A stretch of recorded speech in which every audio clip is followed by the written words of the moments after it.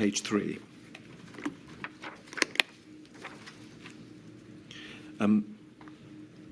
We can see if we look at the very bottom of the left-hand column and then read over to the top of the right-hand column, the paper draws attention to a very particular problem in care homes, which, again, I understand from your earlier answer was equally well known.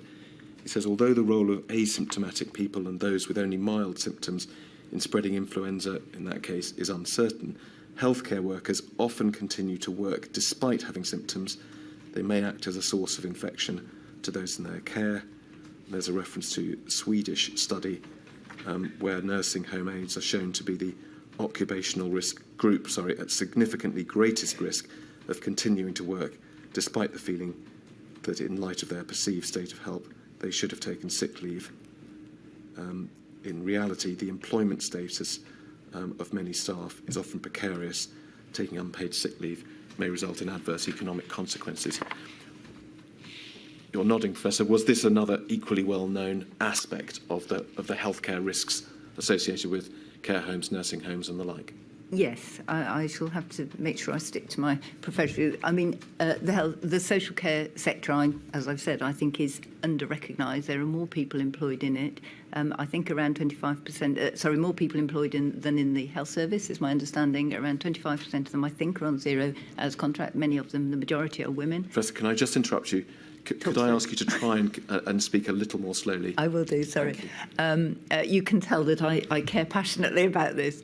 And therefore, when you want to manage situations of infection control, it's really important. It's similar, actually, in some other industries. So, other settings, for example, like food factories. I'm not suggesting these are the same, but the same issue of people working in poorer circumstances who cannot afford to take the time away from their work. And often it's compounded because both halves of a couple, for example, will not be able to. And if there are children at home, they're not receiving free meals. They can't do that either. There's a whole sequence of social events which, for very understandable reasons in those families, would predicate to people either continuing to work, which of course is a risk to those for whom they're caring, or for things like, I think, not staying in confinement or isolation. So the problem is, and I think on your evidence was well understood at the Yes. time.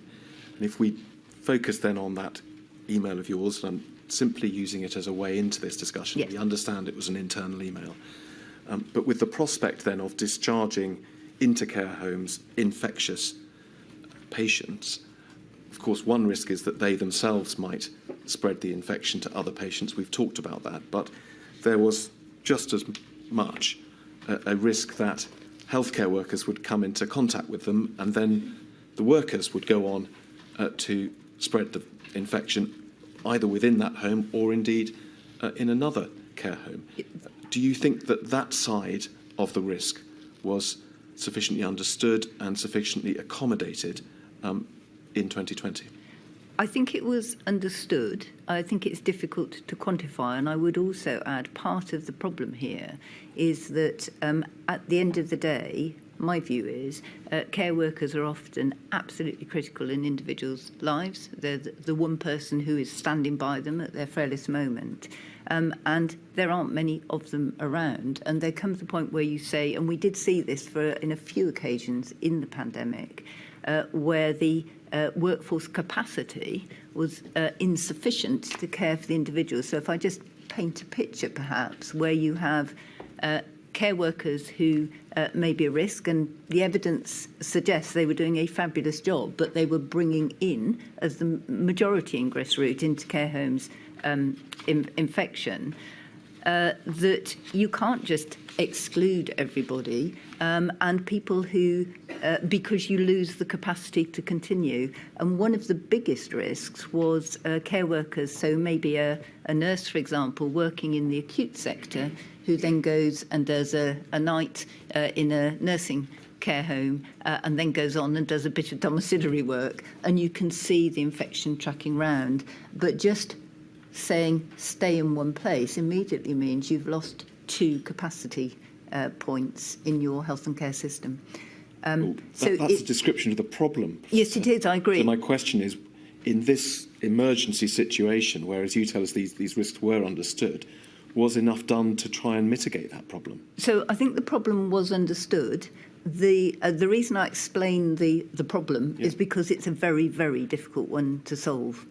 Because if you just isolate care workers completely and clamp down on everything, a care home might fall over, if you like, if you've got somebody working in 2 care homes. So I think the care workers were given strong advice. They were encouraged to stay away from work.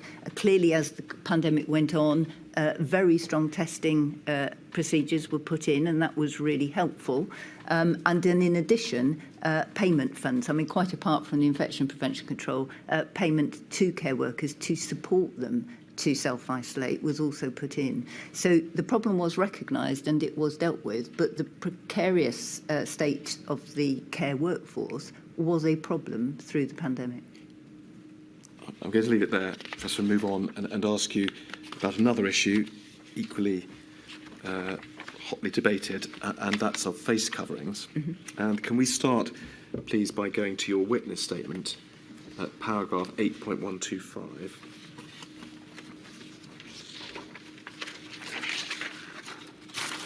And you note here, paragraph 8.125, and then we'll look at the next paragraph as well. And the inquiry has heard a fair amount of evidence about this, that the advice provided by the Office of the Chief Medical Officer on the use of face coverings, which developed during the pandemic, did it not? Yes. But you say here that as it developed, it reflected the developing scientific understanding at any given time. You say the initial position was that outside healthcare settings, the use of face coverings for people who didn't have COVID in community settings was unlikely to have a significant impact and was not recommended, and you give references to nerve tag and so on, and then also a reference to SAGE. And if we can go on to look at the next paragraph, please. You say that later in the pandemic, as the transmission characteristics of the virus became better understood and so on, there was a growing emphasis on the use of face coverings as a precautionary tool. And in the next sentence, you say the evidence base for their use in community settings was, and still is, to some degree, uncertain.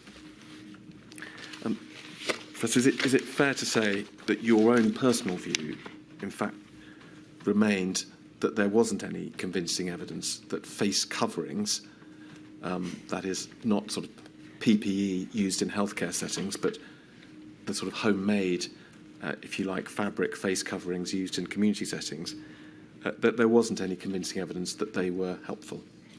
Not all the way through, no, and depending on what sort of face covering you had. So, and this is the problem with the evidence, because much of the evidence, there was a Lancet paper that was very heavily awaited during the pandemic, was predominantly papers not in community settings, or it's very difficult to dissociate the effectiveness of the face covering from other infection prevention control or MPIs. So I think that's why we have a difficult evidence base. There is a stronger evidence base about the actual material, if you like. So if you have a 1 or 2 layer thin cloth covering, I think the evidence is not particularly effective. If you have, I have my colleague Jonathan Van Tam's word ringing in my ear. He always refers to army ones, but a kind of a 12-layer, I think he calls it duct material or something. But you know, it's a different sort of barrier. So even within the face covering, there's a difference.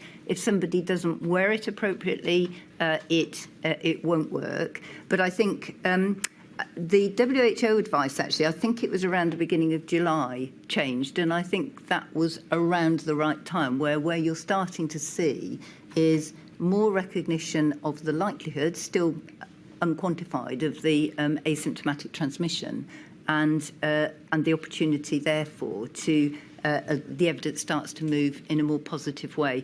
But I think there's also a difference between, which I think the CMO put in his report potentially, around mandation recommendation, guidance, and allowing people to do what they want to do. And of course, anybody could always wear a face covering if they wanted to. Nobody was stopped. I think this issue is around which direction is the evidence travelling. Let me show you a couple of documents, Professor, and then ask you a question about them. And they do cover that period that you've just been describing. So first of all, if we could look at 69151. So this is a document, the date of it's not on the document, but it's from May of 2020. And it's some draft guidance, as we can see, how to wear and make a cloth face covering. And if we can go to the third page of it, please. I think what we see on the sidelining is that you've commented, made various comments. No doubt it wasn't you who did the first draft. But what we see on the top comment here, in relation to the draft talking about putting 2 squares of fabric on top of each other to make the mask, you say, just querying the logic behind needing to have 2 pieces of cotton fabric stacked on this version, but only a single layer of cotton T-shirt in the previous model. I think they're both ineffective, so I'm not unduly worried, but someone might want to think of an answer for the Q&As. So there you are in May expressing a view that, frankly, these homemade cloth face masks, 1 layer, 2 layer, are ineffective. Because the evidence at the time said at least 3 layers. So I didn't draft this guidance. My point was the guidance there were 2 points about this. The first one was I'm querying the logic, because if I was a member of the public and looked at that, I'd think, why on earth do you want 1 layer here and 2 there? That was one point. The reason I said I think it's ineffective was because the only evidence I think we had at the time was around 3 layers, which actually started to give a bit of a positive impact. So I don't think that is effective. Well, if it's a 3, I'd have said, OK, but make the guidance consistent. Well, Professor, if there was evidence at the time that 3 layers was effective, but 1 or 2 wasn't, why didn't you say we should be telling people to use 3 layers? Well, I'm not sure I even knew where this had come from. You have to bear in mind this will come to me from somewhere else. Often I would get given pieces of guidance that said, this is what somebody has decided to do as policy, now make it the best you can. So I may have read that one as, this is what we're going to say. And I think this is an example. So I've said, I don't think this is effective. I think the public, it doesn't feel logical as a communication to me. And if that's therefore what you want to do, work through it. I think people would have known probably at the time what the evidence was. I mean, PHE were continuously reviewing the evidence on the use of face coverings. In fact, predominantly at the time, I think it was my colleague Jonathan Van Tam. Let me just show you one. But can I just go back on that? Because actually, this was May, and I think this was probably the period. It was coming just after, certainly in the UK, where we'd had the Easter 6 studies and various other things. It was still not at this point. I mean, WHO was still not recommending face coverings. So we'd got a position here. I mean, maybe I was a little bit annoyed. I can see it in the tone there, but where there wasn't a clear policy, and yet I was being sent a document to sign off something which I didn't think was very evidence-based. But that was not an infrequent occurrence. Professor, I understand the need for having an evidence base. I would, given my background. And I understand that you would have preferred 3 layers because you had the evidence for three layers. Well, the evidence with 3 layers was not very strong.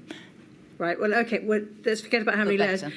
Is there any harm in, I appreciate buying masks may interfere with supply to care home workers and people working in hospitals. Yeah. Is there any harm in encouraging members of the public to use homemade face masks? So, I mean, this is where it gets, I think, because the evidence at this point is quite tricky. I think once we got past, I mean, as I say, I think WHO changed their guidance in July. They were not.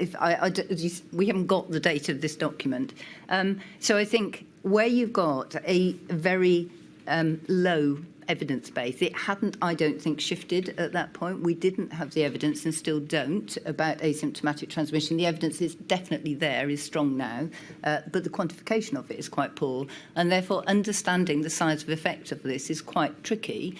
And this will be a government document, effectively. Again, not for me to decide, but there's quite a difference between mandating, recommending. If a government recommends something, that's quite a strong position.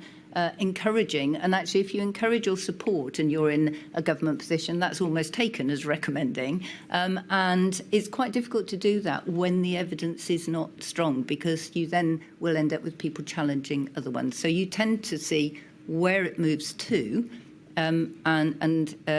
But the other issue here is, if I just point out, you said, are there any other things? We've got all sorts of safety issues here as well. And one of the problems in May, and this might be related to this as well, was when, it might show why my irritation, was when there were a lot of discussions about coming out of lockdown, opening up the economy and various other things, and the 2 metre, 1 metre. I think this was landing just about the same time as the 1 metre plus issue. And the problem we had there was that there appeared to be a view permeating through, and a real concern and risk that it was being conceived that if you did 1 metre and you wore a face covering slung around your cheek or whatever it might be, that was fine. And so there was a risk that in encouraging face covering, people would stop doing the thing that was really important, which was distancing and all the other things. So this may have been coming on the back of that. I suspect it was. So the risk being a full sense of security? Yes, a full sense of security, but it was actually also overlapping with what was economically driven policy, I think, to try and remove some of the distancing rules. So it was, you will have seen, I think, in the evidence, I think it's about this time with Jonathan Van Tam and myself, where we were trying to really highlight what we thought about the 2 metre and 1 metre rule discussions. And what was being conceived was, if you wear a face covering and reduce everything to 1 metre, the face covering will make up for the difference. And the answer was, no, it won't, and it definitely won't if it's not evidence-based. Well, in fact, that was the point I was planning to come to, Professor, which is... No, but it's the point about false sense of security. Yes. What we are seeing here is draft guidance on making a mask, which will, of course, make people feel more confident to go out, to go on public transport, whatever, which you are saying is ineffective. So wasn't that a reason to say, no, we shouldn't be encouraging people to use these ineffective masks? That's a very difficult balance for the point we've just come back to, because the first question was, shouldn't you be encouraging them if there's no harm? And the issue for me at that time, and I think Professor Van Tam shared it, was we definitely shouldn't be supporting something which was not evidence-based if it was going to promote a risk compensation. And there were a number of different driving factors here. And, of course, face coverings, as I know you'll be aware, is a wholly polarised debate, and it's quite difficult to maintain a central position. If I'd said, don't do any of this, somebody would have challenged back and said, well, surely it does no harm. My main concern was it was being put in... or it would have been conceived as a safer way of moving about just when we got through the first tragic wave of the pandemic. And did you do something about that concern? Yeah, well, on the 1 metre, 2 metre, and I think this is, I'm maybe getting my timeframes mixed up, but I think this is very much around the same time that the CMO, CSA and 2 deputy CMOs wrote to Simon Case, because it was around lifting all the different industries and businesses and sectors at the same time. And the anxiety was that if people just thought they could get a bit of T-shirt, put it around their face, and that would solve all the problems and we could go back to normal, that was not going to be a good public health intervention. All right.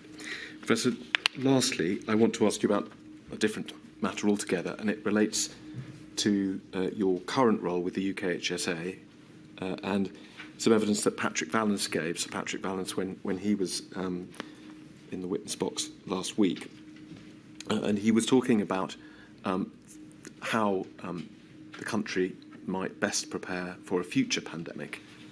and he talked about his idea of a need for something that he described as an academic centre for pandemic preparedness, in terms of trying to bring together in one or more academic institution all the different fields of expertise that might be relevant to preparing for a pandemic, whether it's modelling or testing masks or all the whole range of expertise. And when I asked him whether that was something that the government should be involved in, he said yes, he thought it should have government funding, and indeed he thought the UKHSA, your organisation, should be involved in that enterprise. What's your view about all of that? So I think Sir Patrick and I are looking at it from slightly different lenses, but the broad answer is yes. And in fact, it is in my planning. But what we have at the moment, just by way of description, is a number of different universities across the country have set up their own pandemic institutes, or words to that effect. We are linked to them on an individual basis, and they link with each other. The vision from my lens is that they have a network. They all have brilliant academic work ongoing routinely. We are sitting almost at the interface between government and academia. And so in peacetime, when we're not all responding to something, then we can be identifying between us what pieces of research work need to go ahead. There's opportunities to link with National Institute for Health Research and funding opportunities. So we're all aligned on what the priorities are. And then at a time of need, actually the global institutes are all there to work through and with UKHSA, working into the pandemic response, if for government, and it wouldn't just be for pandemics. If you thought about something like the Mpox epidemic recently, then it's a great opportunity to do that. The only thing I would say is I think Sir Patrick suggested, and I noticed Graham Medley said, well, they were expected PHE to be doing a lot of the work for SAGE. In fact, PHE was doing a lot of the work. It was going in on individual names to nerve tag, and then the nerve tag paper would go to SAGE. And so a lot of the academic work, it has not been recognised of PHE colleagues, and I would just like to pull that out. That's a comment about the last pandemic. It is, but on this one, now there are health protection research units. They've actually just been refunded. We have a lot of people who, I call them twin hats, so they work part-time in the UK Health Security Agency, they work in academia, and the health protection research units can do very rapid evidence reviews or research programmes. Many of the urgent research work that was done through the pandemic is done through those. So my shorter answer is, to be helpful, is I absolutely agree with Sir Patrick. We're trying to do the same approach with industry so that we're ready to create vaccines, look at therapeutics. I think there is a partially set up system already. We have our own Centre for Pandemic Preparedness, which is designed as the building block to link with academia already. It's not funded longer term, but nevertheless, we have prioritised trying to put it together because we also think it's really critical. So I think it's a version of what Sir Patrick has mentioned, and I think we've started to build it already. So I perhaps need to swap notes with Sir Patrick so we've got a consolidated view. Thank you very much, Professor. Those are all my questions. Just before I go to the questions from core participants, Professor Harris, you talked about lessons learned. Have you thought of a list of lessons that... So I think I put 3 in my statement. One is very much around data. One is around science and the value of the scientists. And the third one is inevitably, you will see, around social care. If I work backwards, I don't think we can have a responsive health system, health and wellbeing system, if the value of social care is not recognised and the value of the workers is not recognised. As I look forward, planning for pandemics, the very same frail individuals who are sitting in residential care settings now, or learning disabled, who wherever they may be in the community, are the same people I need to reach each time there is an infectious disease incident. And so that should be much better planned for on a systematic basis. And I think social care workers should have parity. That's not how it's been seen. Second point, I think, is around data. There are a number of reasons why data appeared to flow slowly. Probably not for going into the detail here, but there should definitely be a transparency of data.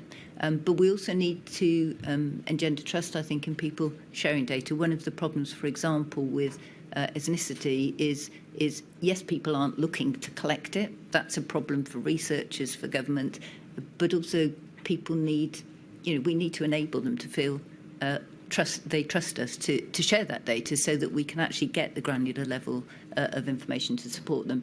And then the third one is, although we are a response organisation for infectious disease, we also have a significant scientific element.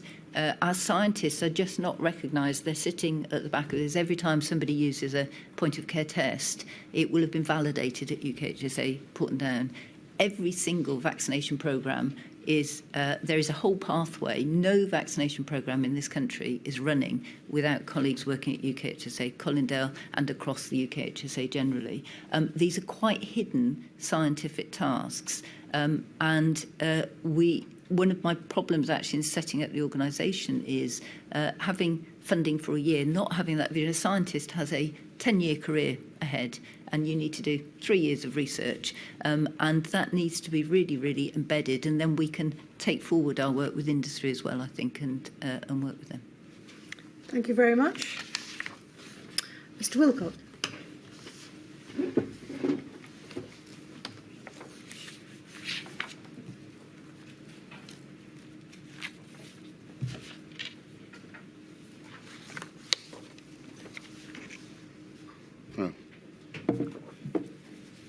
Professor, good morning. I'm going to ask you some questions on behalf of the Northern Ireland COVID Bereaved Families for Justice campaign. And I think you've had advance notice of the areas that we wish to cover, and they really deal with your involvement in UKHSA, which you've just been talking about.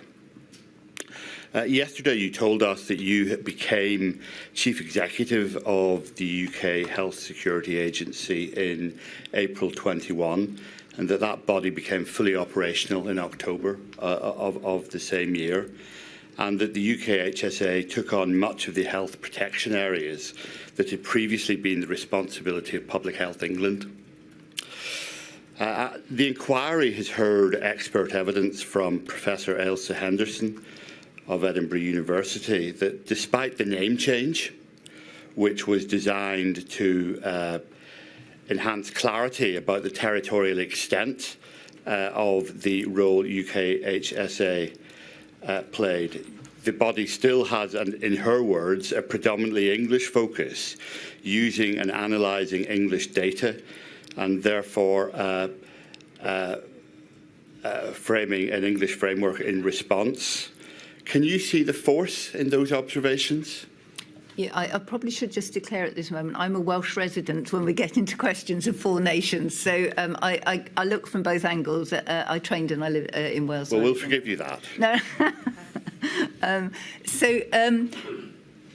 I didn't choose the name.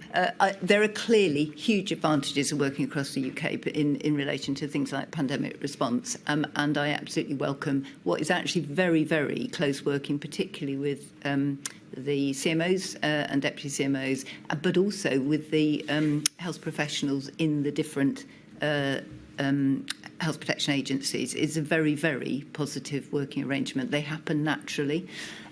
However, I think there are points that have been made, and they're recurrent points, and so I'd look at them in 2 ways. One is the Joint Biosecurity Centre, which I think was welcomed by, I didn't set it up and I wasn't there, was welcomed by other UK nations, had a formal agreement, and that agreement is maintained. It was agreed by the health ministers, and then there is a working level board sitting underneath that. We also have a separate UKHSA devolved nations board, and in fact it met yesterday. It's chaired by my Director General for Strategy policy, and that met in Edinburgh. So I think that in itself should signal the steps that we're trying to take to maintain it. When it comes to data, it gets very, very much more difficult. So, for example, we saw discrepancies. I was expecting somebody to ask me about Q-COVID and shielding and various other things, but a Q-COVID tool, for example, we had in England and we had in Wales, we didn't have in Scotland. That's not because people weren't working together, it's because the systems are different, and each country has its own health protection agency and is responsible for its own health protection response, except for some matters of global health security when we do represent the UK government, and therefore we are UK. So it's quite a complex setting. There is also, I mean, I can see this from the Welsh lens as well, having sat there. There's often a requirement or an ask, and we welcome in those colleagues. You know, there are instant meetings running now, and every nation is involved. But the data belongs to those nations, and if it is not provided to us, we cannot put it on various websites. I actually tried last night to put in my own postcode into the dashboard to see what happens, and I can pull up my own data, but it's not a landing page for Wales, for example. And Wales has some great scientists, they collaborate with us, but it's not a one-way flow. And I think the other thing is there's often an ask, which we've heard through the pandemic, through the inquiry, for people, you know, have you got somebody from Wales? Have you got somebody from England on a particular group? But if you want, it doesn't work the other way around. So there's an expectation everybody will come to England, but not that England will be allowed to go to every nation. So I think that's not a, you know, as I say, we work brilliantly with many colleagues and hugely grateful for their support. They're particularly good input to the social care working group. But it's something that I think is not a one-sided picture, and we need to work through how we can improve that. So would it be a fair summary of that answer? It's a complex problem. You see some force in what the professor says, yes, and you're trying to put in absolutely step. All right. Now, I think you might have touched on the next question I'm going to ask you, because some of the families I represent have noticed that if they go onto the UKHSA website, there is no reference to Northern Ireland, Scotland or Wales on the website. And nor does the website direct readers from those parts of the UK to the equivalent services in Scotland, Wales and Northern Ireland. Are you able to confirm that that is the case, and if so, why would that be the case? Well, again, this is one of these areas where it needs both angles, really.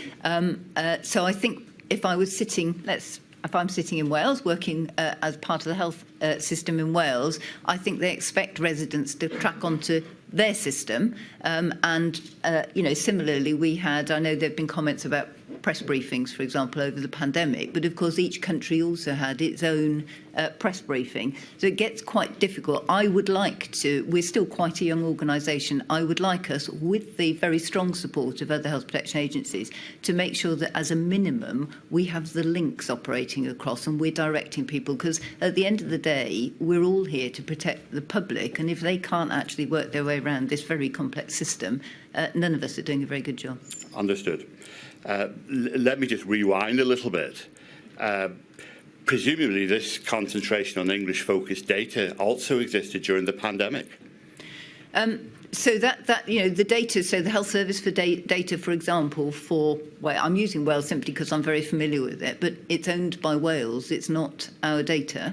As I think we heard from Professor McLean last week, possibly, DSTL actually helped in the early phase get some of that data together, and she gave some reasons as to why it was easier for that organisation to do it than others.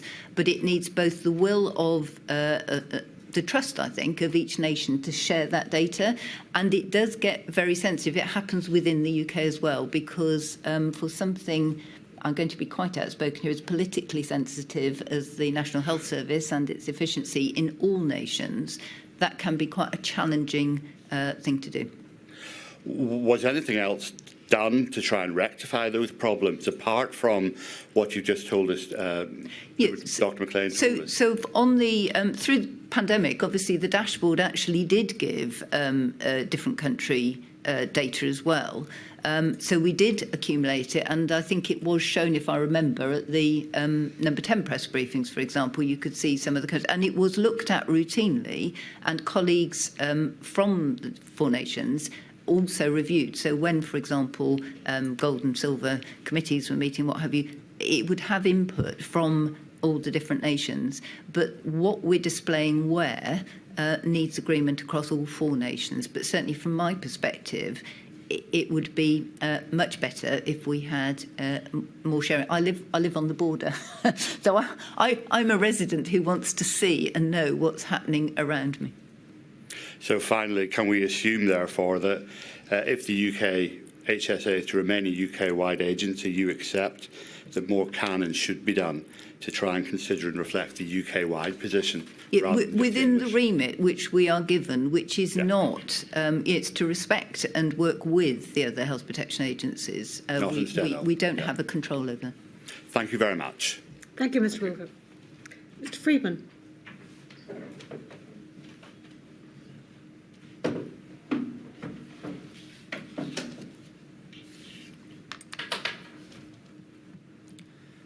Professor Harris, I act for 4 national disabled people's organisations. You've explained in detail in your written and oral evidence that there were foreseeable risks. I think the words used today are normal things to think about if you were a public health trained. That social and health inequalities would produce adverse outcomes for people in terms of the virus itself and in terms of its countermeasures, and that would include disabled people. The question is this: why do you think now, with the benefit of hindsight, there was so little government planning for that? I think I look this way, is that right? Please face away from me to the chair. So there was a lot of planning, and I don't think, I wouldn't wish the inquiry to think there was no planning at all, but I do think we can do better.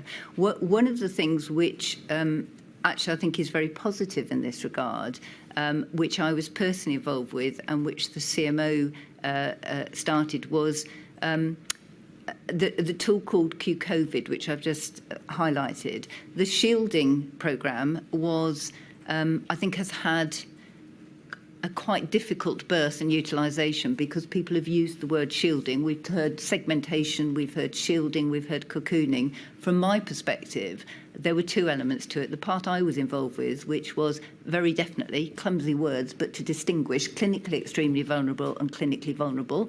That was to identify people with diseases, some of whom will have disability in higher rates. And then there were other vulnerabilities, some of which will have been disabilities, some of which will have been financial disabilities, if you like. So there were there was a difficult mix, I think, across between the clinical provision and recognition and the work which was ongoing in local government.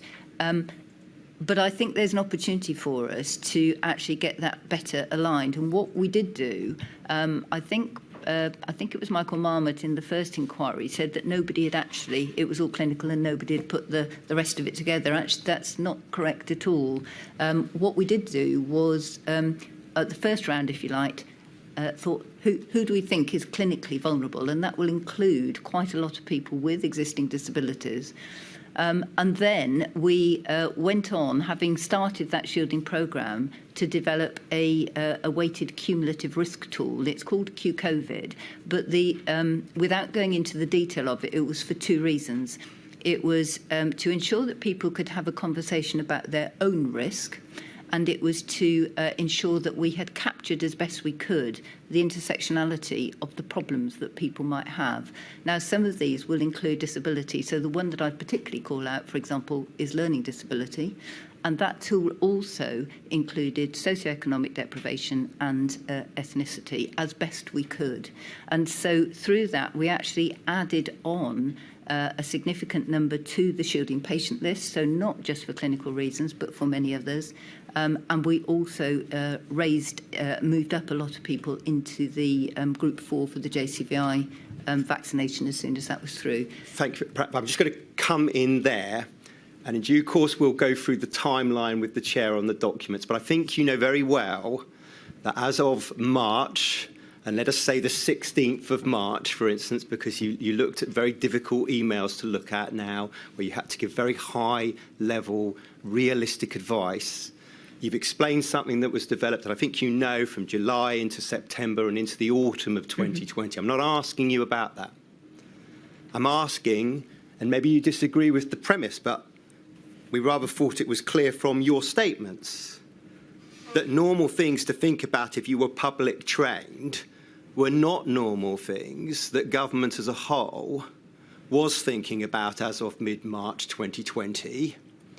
And the question is, why do you think now, with the benefit of hindsight, that there was so little thinking about that across government at that time?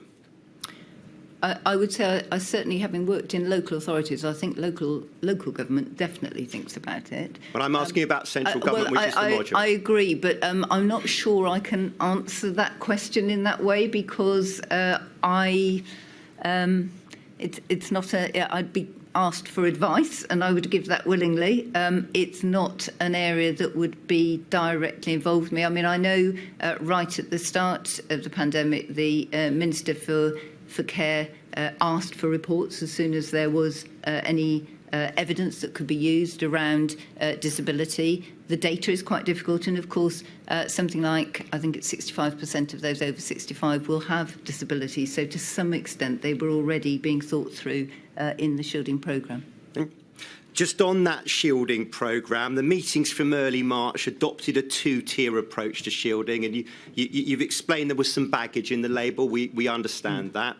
And there were going to be different degrees of clinical vulnerability. Now, was there a foreseeable risk that those in the second tier, however one defines it, would be deprioritised in being able to access basic services such as food and healthcare services, access to which was explicitly linked initially to being within the first tier, clinically extremely vulnerable cohort? I might not have quite understood the question. So tier one is the CEV. clinically. Yeah, okay. And they got an automatic package, and yes. CV didn't. I mean, the important thing here is that shielding, as I think Professor Whitty said, is not. I mean, basically, there isn't a magic bullet here. It's somebody is advised, and totally for them to do completely voluntarily. This is not the sort of segmentation policy that I think is described elsewhere, to go into isolation almost. And so it is firstly for them to choose whether they do that, always has been. For those who are in the clinically vulnerable group, the wider one, then there was obviously it's a much wider group. We recognised that we couldn't contact all of those people centrally. It wasn't feasible. And for the reasons which I've just said, that intersectionality of risks was very much something for local government. So it's not something that was handled in that way. So there were funding to local authorities, but I think you'd need to direct that conversation to somebody from that department. And understood, but conceptually, as it were, at the central level, yes, reliance was going to have to be placed on the effectiveness or otherwise at the local government level. I think that's right. And I mean, local government they run, and I'm sure you're aware, they run registered. They will know where their local communities are, who need support, and those people sort of running between both a clinical risk and a financial or mobility risk. But we can look at that in due course, and we've heard what you've said about social care and the lessons learned about that, and the parity that's needed now that perhaps wasn't there then. So, but staying with those who were regarded as clinically vulnerable and with what degree of risk, may I end by asking you about Down syndrome? Mm-hmm. And I think you were on notice that we wanted to ask you about this, and we've got quite specific questions, if you could assist us on them.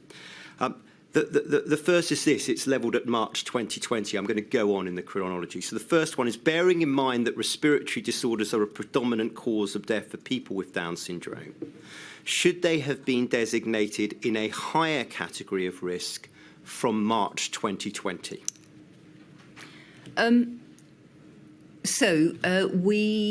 had to look at what was likely to be a risk factor at the start. Yes. So I don't think there was any suggestion of perfection in that. No. The Q-COVID tool was designed to enhance that. Not everybody with what you might think, and I think, is it Professor Breitling said this earlier, would necessarily, some of the things we found did not work out. So, for example, we thought people with asthma might be particularly affected. You'd think respiratory disease. Actually, that wasn't for most people. That wasn't it, and they could come off the list. So for Down syndrome, it's not that there was very little signal to start with. So there's a logic, and there is a potential logic for a number of conditions. What we did do was to monitor these things. So there was a 4 nations, goes back to the question earlier, there was a 4 nations UK clinical panel, which I chaired. In fact, the signal from Down syndrome was raised by nerve tag, I think. So time for it to come through around May. We asked the clinical lead for the NHS to bring forward a paper, and all of the clinical leads for that UK panel met and reviewed it. Now, at the time, there wasn't sufficient granularity in that information to be able to see a signal, but there was a process of bringing things back.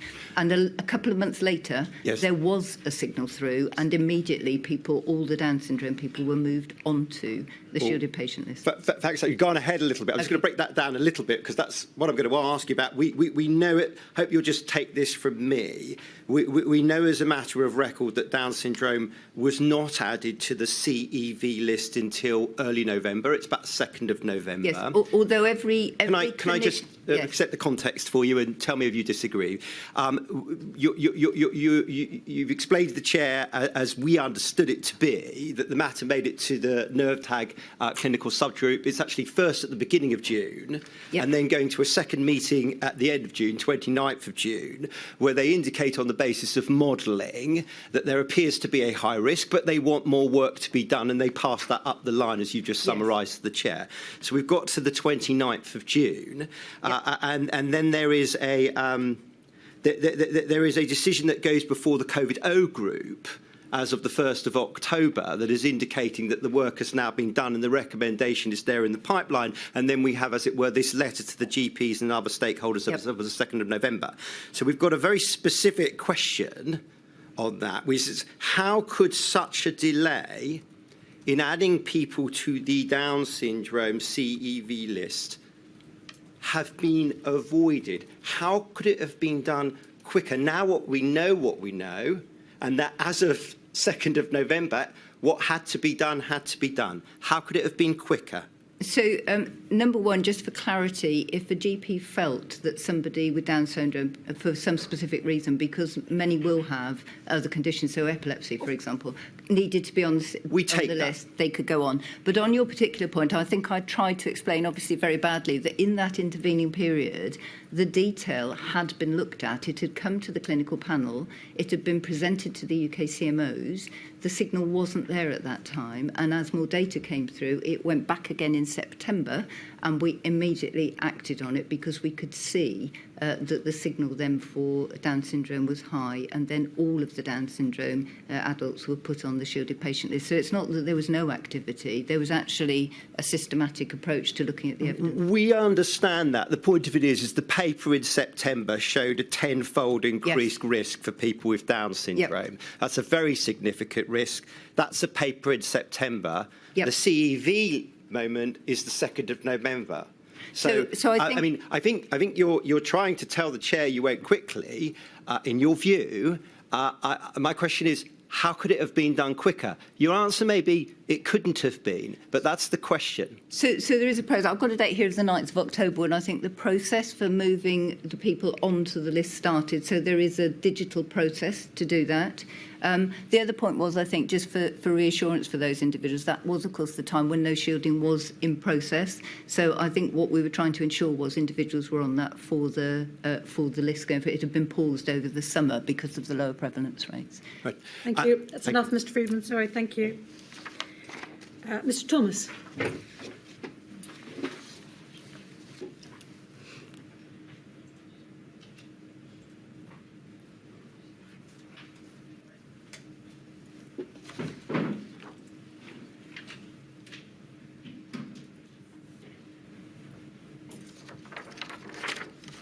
Professor Harris. Good morning. I represent FEMHO, Federation of Ethnic Minority Healthcare Organisations. As you probably know, FEMHO represents and advocates for the interests of workers from ethnic minority communities at all levels within the health and social care sector across the UK. I'm going to be making reference to your fourth witness statement, but I'm not going to call it up. But just for the record and for her ladyship, the relevant paragraphs are paragraphs 9.38 and 9.40. Here's what I wish to explore, and let me just set out a little bit of context, and I don't have much for you. During the pandemic, when the NHS was overwhelmed, care homes were meeting the deficit in terms of the NHS's ability to care for often elderly people, some of whom were dying and would ordinarily be in hospital.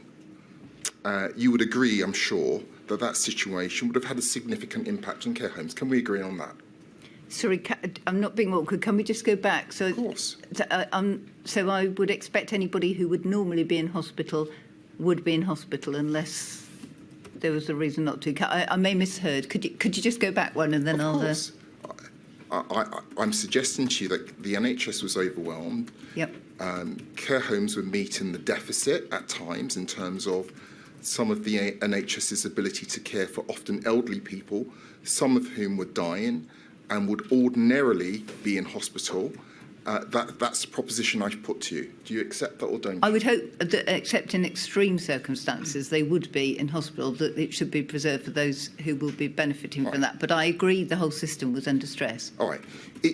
In the light of the unique challenges posed by the global pandemic and the national emergency it represents, I'm sure you'll also agree that central government should bear significant responsibility for ensuring that the safety and well-being of its care home workers, especially considering their frontline roles, being in an overstretched public service. Would you agree with that?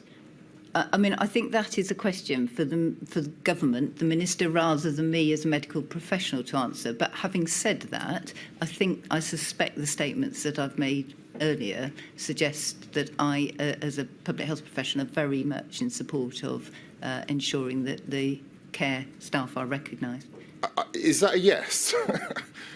I don't think it's a question for me to answer on behalf of government. It feels like it's a ministerial question. That's the only reason I'm not commenting. Well, the reason why I'm putting this to you is because something that you said in your statement at paragraph 9.38, and I'll put my second question to you. Would you accept this? Given the critical nature of care home workers' roles, Yep. particularly during these extraordinary times like a global pandemic, it would become imperative for central government to take a more active and central role in overseeing and supporting the safety for care home workers. Would you accept that? I agree, and I think they did. They certainly tried to. I also would flag, which is the point in the lessons learned, which is the underlying system for care homes in this country is not one of central control. It's very different to the NHS. Well, I'm going to come on to that because that's my final point, which is because you make this point, and this is again at paragraph 9.38. Is it possible for me to see what I've said because I don't have it in front of me? I'll come on. This is what you say. You say that while recognising the private business model of care homes, Yep. yes, there it is. It's in front of you. Yeah. You say while recognising the private business model of care homes, here's the point that I wish to put to you. Surely we can agree that government decisions and policies during a national emergency can significantly impact the ability of care homes to protect their staff, manage PPE stock, and ensure business continuity, thereby necessitating a more engaged role from central government. Yeah, so I would just say I do think this is a question for government, not for a medical advisor. Of course, I think the government would say, and I mean, I'm sort of answering your question indirectly, that they have and that there was clearly a central role in the pandemic. But the point I was trying to make is probably the one which I think you're getting at, which is the model was not one that was established well enough to ensure that that central control happened effectively. And that, I think, is one of the points I've put in my lessons learned, because it's so critical because of the vulnerability of the population. Thank you, Mr. Thomas. Ms. Sajid, can you see? Sajid is over Can you there. see me, Professor? Yes, Do say if you can't see me. I can. Thank you. I represent Southall Black Sisters and Solace Women's Aid, and I'll be asking you questions relating to domestic abuse as a public health matter and key workers. So my first question is at paragraph 445 of your statement, dated the 22nd of August 2023. I know you've done a few statements. You say that on the 16th of March 2022, Public Health England explained that testing was being scaled up to focus on intensive care units, hospital admissions and testing for key workers. Did you have any involvement in defining key workers? I presume you mean 2020. I think you said 2022, but I presume this is 2020, I apologise. Yeah, the change in prioritisation. Not directly. I was engaged in discussions over the pandemic with things like testing for key workers, but very much from, at that stage, the technical advisory part of what would work. There were discussions across government, but it was, and they were right across all sectors. So I was in the room. I wasn't a key decider of who was in a key sector. Okay. So although you weren't a key decider, as far as you are aware, were those working in refuge accommodation or domestic abuse charities prioritised for testing? And if so, when was that? I can't answer that one directly. I mean, there are two issues there about key workers and who was a frontline worker, and then sort of the implementation of the testing programme. There was quite a lot of consideration, I think, in NHS Test and Trace. Again, I wasn't there at the time, about where that risk lay and who needed to be tested. And obviously there were many different use cases, and there was a certain flexibility whilst working with Directors of Public Health that if they wished to, if they could identify groups, because it will, as you know, vary in different geographies, that they could direct testing in those cases. But I think that's probably all I can say to help. I'm going to turn to my second and last question. In his evidence to this inquiry and in response to questions relating to interventions, NPIs, so Chris Whitty said that he is entitled and should weigh up the negative aspects from a public health view. He gave an example of people who go into shielding before needed and then end up with loneliness and depression, and that these are clinical and public health problems. Now, I appreciate you briefly touched upon this with Mr O'Connor, but given that domestic abuse and its impact on victims of public health issues, what should the government have considered in relation to domestic abuse when deciding social isolation and or lockdown measures? Well, I think I probably have answered the question, because in that particular case, to my mind, it is foreseeable. And we can imagine what's going to happen. And I think you will probably be representing people who experienced those increases in calls just beforehand. And therefore, I think some of the messaging was not as clear as it could have been. To make sure that people understood that they could come out of isolation. There clearly was a course out, and I think it was considered within that. I'm not sure that if I was somebody frightened, in a domestic abuse situation and about to go into lockdown, that I would perhaps have clocked that the message that says for an emergency actually applied to me. I'm grateful, Professor. Thank you, Mr. Sajid. Mr. Stanton. Thank you, my lady.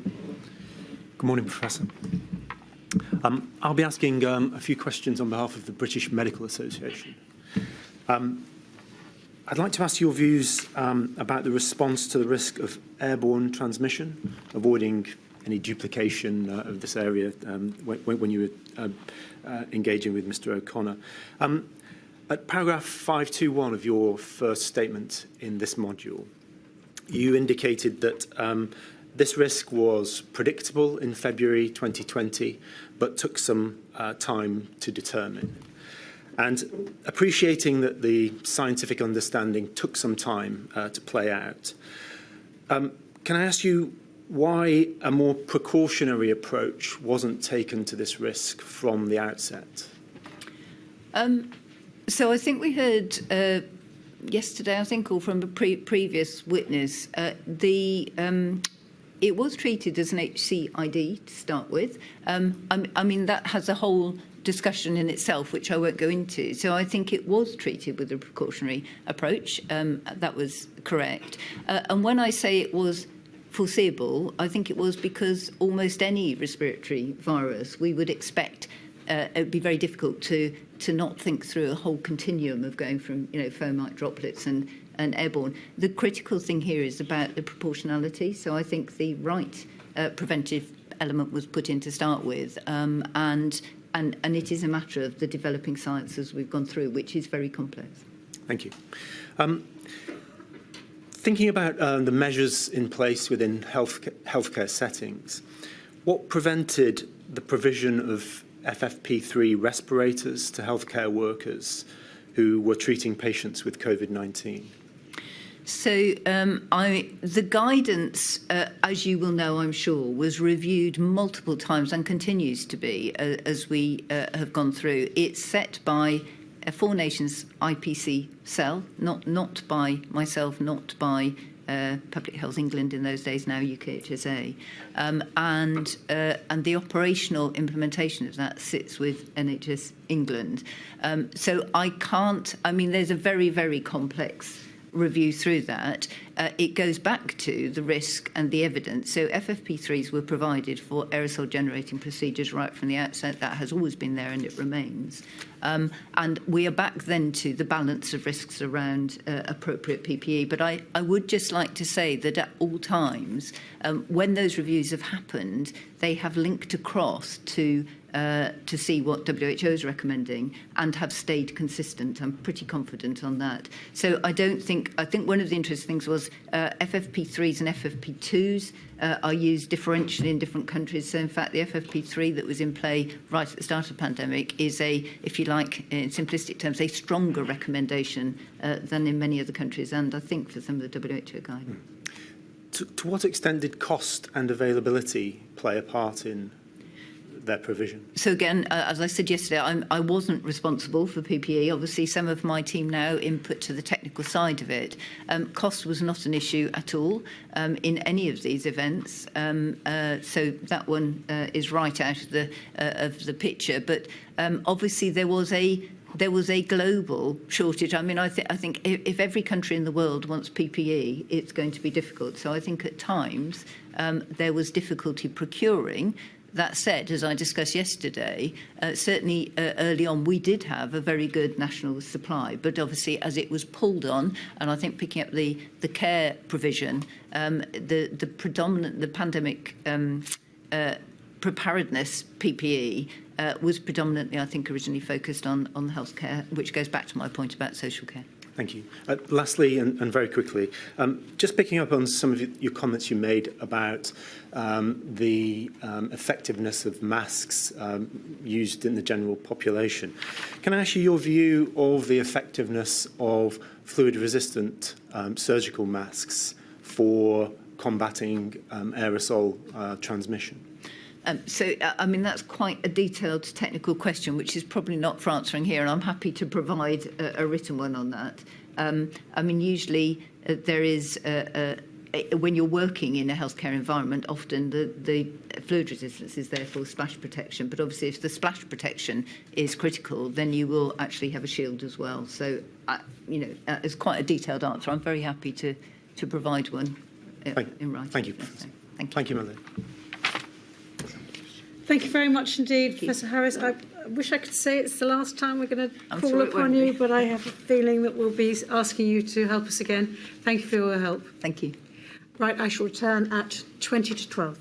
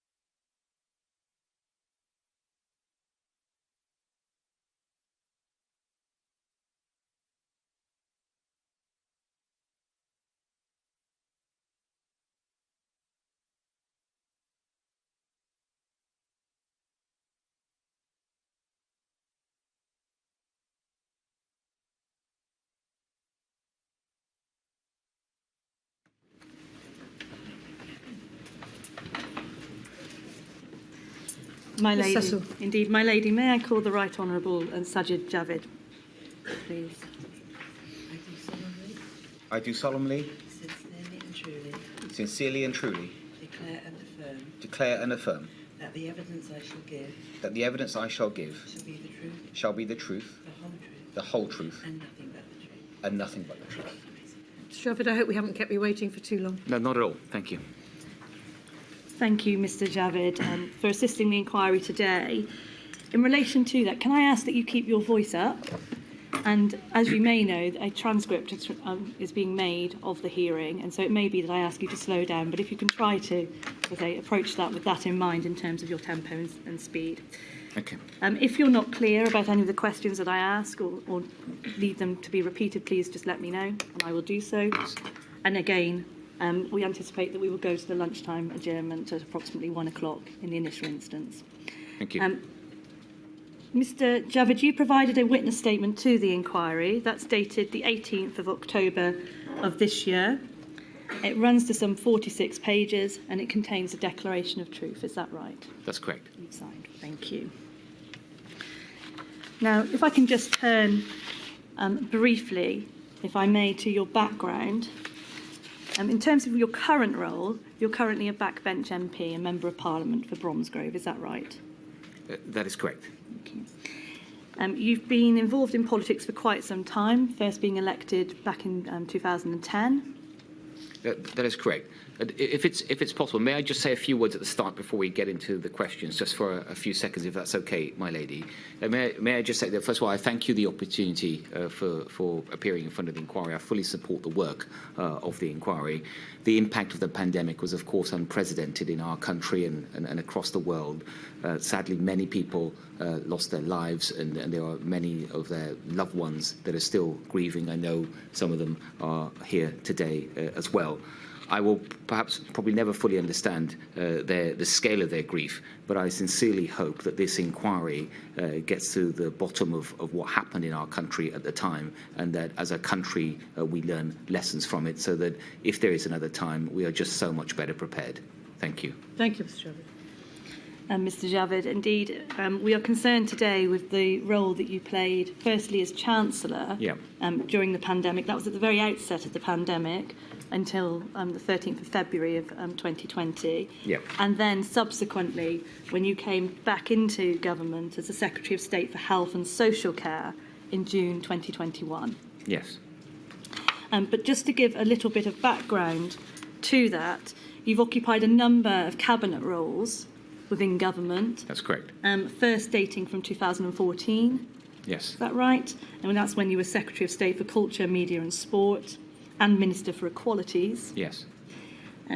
We continued through various appointments: Secretary of State for Business, Innovation and Skills, Secretary of State for Housing, Communities and Local Government, Home Secretary, and then, as we've heard, and then that's when you moved into your position as Chancellor. That's correct. So is it fair to say that you've had significant involvement in Cabinet, That the would be workings fair. of Cabinet? Yes. And indeed, even before you became a Cabinet Minister, you were very closely working alongside other Cabinet Ministers occupying great offices of state. Yes, I had some junior ministerial positions. Now, just dealing to Cabinet and crises, you were in Cabinet under different Prime Ministers, in fact, including David Cameron and Theresa May. Yes. And indeed, a number of crises, including Grenfell, the Salisbury poisonings. Yes. In terms of those periods of decision-making, as opposed to when you were subsequently Secretary of State during the pandemic for health and social care, you explain that latter period was the most intense period of decision-making in your career. That's correct.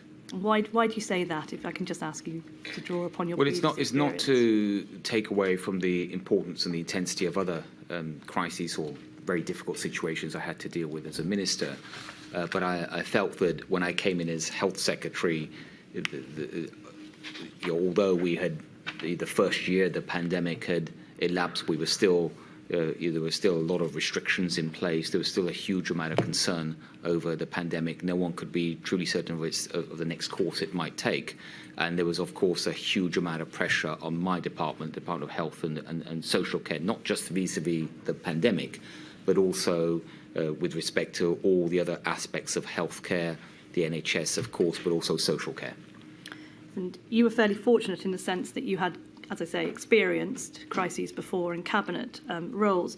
You'd been a minister by then for some nearly 10 years or so, a decade.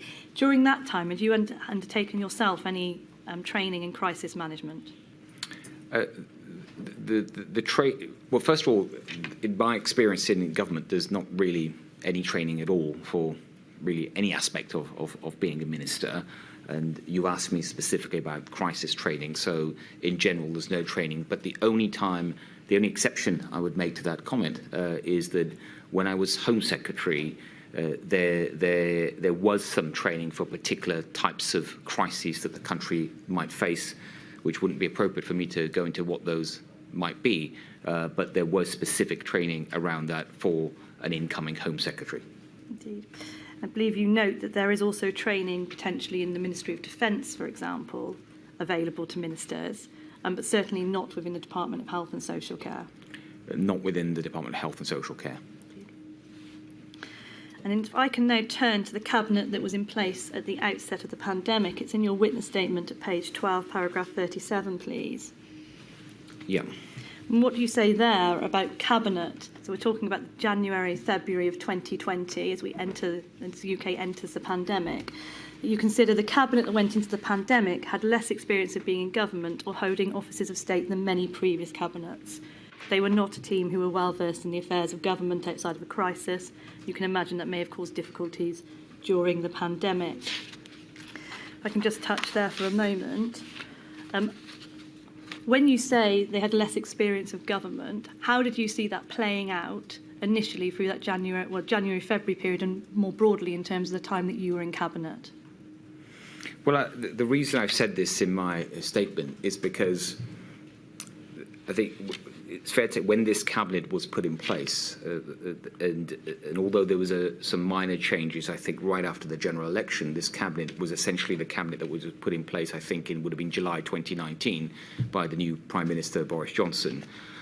I think obviously there was no expectation or even any thought towards a future crisis of this proportions, and I think the focus was on the commitment of the new Prime Minister to deliver on the Brexit commitments and to take the UK out of the European Union. There had been a lot of problems in Parliament in the previous government before the change in Prime Minister, and I think one of the primary considerations was to have a cabinet put together that would support the Prime Minister in that process.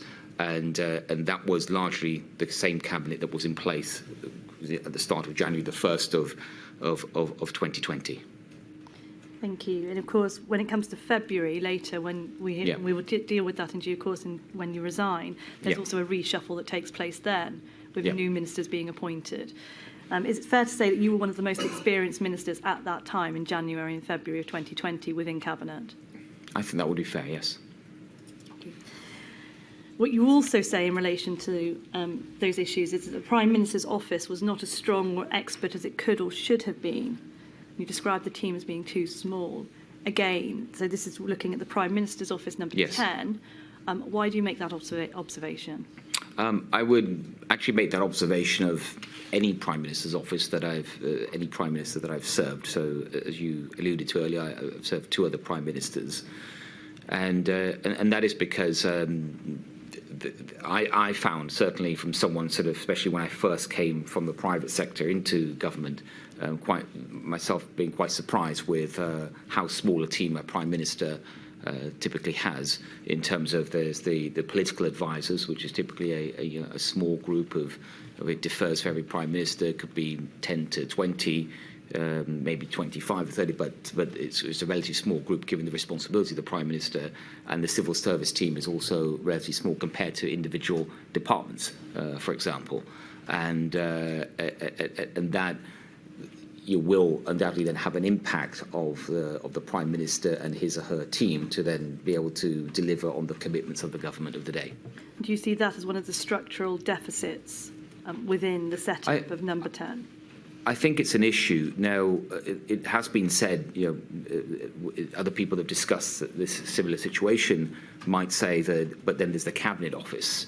And then there's a minister, typically the CDL, the Chancellor Dudley Lancaster, will lead the Cabinet Office.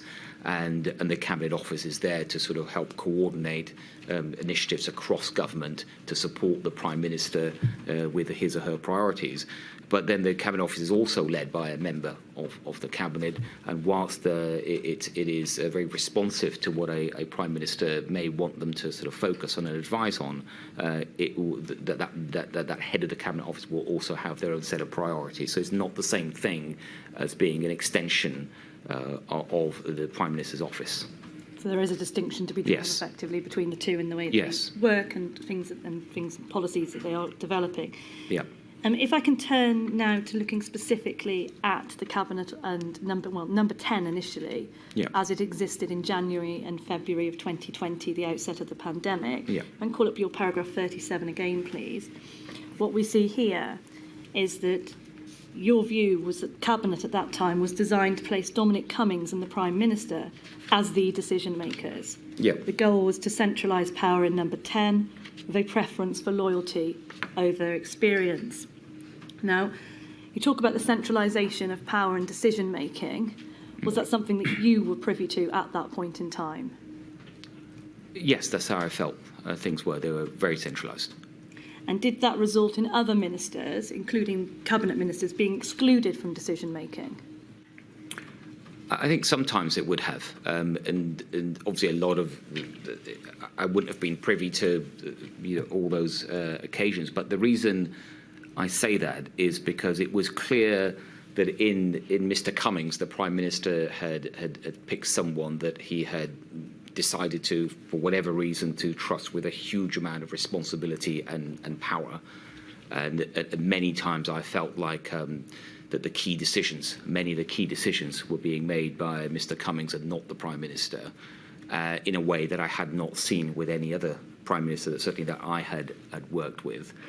And what was different for me, in some respect, is that because I was the Chancellor and therefore obviously oversaw the Treasury in its operations, it meant that it was much harder to exclude the Treasury from any key decisions, because even if those decisions are not directly related to the Treasury's functions, any department, especially if it required resources or even any kind of regulatory change, it would concern the Treasury. And the Treasury, I think, is probably the only department other than the Prime Minister's office, if we see that as a department, that has to sign off on virtually any sort of policy initiative or any policy change in government, in what's called, there's a process that's often referred to as the right round process.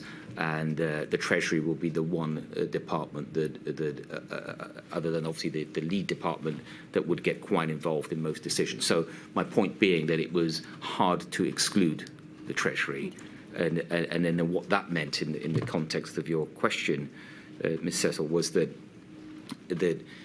if there were situations where, in particular, if Mr. Cummings wanted something to happen or had a particular view on a policy or initiative, I would know about it, my team would know about it, and if I had an issue with that or wanted to question it or had a different opinion, it was hard to exclude, but also many times I could block it and stop it from happening, or at least delay it until I see the Prime Minister, which was not always possible by other cabinet ministers. And indeed, we will come to seeing references to power struggles between number 10 and number 11, the Treasury, during the pandemic in due course, not in relation to your time, but later in the period.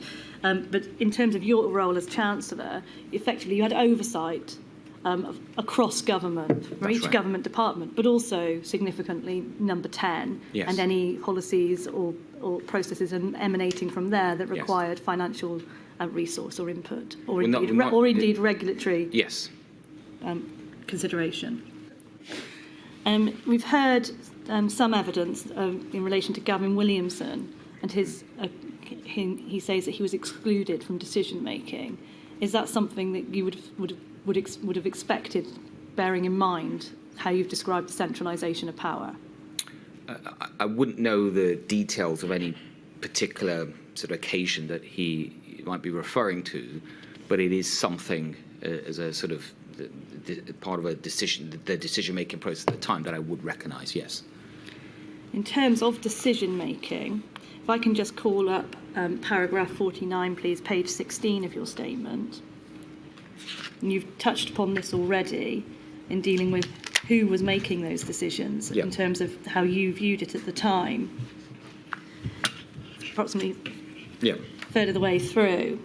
It refers to Mr. Cummings, who was in post at the time. You say, I'd say that during my time as Chancellor, I considered he sought to act as the Prime Minister in all but name, and he tried to make all key decisions within number 10, not the Prime Minister.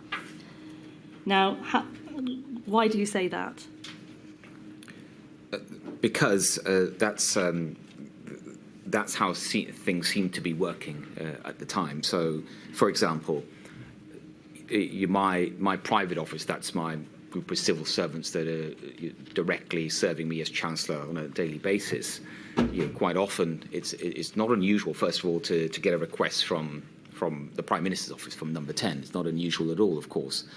But a lot of those requests, once probed, weren't actually coming from the Prime Minister. There might be anything from a request for information, request for detail, but also for policy change or policy preference.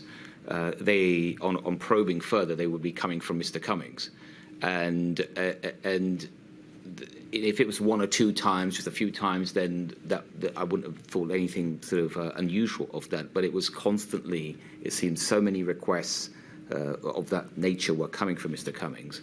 And on many occasions, when I would then eventually meet the Prime Minister and talk with him, and it's worth just, this is relevant to one of your previous questions, is that because I was Chancellor, because I was literally living in the same building as the Prime Minister, I would not just see him on formal occasions, but also informally as well, might be at the weekend in the number 10 garden or somewhere, when I can say, look, I heard that you wanted this or you wanted that. And he would sometimes just not even know that that request had come in his name. And this could be, for example, I was working early from January to February in those two particular months. I was working on the budget, which was to come very soon in the new year. And obviously a budget is an opportunity to make a significant number of policy changes for the government. And I was getting a lot of requests relating to the budget, which on probing were coming directly from Mr. Cummings and not the Prime Minister. And it's not something I would have expected. And just to add a little bit more to that, if I may, although that was the first time I'd served as Chancellor, I had been in the Treasury as both the Economic Secretary and the Financial Secretary under George Osborne when he was Chancellor. So I had a bit of a sense about how I would have expected things to work, and this was very unusual. An unusual structurally in terms of decision-making and communications. Yes.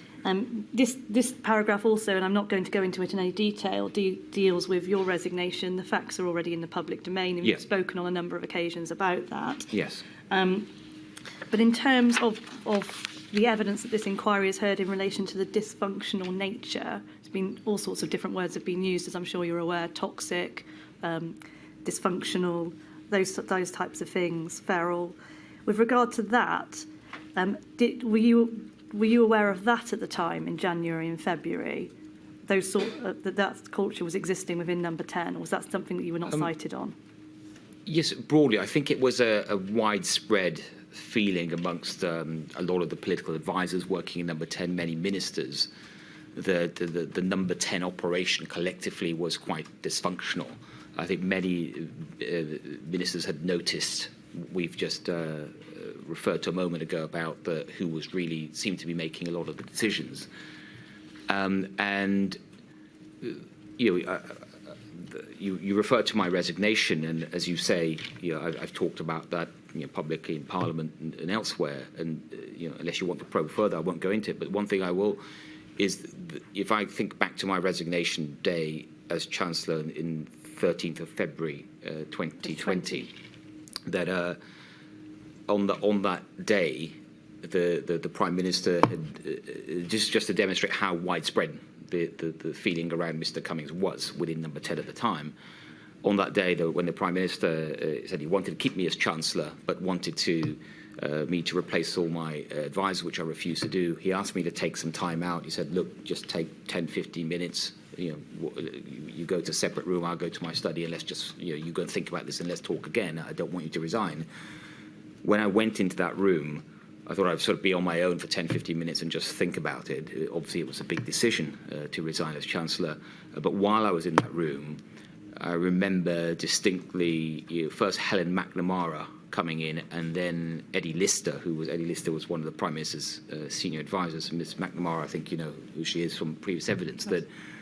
And they both came in to say the same thing, which was the Prime Minister is only doing this because of Dominic Cummings. He's asked him to do this, and the Prime Minister doesn't really know what he's doing in asking you to do this. And this is all Dominic Cummings.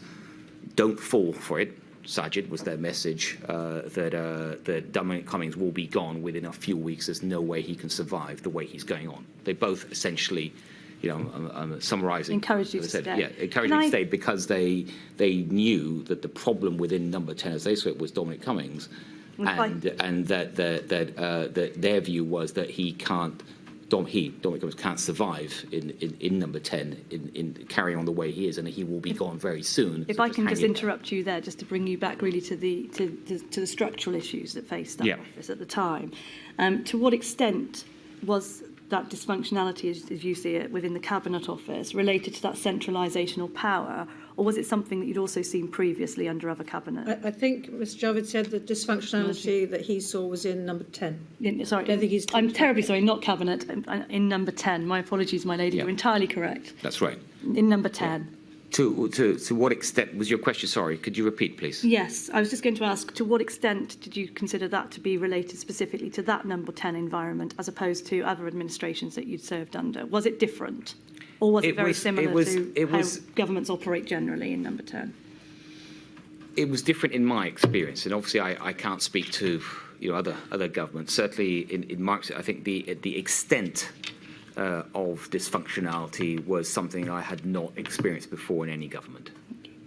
Now, if I may turn just to the machinery of government in relation to cross-departmental working, cross-government working. Sorry, I'm sorry to interrupt again, Ms Hessel.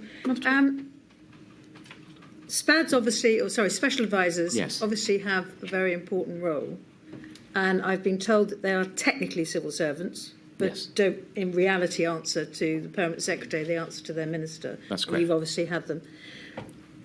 Is there anything in the setup or the structure of the role of special advisors that you think might improve the position? You felt that one special advisor had gained prominence, too much prominence, and too much decision-making power and responsibility. Is there anything you can think of in the structural arrangements that might help alleviate that situation without impinging on the discretion of a Prime Minister to appoint the special advisors he wants? I think, my lady, it's hard to think of something that would make a difference that wouldn't impinge on the discretion of the Prime Minister or the Minister. Technically, I believe that all special advisors are appointed by the Prime Minister of the day. The Prime Minister can appoint them and also dismiss them. But normally the relevant minister would have a say in who they would like to be their special advisor or not.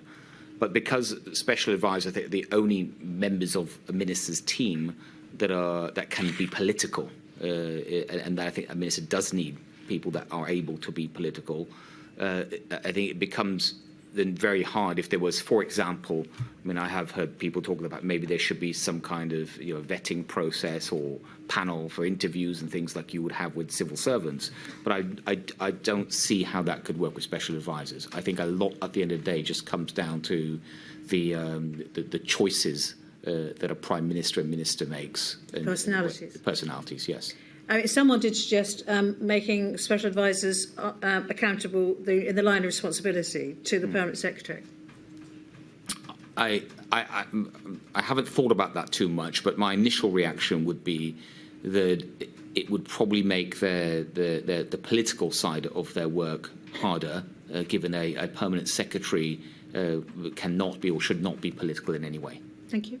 Sorry to interrupt, Ms. No, not at all. And perhaps just rounding that one off, what about merit-based open recruitment based on competencies for those special advisors? Is that something you could see working?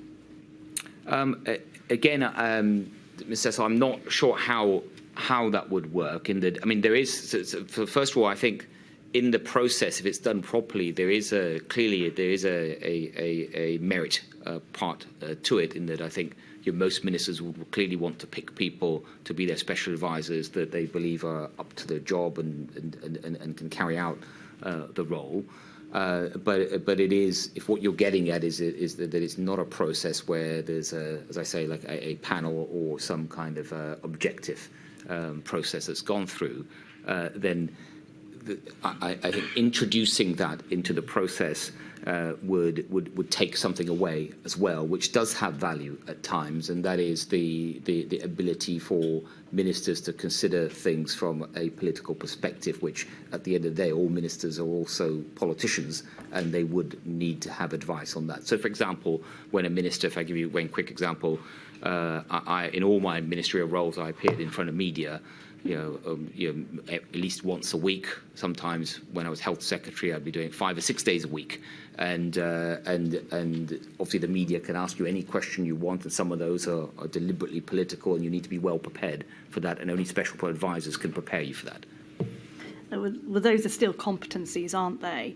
And really what I'm asking about is some sort of open, transparent, fair recruitment process. You say it could take, may take things away, but one of the criticisms that has been raised in evidence during this inquiry is the lack of diversity in terms of both politicians and those in cabinet, but also those advising and surrounding them. Wouldn't it also potentially add something in terms of that potential opening up in terms of diversity? No, I think that if there was more diversity in government, and whether that's ministers, special advisors, civil servants, it's a good thing. Clearly diversity in a broad sense. But I think first of all, I think diversity is in terms of going into this crisis was no different, in my opinion, or lack of diversity with any sort of previous government, either one that I've been in or others that I've known about. And it's probably no different to many other very senior professions. So I understand it. I think amongst barristers, I think about 80% come from Oxbridge. So I think it's probably not too different in many other professions. I think you'll find the figures are rather different today. Are they? I hope so. Oh, good. I did quite a lot of work, so. And indeed, I hope so too. And indeed have those. But it's probably disproportionate, my lady. That may well be the case. And it's really just exploring with you whether opening it up in that way would allow for that progression and that change effectively. I think operate systemic change, because obviously there are structural issues, as you say, when you have that level of disproportionality. I think if there was more diversity in government decision making, again beyond just ministers are important, of course, in this. I think that's a good thing. And an example of that I may give, if it's okay, relevant. I think it's relevant to this inquiry, is that when I was health secretary, one of the things that I think it was very important to me and I took very seriously was the health disparities, including racial disparities. And one of the reasons I took sort of racial disparity in health outcomes, I guess, more seriously than perhaps some of my predecessors, was because of my own experiences. And so I think that there are some clear cases where having more diversity can only be a benefit. Indeed, and presumably would assist in decision making. Yes. If I can move then now to deal with your time as Secretary of State, as I say, and look at some of those decision making and structural arrangements that were in place then. You came back into, as I say, into a ministerial role in June 2021, so a latter part of the pandemic. And by that point, a number of decision-making forums had been operating for quite some time. So you had the 8:30 a.m. meetings, COVID-O and COVID-S. Is that right? That's correct. And so you, at the point when you came back in, there was a rhythm in terms of decision-making and those meetings. Yes. Now, just dealing, if I may, with the 8:30 a.m. decision-making meetings, that's the primary meeting as far as you are concerned, which involved decision-making. Is that right? It was probably the most important meeting, of the day. And as it suggests, every morning at 8:30, And certainly when I first became Health Secretary in June 2021, those were daily meetings, including most weekends. And just to deal with those individuals that were in the room at that point, that's the Prime Minister, other relevant ministers, as and when needed, heads of the NHS, and the Chief Medical Officer, Chief Scientific Advisor. So a broad range of people. Yes, and a number of the Prime Minister's advisors. Indeed. Yeah. And then just dealing with decision-making from the centre, can I just take you, please, to paragraph 43 of your witness statement at page 14? Yeah. What you do say in relation to that is that a lot of the decisions made from the centre were made at the last minute because of lots of back and forth between the departments. And so as the consequences of that are really what I'm interested in. That seems to be... Yeah. And what we see there is that resulted in decisions being made shortly before they needed to be implemented, which caused confusion and problems with effective communication to the public and to others. Can you give us an example of that, please? Yes. So of course, my department, Department of Health and Social Care, was overall responsible for health. But like many things with health, but especially during the pandemic, a number of the decisions that were being made, and I think in this paragraph I've used an example of travel restrictions, that other departments would have a huge involvement, and in some cases they'd be the lead on any potential travel restrictions. And so an example would be when the Department of Health may have a view that on travel restrictions, be it on testing or certain countries. For example, there was a colour coding of countries at the time. Then that would be a view of the Health Department, but it would require a government decision. But in coming to that decision, the view of the Department of Transport would be very strong as well, and strongly taken into account. And would that decision then would that decision be made with you initially and then change subsequently? No, I wouldn't go as far as saying the decision would be made with me. It would be that I would have a view on that, and come to, rather than a decision, I would describe it as a view or recommendation for the government. Have a clear view. And that would be based on the advice that I was getting, the judgment call that I was making, and I would feed that view in probably formally through the Cabinet Office. There may be some informal discussions at or actually at the 8:30 meeting, or maybe at the end of the 8:30 meeting with one or two of the people that were around the room. And then there would be typically a formal meeting on that decision, and that would be either a COVID-O or COVID-S, depending on the type of decision. And that would be led always by the Cabinet Office, and there'd be ministers representing the relevant departments around the table, or if it's heard virtually in that way. And then a decision would be made based on the discussion and also the paper that was provided for that meeting. Thank you. And the paper would be provided by the Cabinet Office. Thank you. If I can now take you to COVID-O and COVID-S. You were not an attendee at COVID-O, but you did attend COVID-S. That's correct. And you set out within your witness statement, I'm not going to take you through them, a number of different decisions and strands of work that you were involved in within COVID-S. A large number of them relate to vaccines, and indeed a large part of your mandate at that time related to vaccines. You're aware that will be the subject of a later module, and so we're not going to deal with that today. Yes. But dealing with COVID-S, and we've heard a little bit about that already in the COVID task force that was in place by this stage, I just want to deal with some of the challenges that were faced within that environment. And one of the ones that you raise in your statement is that late delivery of papers for meetings, agendas and supporting papers and submissions documentation. You provide 3 reasons for that, the first of which is that it's time sensitive, and so it unfortunately couldn't be avoided. An issue arose, had to be dealt with. The second of those is leaks, and you raise that as a significant issue. Yes. Now, you've sat on a number of other committees' decision-making for us, including the National Security Council. Has that ever been a problem previously in those situations? Not in the National Security Council, apart from one well-known instance. But other than that, I think of all the certainly of all the cabinet committees that I was a member of, the National Security Council was the one, again, notwithstanding the one exception, that never leaked.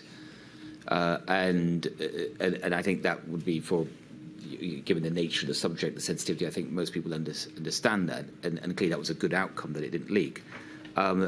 Otherwise, within government, if your question is, had I seen leaks of so many... Had you experienced the same level of leaks before at any other point in your career? Yes. During the Brexit negotiations and discussions when I was, especially when I was Home Secretary. Thank you. And then if I can deal with your the third reason, you explain, indeed it's within paragraph 45 and it's here and pulled up on the screen. Yeah. In relation to that sometimes infrequently papers were only circulated shortly before the meeting in order to ensure that a particular option was chosen and or to prevent other options being put forward, effectively as a fait accompli. Just dealing with that, can you give a very brief example of when that arose in relation to the COVID response? Yes. Again, I would probably draw the example of travel restrictions. We had many meetings on which countries, for example, should be on the red list, the amber list, and so forth, or whether we should have PCR tests for people coming into the country, or LFT tests, and discussions of that nature. And with those in particular, I felt that there'd been some sort of small group meeting, excluding my department, in advance, and there'd been some decision led by the centre on what the outcome should be, and that's what the Cabinet Office were charged with, making sure the outcome was. And because it's a collective decision of the committee, that's often the way that it went, because I might have a different view. And many of these meetings, Jenny Harries might be presenting the health case, or the CMO, or other health experts, but I felt sometimes the decision was predetermined. But is there anything unusual in that, Mr. Javid? I've chaired a number of committees, and I'm often given pre-meeting briefings, and I often used to say, so what is the advice you're giving me that you think this committee should, what decision do you think the committee should reach? So there's nothing unusual in there being a pre-meeting meeting. There's nothing unusual about that at all. I think it depends on what one believes should be the objectives of that meeting. So the pandemic, the issues were very fast moving, very fast developing, and there may well be very relevant information that my department might have, or indeed some other department, that is very relevant to that discussion that hasn't been taken into account because the pre-meeting just doesn't have that information, or perhaps they just so that's not my point. So forgive me, I've obviously made it so clear. I mean, when I was in this position, and I'd have a pre-meeting briefing, and I'd say, okay, so the advice that you think the decision I ought to take is X, or the board ought to take is X. And then I would go into the meeting and see what people said. But I relied on the strong members of the board to come up with the kind of information you had, even if I'd been told what the preferred option was. That's right. And so in the examples that we're discussing here, in these meetings, if there were COVID-S meetings, I would typically be at that meeting. I would make the case strongly on behalf of what I believe is right, what my department believes based on the evidence is right. But sometimes I felt that no matter how strongly I make that case, it just wasn't going to. The decision had just already been made, and it wasn't going to be fully taken into account, no matter how strongly I made that case. Thank you. Moving then, if I may, to other meetings and other relationships, you explain that you had a relationship with your counterpart in opposition. And yes. How would you describe that relationship? Did it work well? Very good and constructive. There were two counterparts I had during my time as Health Secretary, and with both, I would describe them as good and constructive. And then dealing with the relationships between your team and you and your department and the devolved administrations, and with specific respect to the COVID-19 response, you explained that you had weekly meetings. Was that something that you instituted? It was something I instituted, as in the sense that there were not weekly meetings planned when I arrived in the department. There were meetings, and I'm not sure how regular they were between the then Health Secretary and his counterparts in the devolved administrations. But I felt from day one that it's really important to work together, to listen to each other, and not least because obviously I came out of the United Kingdom, but I also understood that England as a administration was making a lot of the key decisions that would affect other the devolved administrations, such as on travel we talked about, which is not devolved, the vaccine decisions, and I thought it was important to be working well together and, where possible, to coordinate, especially on vaccines, because I thought it was a huge issue of public confidence if we all were seen to work together in tandem and say the same thing. Indeed, within your, again, as I say, we're not going to go into the issue of vaccines today, but within your statement you give an example of an occasion where there was potential divergence, but they worked together to ensure that one single joint message went out. Yes, and we had all, even before I became Health Secretary, I think there was a general understanding to accept the advice of the JCVI, the expert committee that advised England and Wales on vaccines. So for the other devolved administrations in Scotland and Northern Ireland, voluntarily agreed to accept that, but also to, when decisions were made by the JCVI, to make sure that all the CMOs of the devolved administrations were aware of that, and that when it went public, that we did it at the same time.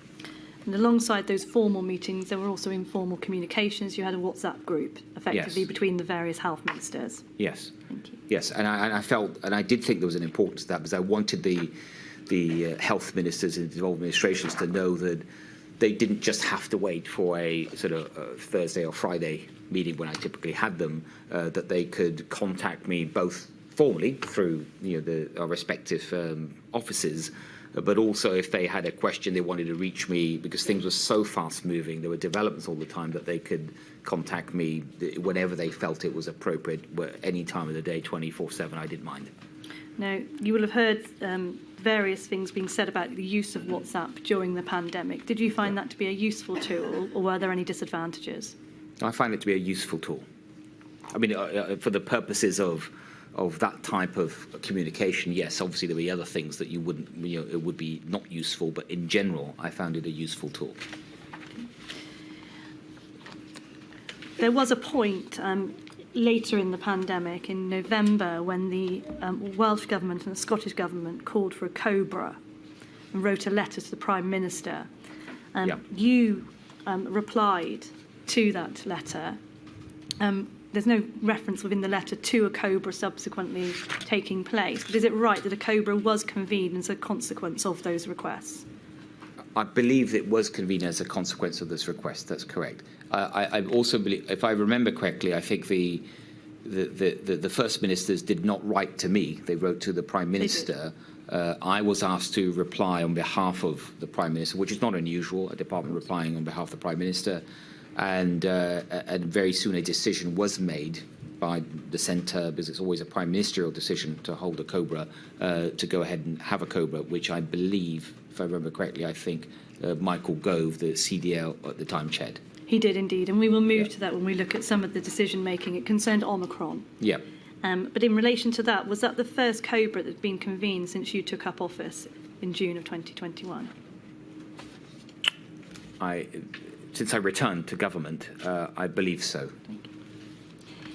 Now, what I'd like to do now, Mr. Javid, is turn to your role as Chancellor and just have a look at how the situation developed in relation to COVID-19 through January and February, from your perspective in the Treasury. Yes.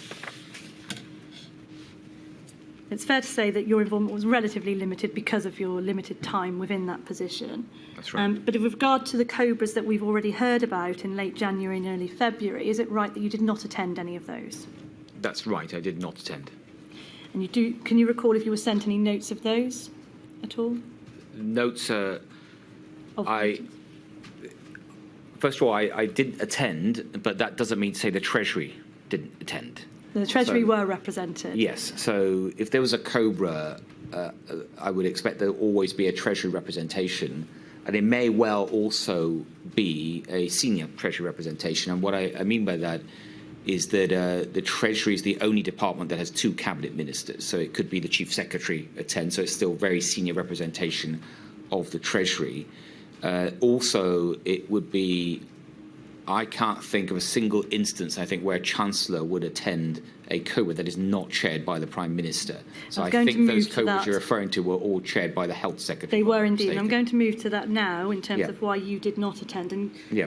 you refer to effectively a convention, an informal rule in relation to Cobras, that the more senior the individual in the chair, the more likely it is that other ministers will attend. Now, at that time, it was the Minister for Health and Social Care. And you, at that point, were the Chancellor, so you occupied one of the 4 great offices of state, so ranked effectively above him. Would that be the reason that you did not attend on that occasion? I don't. It's not the reason. As in, if there was still a good reason to attend, I would have attended. But the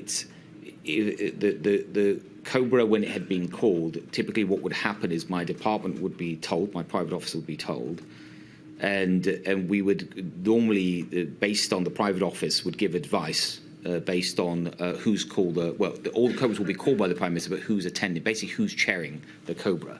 And they would have known it's being chaired by the Secretary of State for Health, which would indicate that although, because it's a Cobra, it's important, because that's what Cobras are for, that if it was even more important, the Prime Minister would have chaired it, or perhaps if there was some particular unusual reason where the Prime Minister could not chair it, for example, perhaps he's travelling on some foreign business and the Cobra had suddenly called, then there might well be a request for the Chancellor to attend. But there was no such request, as far as I'm aware, for the Chancellor to attend, and that would explain why the other ministers in the Treasury would have attended. And just dealing with that point in terms of when the Prime Minister chairs a Cobra, that in and of itself is a signal, isn't it, across government? Yes. And Cobra is an effective lever in that respect. Yes. Going back to those cross-governmental issues that you were talking about earlier. That is correct. Now, dealing with the Cobra and COVID update, you were provided with a short briefing on coronavirus on 24th of January of 2020, and that's INQ 000328748. And we see that here. It gives details of Professor Sir Chris Whitty's update at the Cobra meeting. Effectively, nothing really new aside from that was already being reported in the news at that stage. It just then goes on to discuss the triggers. It will be the responsibility of the CMO to assess whether those points have been met.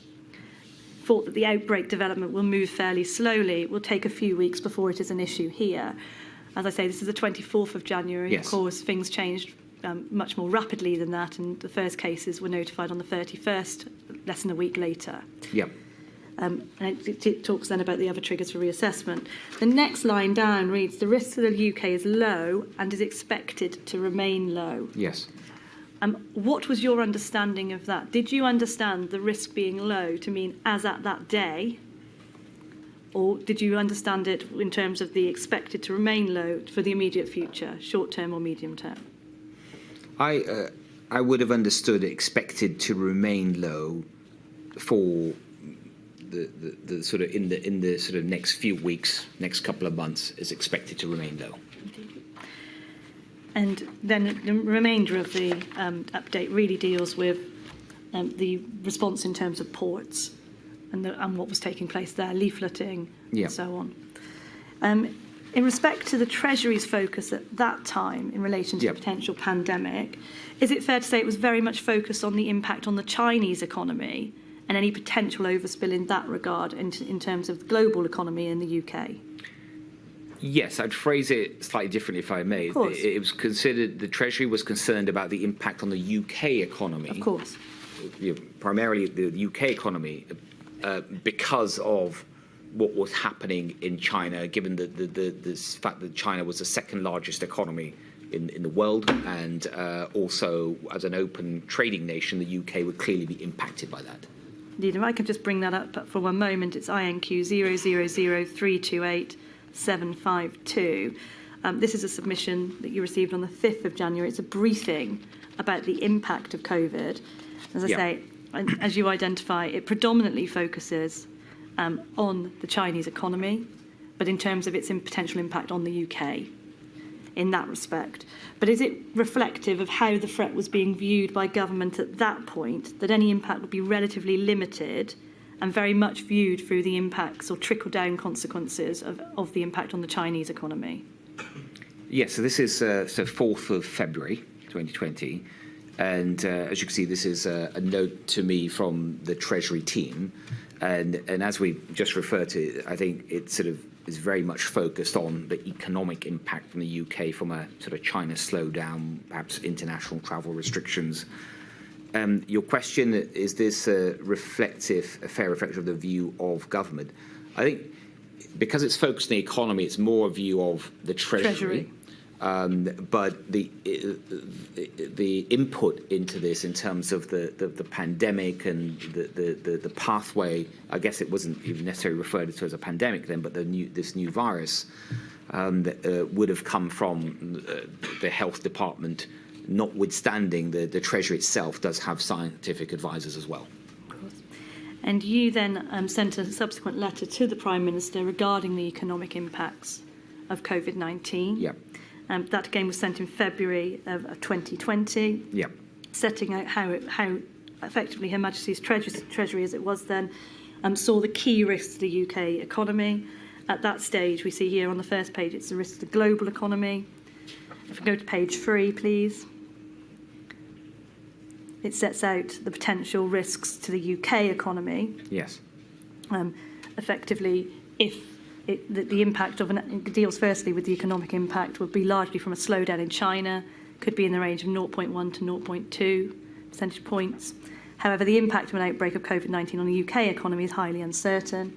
It then goes on to explain it's really, as you can see here, it predominantly focuses on supply chains and employment. Yes. And time in work. Those are the areas in which it focuses. It then continues to set out the initial Treasury analysis. It bases it on a reasonable worst-case scenario of a UK pandemic flu outbreak. It explains 50% of the UK workforce are infected, 2.5% mortality rate, and a duration of 4 months. And so, as I say, this is based on, this is based very much on the UK pandemic in terms of a flu pandemic. That's right. It's starkly different to what was eventually to eventuate. Yes. Sorry, I'm just wanting that.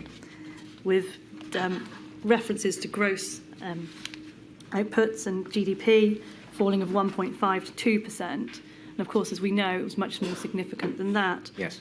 And the pandemic lasting significantly longer than 4 months. Did you receive a response to this letter? I don't recall a response to this letter. And in terms of the Treasury at this point and until your resignation, yes, is it right that you did not receive any advice about the impact of MPIs or a pandemic upon the UK economy in that respect? No modelling, no advice? Well, as you, Ms. Sessa, you just referred to in this note, and this is on the, I think this note would have been on the back of the advice that which was on the piece of evidence you showed just before this. I think this is a repetition of those numbers that were in that note that was given to you by the Treasury. I think the assumption the Treasury made at the time was on a pandemic, but based on flu. And so, in terms of your question regarding NPIs, I don't recall at this time, which would have been as early February, because I left by the 13th, receiving or indeed asking for, to be fair, for any kind of advice on NPIs, your non-pharmaceutical interventions. And indeed, you do make that clear in your witness statement. It's at paragraph 18 and 26 that you didn't see any modelling in respect of MPIs, any economic plans in respect of the response, or any discussion about vulnerable or at-risk groups or financial packages during your time as Chancellor. No. Thank you. Going back to, you didn't recall a response to this letter. Have I got it wrong, Mr. Javid? It looks to me like a briefing by the Chancellor of the Exchequer to the Prime Minister. Yes. And you weren't expecting a response. You were providing information. Yes, this would be it's possibly an unsolicited sort of note from me to the Prime Minister. I think that's the most likely. I don't think the Prime Minister had asked me for this. It was me setting it out to him. But I would, you're right, my lady, I would not necessarily have expected a response to that. Certainly in writings, the Prime Minister might mention it to me at our next meeting, but I wouldn't have expected a formal response. Or your private offices may have acknowledged it between them. That will certainly have happened. Yeah. And if that had happened, you'd have never been presumably any the wiser. Yes, but I don't think I wouldn't need to be told that because there's, you know, one of the jobs of my private office was to try and keep me informed of what they thought was necessary. Now, moving to another issue during this period, and that's one of border controls. That was a particular concern of yours and yes. continued to be a concern of yours throughout the pandemic, including later when you returned as Secretary of State for Health yes. and Social Care. With respect to that, you'd had a number of conversations starting from the 31st of January with Secretary of State for Health and Social Care and the Foreign Secretary, so Matthew Hancock, Dominic Raab, about your concerns. Is that right? Yes. And you were told at that point that it was not an effective barrier, in short, unless other countries were doing the same. Yeah, if I may, just to expand on that a little bit, what had happened was that you can see from the evidence that you've shown the kind of advice I was getting from the Treasury, which by necessity was obviously economic focus, understandably. I was also, in terms of the broader sort of issues around the virus, the spread of the virus in China to some other countries, just getting concerns outside of my responsibility as Chancellor, but just as a member of the government, not just thinking as the Chancellor. And I distinctly remember the weekend, and it would have been around the time you showed me a piece of evidence there. I think it was the 24th of January, which, if I'm not mistaken, was a Friday. So that weekend, I had dinner with friends, and they had nothing to do with government. They were just friends, but they were obviously, in government as ministers, you're constantly, you're not interacting with the real world in the ways that you might want to. You're constantly busy. I was walking. I was in my ministerial car everywhere. So I was getting this information really for the first time from friends that were very concerned about the virus in China. One of them did a lot of business in China. And also one of them had a friend that was an epidemiologist and he was expressing the concerns that had been expressed to him. So it just made me much more concerned that weekend. That is why a few days later, I think on the 31st of January, when there was a cabinet meeting, I believe it was a regional cabinet meeting outside London, I got hold of Dominic Raab and Matt Hancock, brought them together on the sidelines of the cabinet meeting, and expressed my concern and said, I'm really concerned about this virus. What more can you tell me? But especially I'm concerned about why are we not doing anything about our borders and flights, in particular from China, because obviously we had so many flights. I remember Dominic Raab quite rightly saying to me, first he shared the concern, both of them did, but he also said that's an unusual concern for a Chancellor to have, because he said, I thought your team would be telling you not to stop flights. And I said, well, this isn't about my team, this is just about what might be the right thing to do. And then I said I wanted a meeting with the CMO. Up until that point, I'd never spoken to the CMO or anyone in the health department. Bring you to that. Yeah. You did receive advice, and I'll take that very shortly, if I may, from your department. Yes. And that advice was not to stop flights, partly because of the impact economically. Yes. And you described that as your officials were thinking it was also odd that you were asking about stopping flights. Yes. And could not understand why you were pushing it. Yeah. And in respect of that, just stepping back for a moment and looking at the role of the Treasury, you identify that that you do have concerns in that respect with regard to how the Treasury sees that, because they are very much focused purely on the economics and the economy of it. That would be their primary concern, yes. Indeed, of course. One observation and criticism that's been made of the Treasury is that it produced economic analysis when it suited their policy objectives, would not necessarily produce the counter-analysis or the counter-argument or more broad analysis economic in terms of the economy. Is that something that accorded with your time there within Treasury? During my time at the Treasury, including my time as a junior minister of the Treasury as well, my view was if you wanted a sort of counter-analysis, a counter-narrative, you had to ask for it as a minister. It would not be something that would automatically be presented to you if you're faced with a policy decision. Thank you. In terms of the way that it operates across government and feeds in those analyses, would it only do so when it was advancing a policy objective? When you say it, do you mean the Treasury? The Treasury. To government? Treasury supports. Generally, yes. Thank you. Now, just going back to the chronology, you were explaining that you met then with the CMO, so Professor Sir Chris Whitty. You had a conversation in relation to him, but again, you were provided with the same advice, that it was of limited use or utility in relation to stopping the pandemic. Is that right? Yes, I demanded a meeting with the health department and the key officials after I'd spoken to Matt Hancock and Dominic Raab. And that meeting, I wanted it ASAP, and I believe it took place then on the 3rd of February. The ministers, all of us were, and our civil servants, we were physically in the meeting. It was in the Foreign Office. If I can just draw you back to the specific advice that you were being provided with at that time. Yeah. As I say, I just want to summarise it, if I may. Yeah. Was that it was the scientific advice was that it was not of great benefit. That's right. So Chris Whitty was on the phone, and the advice was that having having flight restrictions with China would have very little impact, and so it wasn't worth it. Indeed. And you ultimately accepted that Yes. advice. You later were to raise concerns within the Treasury about the possible wider economic impact of COVID-19 beyond the Chinese economy and import-export. Is that right? Yes, I believe so.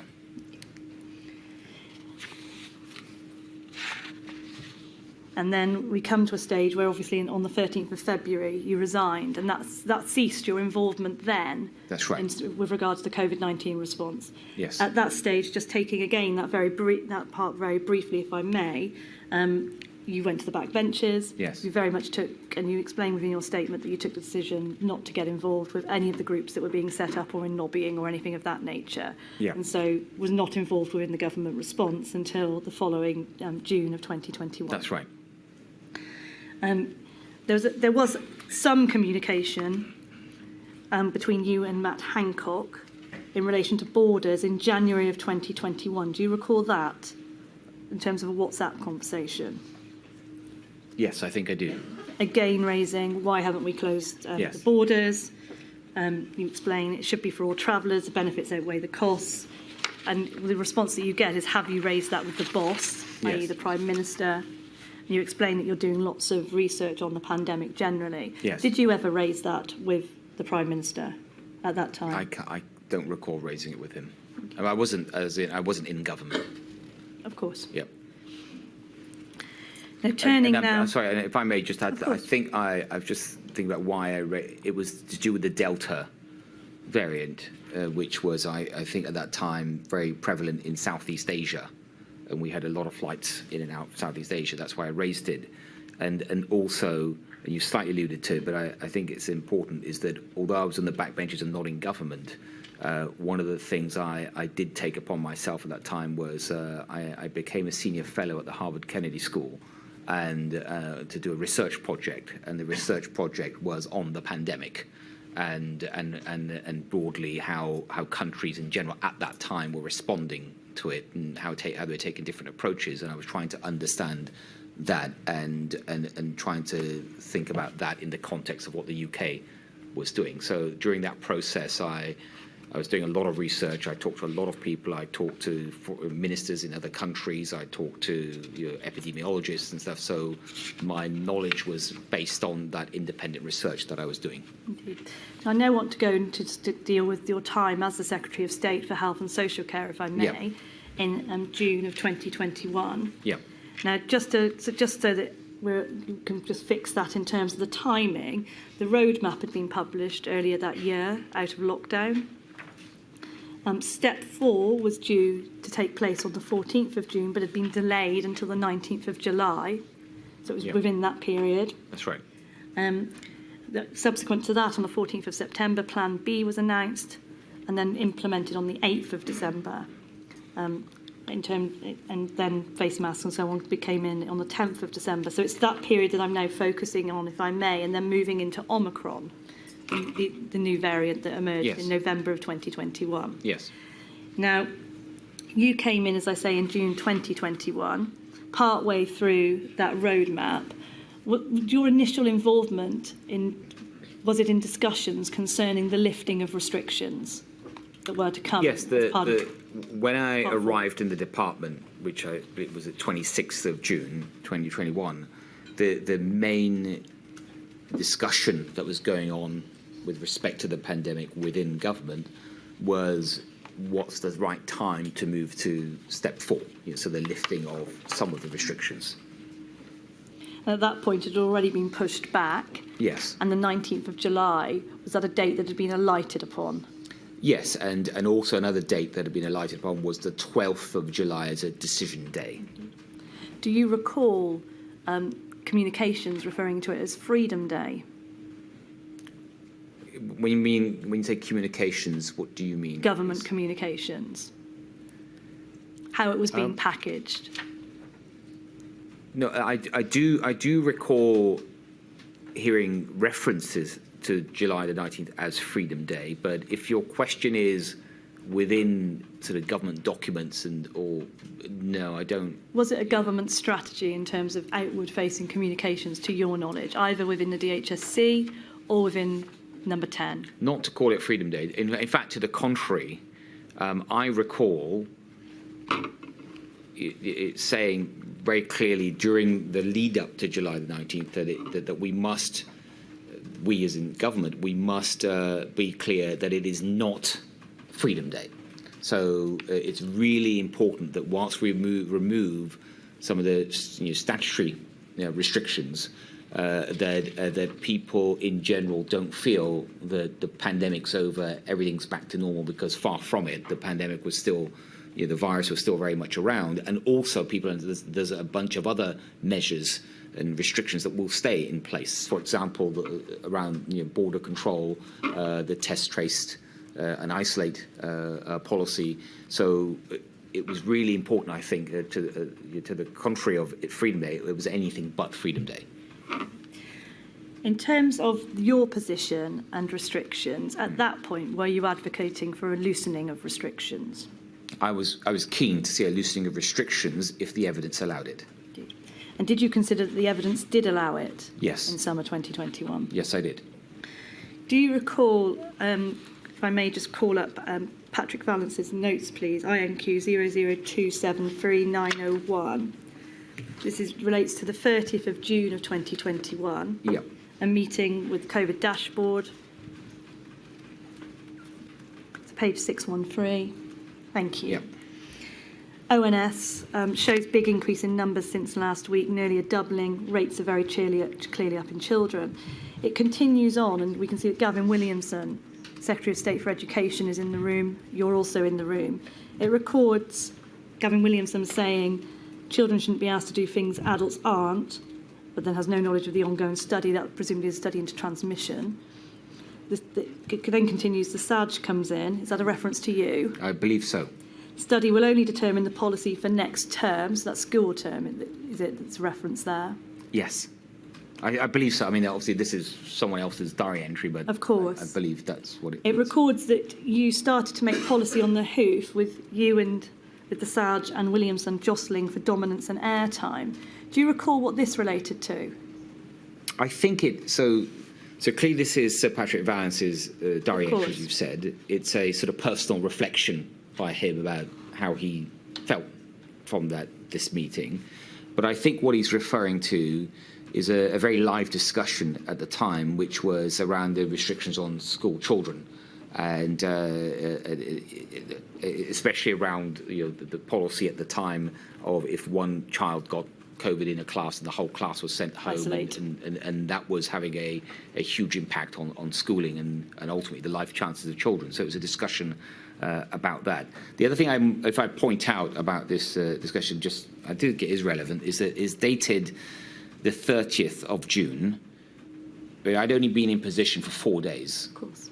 Right? And so whatever information I had at the time, I'd had 4 days to sort of learn that, as it were, and obviously I learned a lot more in the coming days and weeks. Can I just ask you about the last line? We see that Michael Gove also comes in and gets involved in the discussion. Yeah. It appears that no decision as a consequence is made. I'm afraid we don't know who says this, but somebody says afterwards they're very worried about their new Secretary of State, never wants to learn before a decision, will rush into macho right-wing decisions playing to the audience. Does that characterisation fit, from your perspective, fit what you were doing at that point? No. Thank you. And if I can then take you, please, to the discussions that were then going on in July. So again, you're very new in the job. Yeah. 2nd of July of 2021, it's page 614. The same document, please. It's a further meeting. And what we see in this meeting is a difference of views between the Prime Minister and the Chancellor and Michael Gove and you in relation to what should you be doing and the return to work. Mask wearing, effectively what MPIs should be put in place. We see a more cautious approach being recorded in relation to yours and Michael Gove's views, and the Prime Minister and the Chancellor against that. What we see here is in terms of the situation update, cases are up, hospital admissions are up, the Prime Minister is downbeat, talks of grim predictions. You say we are going to have to learn to live with it and die with it, says Prime Minister. Do you recall that conversation? I can recall me saying that we are going to have to live with it. I don't specifically recall the Prime Minister saying and die with it, but it's possible. Are they the type of words that the Prime Minister did use? It's possible, yes. We see then the But it doesn't mean, just if I may just say on that, is that the Prime Minister in these meetings, he often said things that it's sometimes hard to determine between what he actually thought versus a joke or something, even when you're discussing something as important as this, or something to lighten the mood. We see here the Chancellor is pushing very hard for faster opening up and the fuller opening up. At this point, the living with COVID strategy was still under development. Actually, just pausing there before that gets misreported. Of course. It's not necessarily a reference by the then Prime Minister to lighten the mood. It could be taken in many ways. So I think we need to say that if it was said, which you don't necessarily remember, it doesn't mean it had that kind of intention. Things have got misreported, as you'll appreciate, over the last few weeks. Yes. So I just want to make that point. Sorry to interrupt. Thank you. I just want to continue down, if I may.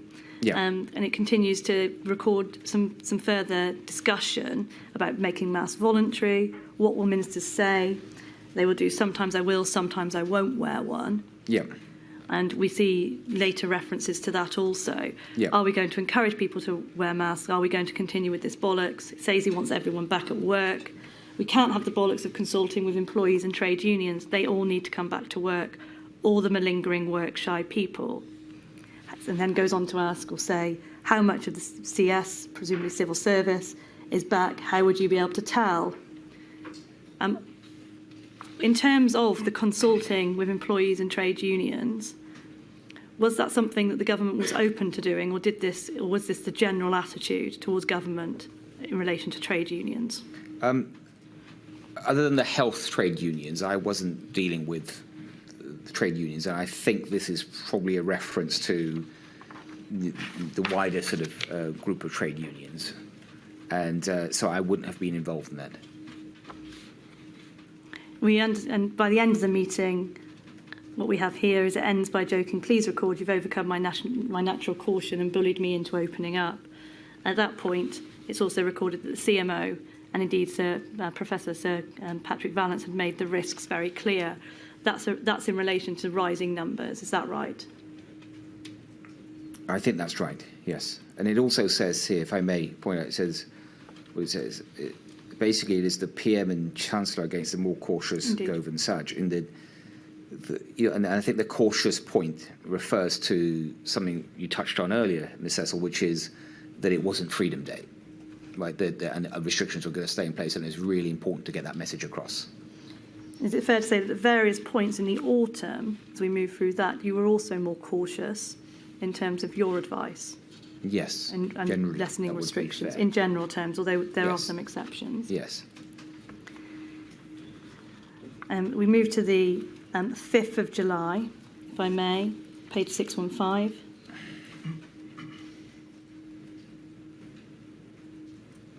We see there it's a COVID-0 reference. Cases are still going up, but the Prime Minister wants a considerable package of freedoms. We see in references to Gavin Williamson and schools. You come in to say the message is the pandemic is far from over. The link between cases and hospitalisation is weakened but not broken. Yeah. What were your concerns at that point?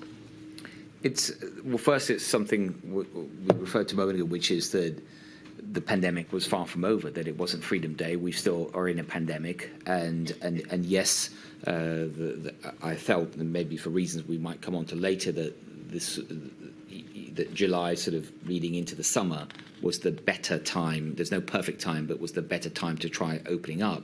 So I strongly felt that. And in the end, I think we made the right set of decisions around opening up in the summer.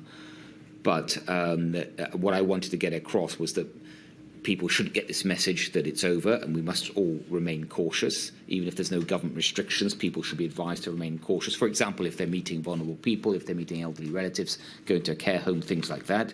Also, there's this point here about the link between cases and hospitalisation is weakened but not broken. I did say that a number of times around this time because, well, I meant it. There was some sort of sense amongst some people, I felt, within the decision making that the vaccines meant that hospitalisation won't happen, or there'd be a lot less of it. And my fear was that yes, the link is weaker, which is good, in that there's less of a link between infection and hospitalisation, but there was still a link. And as I say here, it wasn't. We mustn't pretend or think that there's no link anymore. Clearly, there was. And we see here that the Prime Minister refers to the decision to postpone. That's step 4, presumably, of the plan. And indeed, it was postponed from June into July. He says it was the right one because it gave us more time to vaccinate those that we've broken the link between cases and hospitalisations. So is it fair to say you had different views on that link at that point between? Yes, I think I was very concerned about that link, and I felt on the point Ms. Cecil, you just made about vaccination, is that that time, that even a couple of weeks, made a big difference in the pace that vaccinations were going, in terms of people either getting their first vaccination or their second. If I may just deal with one discrete point, please, before the lunch and adjournment, and it just deals with DHSC. In the background to all of this, there were preparations, or certainly discussion about the winter, planning for winter of 2021. Is that right? Yes. As I say, I appreciate this is still very much within the infancy of your time as the Minister. Were you aware of the Academy for Medical Sciences preparing for a challenging winter report that had been commissioned and circulated? You mean by the 5th of in July? In July. I don't recall it specifically. I don't. Do you recall whether or not DHSC were gearing up their plans for the winter? Yes, they were. They were. And when you say they were, do you know what they'd done at that point? I would have probably. I think this would have been about less than 2 weeks into my new job, but I'm sure I would have had a briefing already on where they had got to with their plans. I do remember some concern around flu and the fact that the previous winter, just gone in 2020, there was a lot less prevalence of flu because of the NPIs, and I recall being told that there could be a real resurgence in flu around the winter because there were just less natural immunity around, and having a number of discussions around flu vaccinations in particular around that. Were you aware of concerns from other people that DHSC weren't gearing up in that way in terms of operational accountability and with regard to a clear strategic plan? No, I can't say I was. If I can just call up, please, page 489, the same document.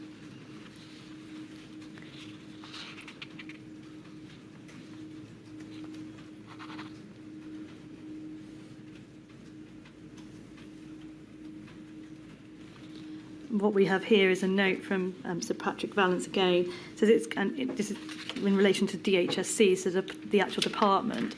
It's clear once again DHSC has done nothing. Goes on to have a meeting with Gove, policy meeting trying to look at risks for winter. No one had looked at the AMS report, that's the Academy for Medical Sciences preparing for a challenging winter report, or another report. It was just and with people just lobbing in, no clear operational accountability. Was that your experience of DHSC when you entered it from that June-July period? No, not at all. In terms of the performance of DHSC, how would you assess that at that period in time?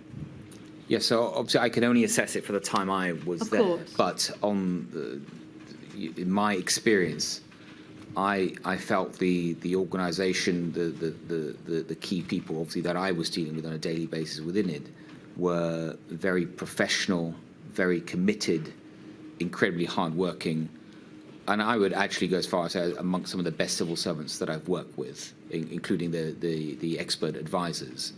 I think, and I thought at the time, I still do, I think the permanent secretary of the DHSC was exceptional in his abilities, and as were most civil servants I dealt with, and including a UKHSA. I mean, I was impressed, and I think that means more when one has more to compare it to. And I'd worked ran 5 departments before I arrived at DHSC, and I can make a proper comparison to other departments, and I think it was very professionally run. But they had a lot on their plate. Thank you. My lady, now may be an appropriate moment. Certainly. I'm sorry that we can't finish you before lunch, Mr. Javid, but we will definitely finish you today because we have another witness coming this afternoon. Thank you. I shall return at 2 o'clock. Thank you.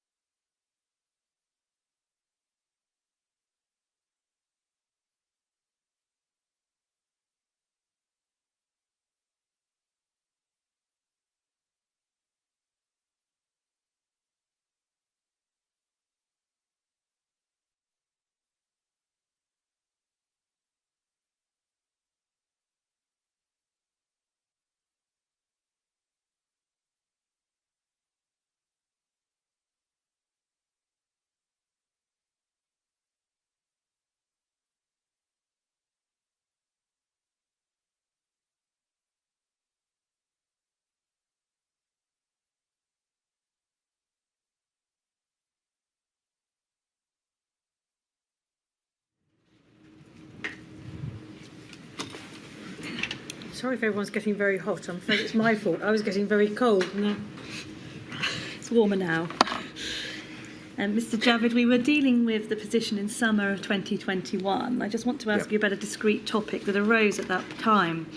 At that stage, a high prevalence strategy, high prevalence of COVID-19 infection, was being considered and pursued. Is that right? I'm not sure exactly what you mean by high prevalence strategy. Well, if I can assist, on the 20th of July, a paper was presented to the COVID-O group. That's entitled High Prevalence Planning the Summer Response.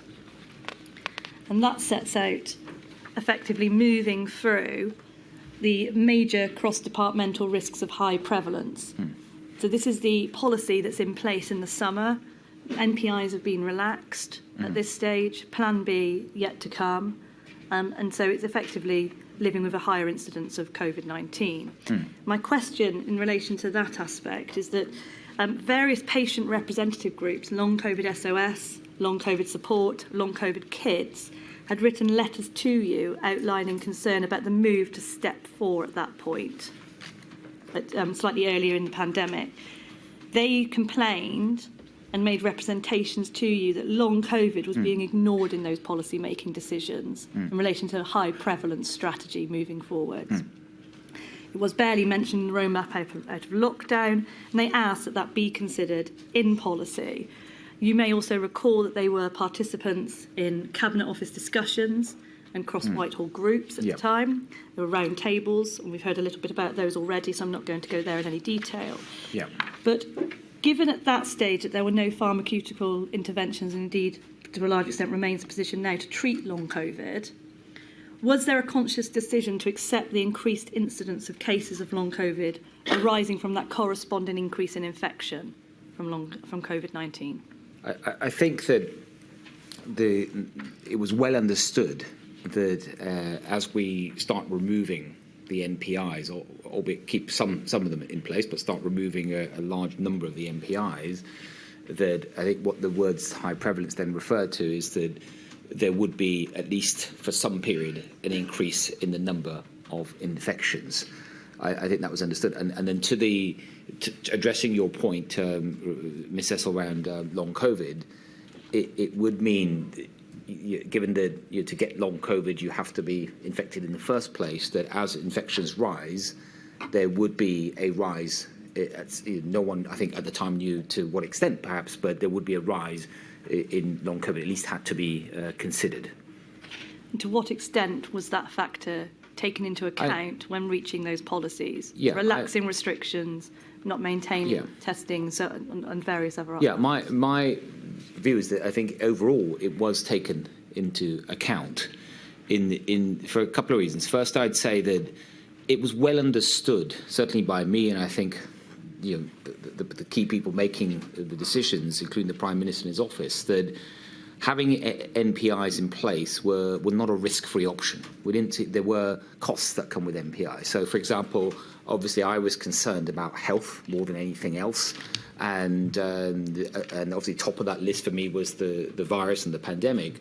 But there were also associated health factors linked directly to the pandemic in terms of, for example, mental health issues, the fact that people were not able to go to the NHS, for example, in the normal way, to see other their other health challenges dealt with. And so I had broader health concerns, but also within Cabinet, so more broadly within government, there were understandably, you referred to in our earlier session, for example, some of the concerns around education and children. There were concerns around people being able to go to work in the normal way. There were concerns with other departments.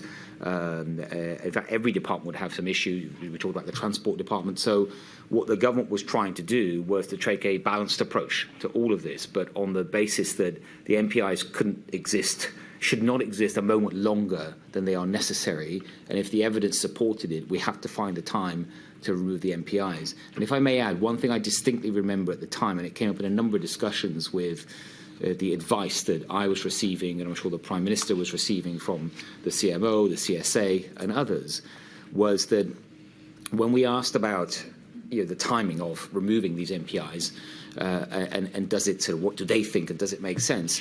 One thing that was said a number of times is that there's no perfect time to remove MPIs. There never will be. But if you are going to do this and consider it, it's much better to do it in the summer, because the virus likes the winter. People are more likely indoors in winter. New variants have typically appeared in the winter, although we couldn't be sure of that, of course. And children are off school in the summer, so summer was a better time versus winter to do it. And if you don't do it in the summer, remove your MPIs, some of the MPIs, then you are likely left with those MPIs going into the winter. Then it's too late, and therefore you have this really extended period MPIs, and then all the costs that come with that as well. So those are all the sort of factors, the factors that went into making that decision in July 2021. And just picking up on that, that was when the vaccine rollout was also going to be continuing to take place throughout that period. At a very strong pace. So in terms of a policy decision, was it considered that was a trade-off worth making when taking into account those other issues that you've identified, whether it be schools, mental health, and so on? Yeah, yes. In what I would just broaden that a bit is that to govern is to choose, and ministers are always making trade-offs. Every decision, pretty much, I ever made as a minister is a trade-off, and this is a decision that was made for the reasons I just articulated. But it's important that we had obviously what we had then were unlike the previous summer, the year before, we had a vaccine. Millions of people were getting vaccinated, many of them now turning up for their second vaccine. We had a lot more treatments for COVID. I understand what you said, and you were quite right, Ms. Cecil, about treatments. I think you said specifically for long COVID. It was still very much early days of the virus then, so I think it was hard to make a determination around the long-term impact of infection when we only had the sort of short-term experience at that time. But there was a lot more testing. There was a lateral flow testing. There were the test, trace, and isolate rules, and there were the international border rules. So it was, yes, a number of MPIs being removed, but also a number of sort of protections and precautions were being kept in place as well. May I just ask you one final question in relation to long COVID, and given that was the choice taken, why was there not, at the same time then, a public awareness campaign warning people of the potential risks, specifically of long COVID, so that people were aware that, albeit that they may not have a severe reaction or to the infection, for example, people in low-risk groups for the actual COVID infection itself, may nonetheless still contract long COVID? Yeah, I think that, certainly from the health department, and also, if I recall, many of the things I was saying at the time, including but not just in Parliament, but in media appearances, in long COVID was something I was very much aware of and very concerned about. So, for example, during that summer or around about that summer, there were a number of decisions that I made around long COVID for example, to increase the funding available for research. I think it was 30 million, I increased it to 50 million. I can just pause you there, though. The question I'm asking is specifically about a public health communication strategy, a campaign so that people were aware of the potential risks of contracting long COVID, and so that they could take their own precautions if they so chose to. Was any thought given to that, to a public campaign? I don't. So if you ask me, do I recall specifically a discussion around a campaign on long COVID? I don't. I recall many discussions that included the issues and concerns around long COVID specifically. And that is why, for example, I increased the research spending, I increased the number of assessments. As I say, I understand that, Mr. Javid. My question really is very much focused, and I think you've answered it. The short answer is no. Not a specific. I don't remember thought being given to a specific campaign. Thank you. And then if I can move on through the time, obviously there came a time when the Omicron variant was discovered. First identified in November of 2021, South Africa, and then, of course, you were updated in your role by the Chief Medical Officer and others. Just dealing with that for a moment and moving through that, at that stage, the advice was that it was highly infectious. Yes. It was unclear if the vaccines would work for this particular variant. But at that stage, severity was unknown in terms of morbidity and mortality. If I can just call up Sir Patrick Valance's notes at page 529 for a moment, please. Just want to deal with some of the discussions that were taking place in late November 2021. NervTag and SAGE have met and discussed the position. This is the 26th of November. He records, how bad is it? We don't know. JVT, Jonathan Van Tam, says he's never seen NervTag so rattled. We need a policy. Continues onwards. Number 10 meeting. Prime Minister very down about new variant, exasperated. Afterwards, number 10 says they're at war with number 11. If I can just ask you about that very briefly. Were you aware of any concerns at that point, issues between number 10 and number 11 with regard to COVID? Not specifically. I thought on most things, my experience was that number 10 and number 11 at that time moved together. Thank you. And separately, if we carry on, and anything that Javid says, they assume is wrong. What was your relationship like at that point with number 10? It was getting testy because of Omicron. And that, as you say, this is dated, 26th of November. So things were moving very fast. My first briefing I received on Omicron, your full briefing, was on 24th of November. And I was very concerned by what I had heard and what the experts had told me. Just to pick up a point, Ms. Esser, you said on the vaccines, it wasn't, so as you said, they said it was much more infectious from the evidence they had at the time, and clearly that turned out to be the case, so much more infectious. And also, I what was in my mind then was that I knew that each new variant had, so when we had Alpha, Beta, Delta, they had been much more infectious than the other. And now this was much more infectious than Delta, which was already highly infectious. I was deeply concerned about that. But also, with regard to the vaccines, what I was told was that not that the vaccines didn't work, they may not work, was that they may well be much less effective. Right, so there'd be an effectiveness, but much less, and even a sort of a 5 percentage point decline would be significant if you've got a lot more infections. And then the point about severity is that we couldn't be sure on the severities. At the time there was no data, so I was deeply concerned, especially about the infectiousness. And I wanted us to take action and some action and take it ASAP. And I did start to take action straight away. I think the next day I announced some travel restrictions. I made a statement in Parliament on the 26th. And I'm just going to interrupt you there, Mr. Javid, because we are going to move through some key moments. But there are some structural issues that I just want to deal with in relation to Omicron. And of course, we've got your witness statement, which sets out the chronology. So just to very quickly summarise, throughout that November-December period, SAGE's advice was that the infection rate was rising rapidly. With regard to that, they were advising that certain actions potentially be considered to be taken. You were, as I understand it from your witness statement, in terms of some of those frictions that were arising, were certainly more on the cautious side and wanted some additional restrictions put into place because of your concerns about Omicron. Is that right? Yes. Now, if I can just go through. So on the 8th of December, Plan B is announced, is implemented, comes into force, I think, on the 10th of December. If I can just call up some meetings very quickly now. Page 555, please, of Patrick Valance's diaries. There's a meeting on the 18th of December of 2021. And that records that you were not invited to the meeting yesterday.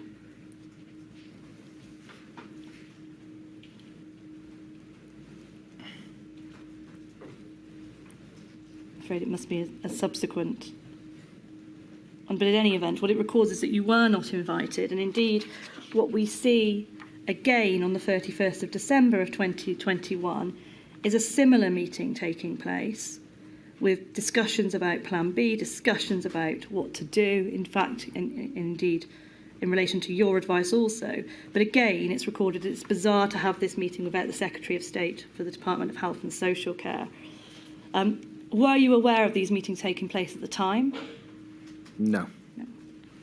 And when did you first find out about them? Yesterday, when I saw this extract.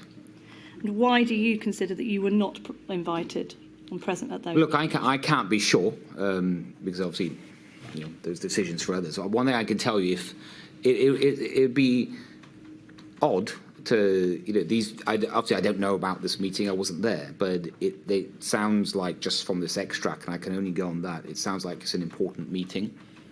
There's very senior people there, and they're obviously discussing the Omicron crisis.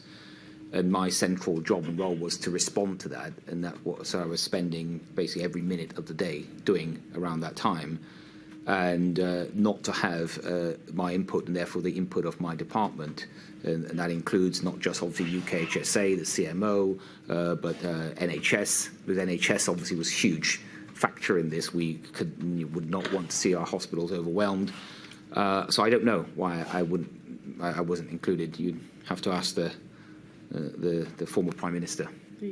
And again, at the same time, Yeah. the advice that you are giving, or your views at the time, certainly on the 24th of December, for example, is we need to prepare for a massive increase in cases, but hope it doesn't happen. Yeah. Obviously, so planning and preparation. Yeah. Prime Minister is then recorded as concluding that there's no overwhelming case for doing anything. In relation to planning and preparation in the event that there was a subsequent wave, aside from vaccines and your role in terms of the NHS, were you aware of any other planning taking place at that point? You mean outside my department? Outside of your department, and considering the use of MPIs or any other measures? I was not aware, no. I mean, I wasn't aware of any other planning taking place, to answer your question specifically, but a bit more detail in that, we had already, so I know you started with a Plan B, which was implemented, I think, on November the 8th, but on the 29th of November, so that's within days of me learning about Omicron, I'd already announced in Parliament a set of NPIs around PCR tests coming in, 10-day isolation rules for contacts, and that face masks in shops. I appreciate that, Mr. Javid. Yeah. We're talking about what you're advising on the 24th of December. Yeah, by then, having learnt a lot more about Omicron, my advice was to look at taking further measures. That advice that had come from me and my department based on the expert advice I was getting. And there was a cabinet meeting, I can't be sure, I want to say the 20th of December, where there was the Prime Minister, aware that I wanted to go further, wanted to seek the Cabinet's view. And when we had that meeting, I recall the only people in the Cabinet that were supporting what I was saying about going further were Michael Gove and Simon Clarke. Thank you. Now, I just want to turn to another topic, which really is coming out the other side effectively and dealing with the living with COVID strategy. So going into now 2022, just very briefly, you set out within your statement in some detail that there was a disagreement with Treasury in relation to funding and apparatus, effectively the tools as you see them, in relation to a pandemic, particularly in respect of infrastructure around testing, scientific research, and so on. And you considered that funding ought to be maintained. What you state in your statement is that as a consequence of that, the Prime Minister required further cuts to the health budget if that infrastructure was to stay in place. Is that right? That's correct. And did any of that infrastructure ultimately end up staying in place? Not to the extent I wanted it. I was, like the Prime Minister, I was keen that we find clearly a way to live with COVID. We had, Omicron wasn't over, but I think by the time we were putting together living with COVID strategy, both infections, hospitalizations, and deaths, that had all started significantly falling. The booster campaign, which I spent a lot of my time on, I know we're not talking about vaccines, but it made a huge difference by that time. So it's significant in this decision making, in that I think within 6-7 weeks we had something like 30 million people boosted, which was faster than any other country of comparable size. But on this specific issue, I felt that as we now remove a lot of the restrictions, which I was keen to do, that we must have a capability in place to detect any future variant or perhaps even a future virus with a new pandemic, but to have better surveillance and also to be able to surge support and protection very quickly. And so I wanted more lab capacity, more scientific capability, some random testing to keep some of the mobile testing units. I wanted to continue some of the wastewater testing and a stockpile of lateral flow tests, for example. So these are the kind of things I wanted. I was only able in the end to secure a small portion of all of that. And also, for example, I wanted to keep the government's commitment to the Centre for Pandemic Preparedness. I was going to come on to that in due course. Okay. That was announced. There would be this Centre for Pandemic Preparedness. Yes. And what happened to that? That was announced before I was Health Secretary. I believe it was when the UK was hosting the G7 in Cornwall. So I think that would have been December 2020, if I'm not mistaken, but around then. And the UK had made this commitment, I thought rightly, to have this, as it sounds, a Centre for Pandemic Preparedness, where we was focused on nothing but pandemic preparedness, working with UKHSA and others. And I thought it was vital in terms of lessons learned. Indeed. And I pointed out to the Prime Minister at the time and his team that we are not going to be able to have this because there's no funding for it. Indeed, the funding that was offered for UKHSA was the same as what it was funded per annum pre-pandemic. Indeed. If I can just take you back, though, to the Centre for Pandemic Preparedness. Yes. In terms of that, yes. Did the Prime Minister continue with that plan, or did he abandon it? No, he dropped the plan, and he decided we're not going to have it, let's drop it. But he asked me not to say anything about it publicly, and let's just wait and see if people notice, was his attitude. So let's stay quiet and hope it disappears. Well, let's stay quiet about dropping the Centre for Pandemic Preparedness. Final topic, Mr. Javid, very briefly. You've covered it in quite some detail within your witness statement, and that's why I say I'm going to touch upon it very briefly, if I may, and that's that of inequalities and health disparities. And within your statement, it speaks of a number of different initiatives that you undertook in your role as Secretary of State throughout that pandemic period, one of which was a review into inequalities in respect of the efficacy of medical equipment on the grounds of race, looking particularly at oximetry, the use of oximeters and so on and so forth. That consultation ran between August 2022 and October 2022. Has that been published? My understanding it has not been published. And just dealing very briefly in terms of future recommendations, what do you think could and should be implemented to improve equity for future pandemics with respect to health? So, can I just be clear? When you say equity, do you mean sort of to address health disparities? Indeed, to address those disparities that arise in a pandemic. I think a lot can be done, and the pandemic clearly, sadly, hit people from deprived communities more. It's very unequal in how it affected people. By and large, people that were sort of working people were hurt a lot harder than middle class people that could put themselves in their homes and order their food and things like that, and lockdowns and that is not surprisingly, in my opinion, that's not unique in terms of health disparities. Typically, people living in deprived areas or neighbourhoods and things are hit a lot harder. We've heard a lot of evidence about that, Mr. Javid, already. And that was so. Your answer to your question, what could be done? I thought the whole approach required a cross-government strategy, because it's not just a health department that can deal with these issues, and that is why within months of arriving in the department, because this issue was so important to me, I commissioned a white paper to the development of a white paper on health disparities, and I even took the one part of PHE that was split was called OHP, the Office of Health Improvement, and I changed its remit to the Office of Health Improvement and Disparities. But the white paper was a cross-government piece of work that my department did, and it's an extensive piece of work. We talked to every other department of government, a lot of arm's-length bodies, civil society bodies, put together a really detailed analysis of what could be done to combat health disparities. And by the time I left the department, I would say it was 99.9% done. It's virtually done. We were just looking for a slot for publication, but it was never published. Thank you. And just one, and hopefully this can be answered very briefly in short, one potential possibility or solution that has been suggested is the creation of an equality department with a Secretary of State for Equalities leading on that cross-governmentally. Is that something that you could see working or not? I don't know whether it requires its own department.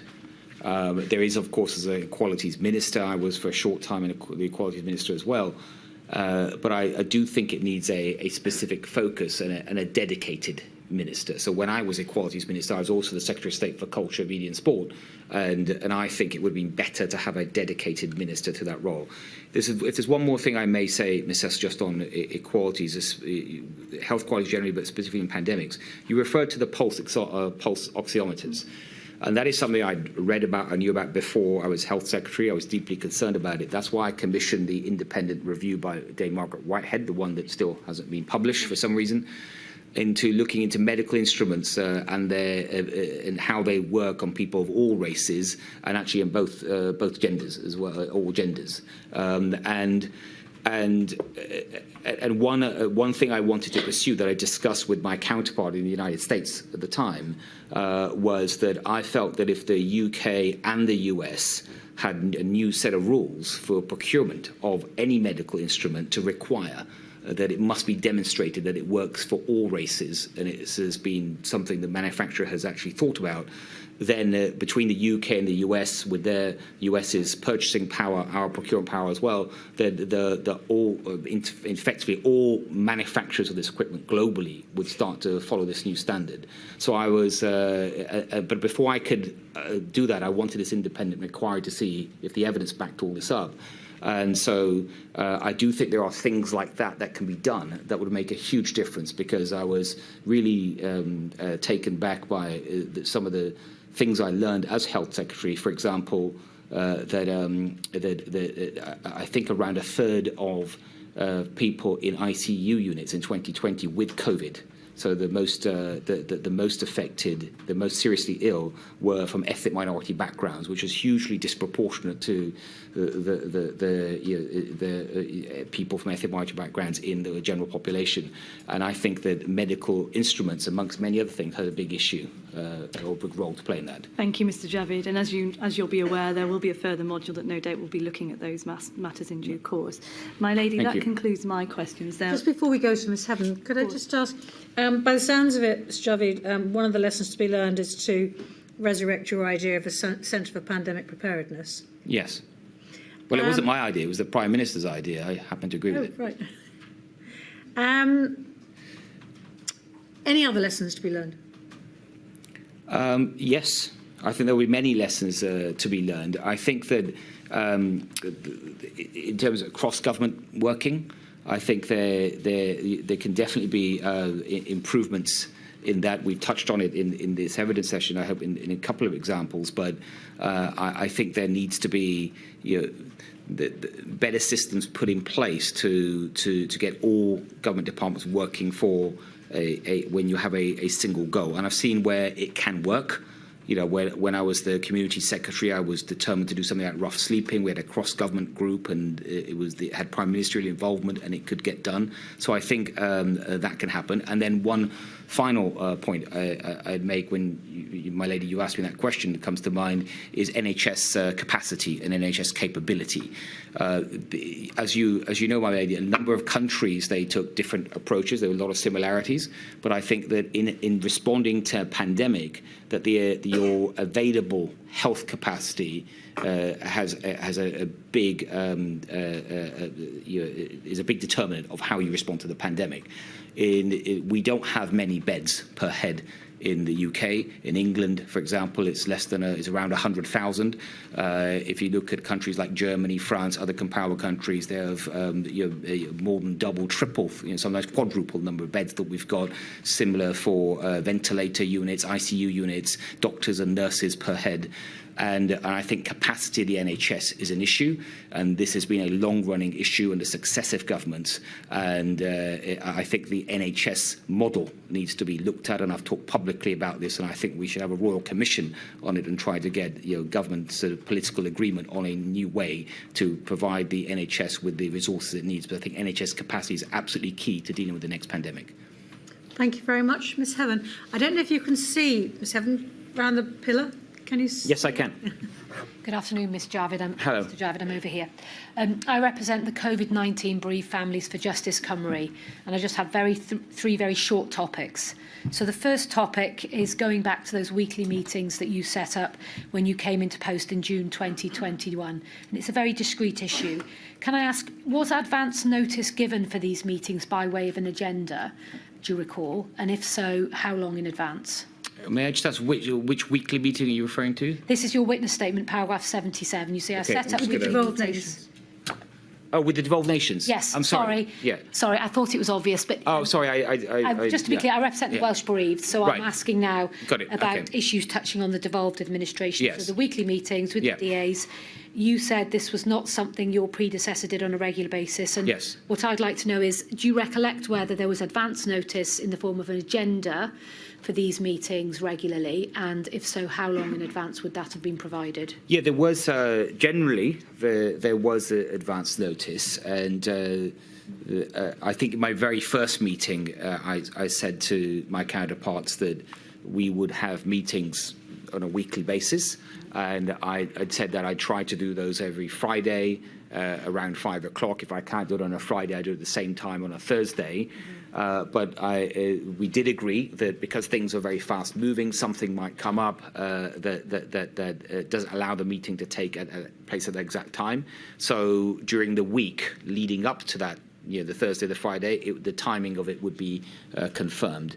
For these meetings, we would have an agenda, and I would obviously, my department would input into that agenda, but so would the devolved administrations, and they would give me very sensibly advanced notice of things that they may wish to raise in that meeting. And then also, finally, in every meeting, we would have any other business. And so if there's something that someone wanted to bring up, again, because things were fast moving, we could discuss those towards the end of the meeting. Thank you very much. Second topic is public health messaging and concerns around a unified approach with the devolved administrations. And it's just really to see to what extent you might be able to assist with this, appreciating when you came into post. Yeah. Now, you've explained this morning that you recognise the importance, where possible, of coordinating with the devolved administrations. And I think, as you said in your words, you'd recognised at least that there were huge issues of public confidence if we can all be seen to be working together. That's right. You may be aware that there have been concerns raised before this inquiry, in part in writing, by the First Ministers for the devolved administrations. And one of the concerns relates to a lack of clarity in public health messaging by the UK government about the geographical application of their decisions.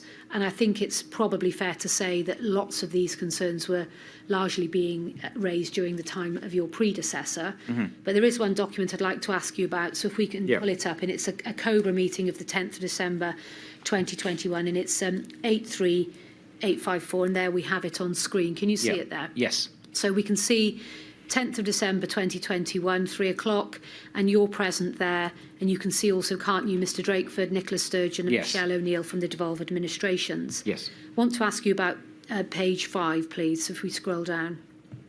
And it's paragraph 17 onwards. I'll read it out. Here we have a contribution from the Director of Communications, and they said they were adopting an aligned approach where possible to ensure messaging across the United Kingdom responded to the emerging picture.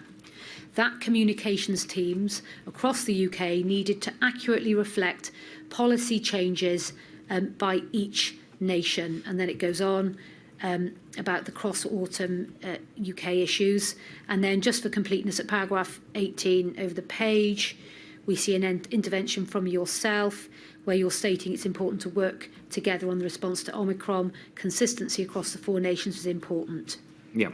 What I want you to focus on, though, is paragraph 17 and those words in the middle, that communication teams across the UK needed to accurately reflect policy changes by each nation. Just thinking about that now, do you understand that to be a reference to this issue that I just asked you about a moment ago. So the territorial scope of policies not always being adequately explained in government communications from UK government, and that being there a reminder, certainly in December 2021, that needed to be improved. Yes, I think this is really calling for it to be improved, and I think what that is getting at least my understanding of it, is that many of the responses to the pandemic, particularly NPIs, were devolved. Mm-hmm. And you know, whether it's Wales or Scotland for that matter, I think they might have a different set of NPIs, and that certainly was the case during Omicron. Mm-hmm. Certainly for most of that period. Mm-hmm. And it was important, I think, to respect that there might be differences of approach, but that there was coordination in communicating that, because otherwise it might be very confusing to the public. And do you recognise that concern that I've just suggested to you about yes. the geographical reach of decisions not always being made clear yes. by UK government? Yes. Final topic then, I'm moving forward to the end of 2021, and here we, early 2022, and it's discussions on international travel with the devolved administrations. I'm not so much interested in your views on this topic, it's more really the process for engaging the DAs on this important issue. So the context is there came a point when we see differences emerging between the nations in relation to international travel. For example, Mr Drakeford, First Minister for Wales, and on behalf of Wales, was advocating at this time, we understand, a more precautionary approach to the UK government opening up borders. And we have, I won't bring them up, but we have a series of letters. Mr Drakeford writes to the Prime Minister, and it's responded to by Grant Shapps, and this is early January 2022. And I think you're copied in, but you're not the one responding, to be clear. So here we have very sensitive discussions and indeed disagreement between the UK government and the Welsh government about the important matter of international travel and control of borders, and it's taking place in writing. Now, it might be suggested that it's surprising to see such important matters being discussed in this way in writing. And of course, we know at this time the JMC system wasn't operating. We know that there were significant periods of time, I think perhaps before you came into post, that Cobra hadn't met. And we know that concerns were being expressed by First Ministers about a lack of a formal structure for them to communicate regularly with the Prime Minister. So my question is this: are you able to offer any perspective on whether, certainly from your time in office, whether you considered there was in fact suitable machinery or a workable system in place for conducting regular, high-level intergovernmental meetings between the First Ministers of the devolved administrations and the Prime Minister? Yeah, it's... I can obviously certainly talk about what my department did at my level with my counterparts in the devolved administrations. And as we referred to, I had sort of regular formal meetings, irregular contact in the sense that they were free to contact me anytime I could contact. So I felt that those relationships at my level were very constructive, they worked well, and I certainly I learned from my counterparts as well. But I think your question was more focusing at the high level. Yeah, and did you have any sense? First Minister, Prime Minister level, if that's what you're asking me. Yeah. I mean, I wouldn't really fully know. I don't think I would be able to fully answer that question, because what was going on at that level, I really wasn't involved in, and because I was dealing with things at my level, my departmental level, if there was an issue at the sort of leader of government level, I wouldn't necessarily have been involved. Other than what I will say is that when I had my weekly meetings, the issue that you just referred to, which was the issue around the sort of border controls I think in January, you said in January 22, that certainly that would have been brought up in the meetings that I had, and at that time they would have been brought up by the health minister in Scotland, which was in Wales, which was Ellen Moore. Yeah, as I said, I'm not asking you about that particular. If we can just finish then that topic, and then I'll be out of time. So is it your evidence then that these concerns that the inquiry's heard about, this lack of a regular forum for communicating at that very high level with the devolved administrations, was not something that you were aware of being communicated, certainly during the time that you were in post? No, I wouldn't. No, there were. I can think of letters that I might be copied on. That, so, for example, I think when you asked me about that COVID meeting in December, whatever the date is just now, the COVID meeting with the First Ministers that Michael Gove had chaired, I believe that came about because of a letter that was sent to the Prime Minister, I think by the First Minister of Scotland, if I'm not mistaken, and then the Prime Minister asked me to respond to that letter, which I did, and then this COVID meeting was held. And I can sort of sense from the fact that the letter went to the Prime Minister, I had to respond, and then Michael Gove chairs the meeting, not the Prime Minister, that there's probably some tension at that level. But so when you say not aware, I could sense some tension, but it was not something that I regularly came into contact with. Okay, thank you very much. Thank you, Ms. Thank you, my lady.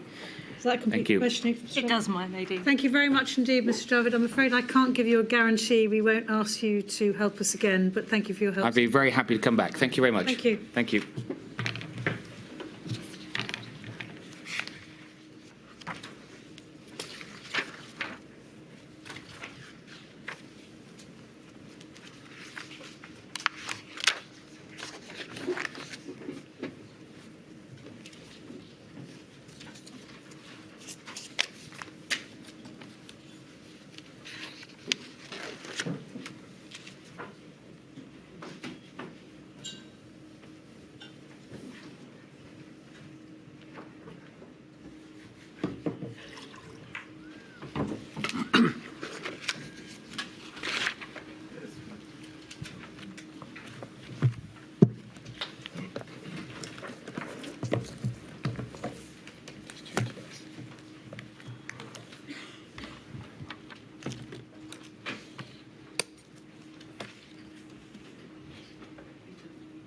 swear by Almighty God I swear by Almighty God that the evidence I shall give that the evidence I shall give shall be the truth, the truth, the whole truth, and nothing but the truth. and nothing but the truth.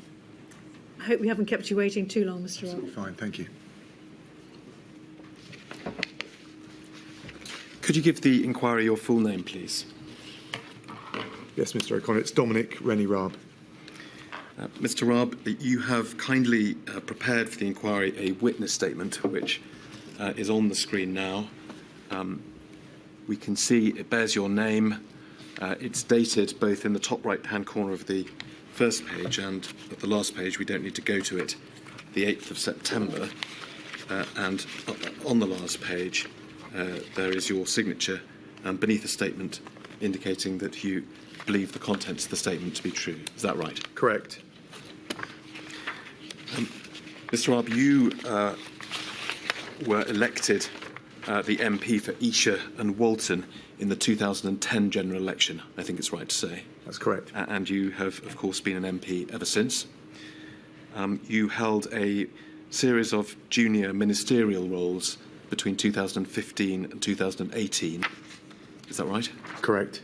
It was in July 2018 that you were appointed as the Secretary of State for exiting the European Union, a post you held until November of that year. That's correct. And then in July 2019, you were appointed as both First Secretary of State and also Foreign Secretary, and those two posts you held for a 2-year period until September 2021. Is that right? That's correct. And perhaps it goes without saying that that is the period with which we will be most concerned in the questions you have to answer this afternoon. But just for completeness, first of all, we should bear in mind that midway through that period, the Foreign Office was merged with the Department for International Development, so you took on that extra aspect of its responsibilities whilst Foreign Secretary. And then secondly, you were, in September 2021, appointed as Secretary of State for Justice and Lord Chancellor, and also Deputy Prime Minister. And those posts you held for about a year until September 2022, and then again under the current Prime Minister between October 2022 and April this year. All of that is correct. Thank you. As I say, of course, the questions we have for you this afternoon will focus on the period of the pandemic. And in very broad summary, would it be right to say that for a period of about a month in April 2020, because as we'll come to hear, because of the Prime Minister Boris Johnson's illness, you had a very particular role. You stepped up and essentially took his place for a period of about 4 weeks at that time. And then both before that, from January to April 2020, and in the period afterwards, you had a rather different role, principally as Foreign Secretary, but also supporting the Prime Minister as First Secretary. Yes, and I should say, I still tried to do the Foreign Secretary role at the time I was covering for the PM when he was ill-disposed, shall I put it like that. So the Foreign Secretary role didn't drop away. No. Well, perhaps the role of Foreign Secretary is one that's reasonably familiar, and of course we'll come to some of the detail in a moment. But I'd like to ask you just a little bit more about the role of First Secretary, which is perhaps less well known. And to do that, can we look, please, at paragraphs 19 and 20 of your witness statement on page 6. You make the point there, Mr. Raab, first of all, and perhaps this is worth bearing in mind, that the role of First Secretary is not one that is always filled. And indeed, as you note, it hadn't been occupied prior to your appointment, as I mentioned, in July 2019. Is that correct? Yes. Just help us. You go on to talk about the role of Deputy Prime Minister a couple of paragraphs further down. I think you would say that both roles are somewhat hazy and depend rather on who's filling them and what the wishes of those who've appointed them to that post are. But are they, in one sense, fairly similar?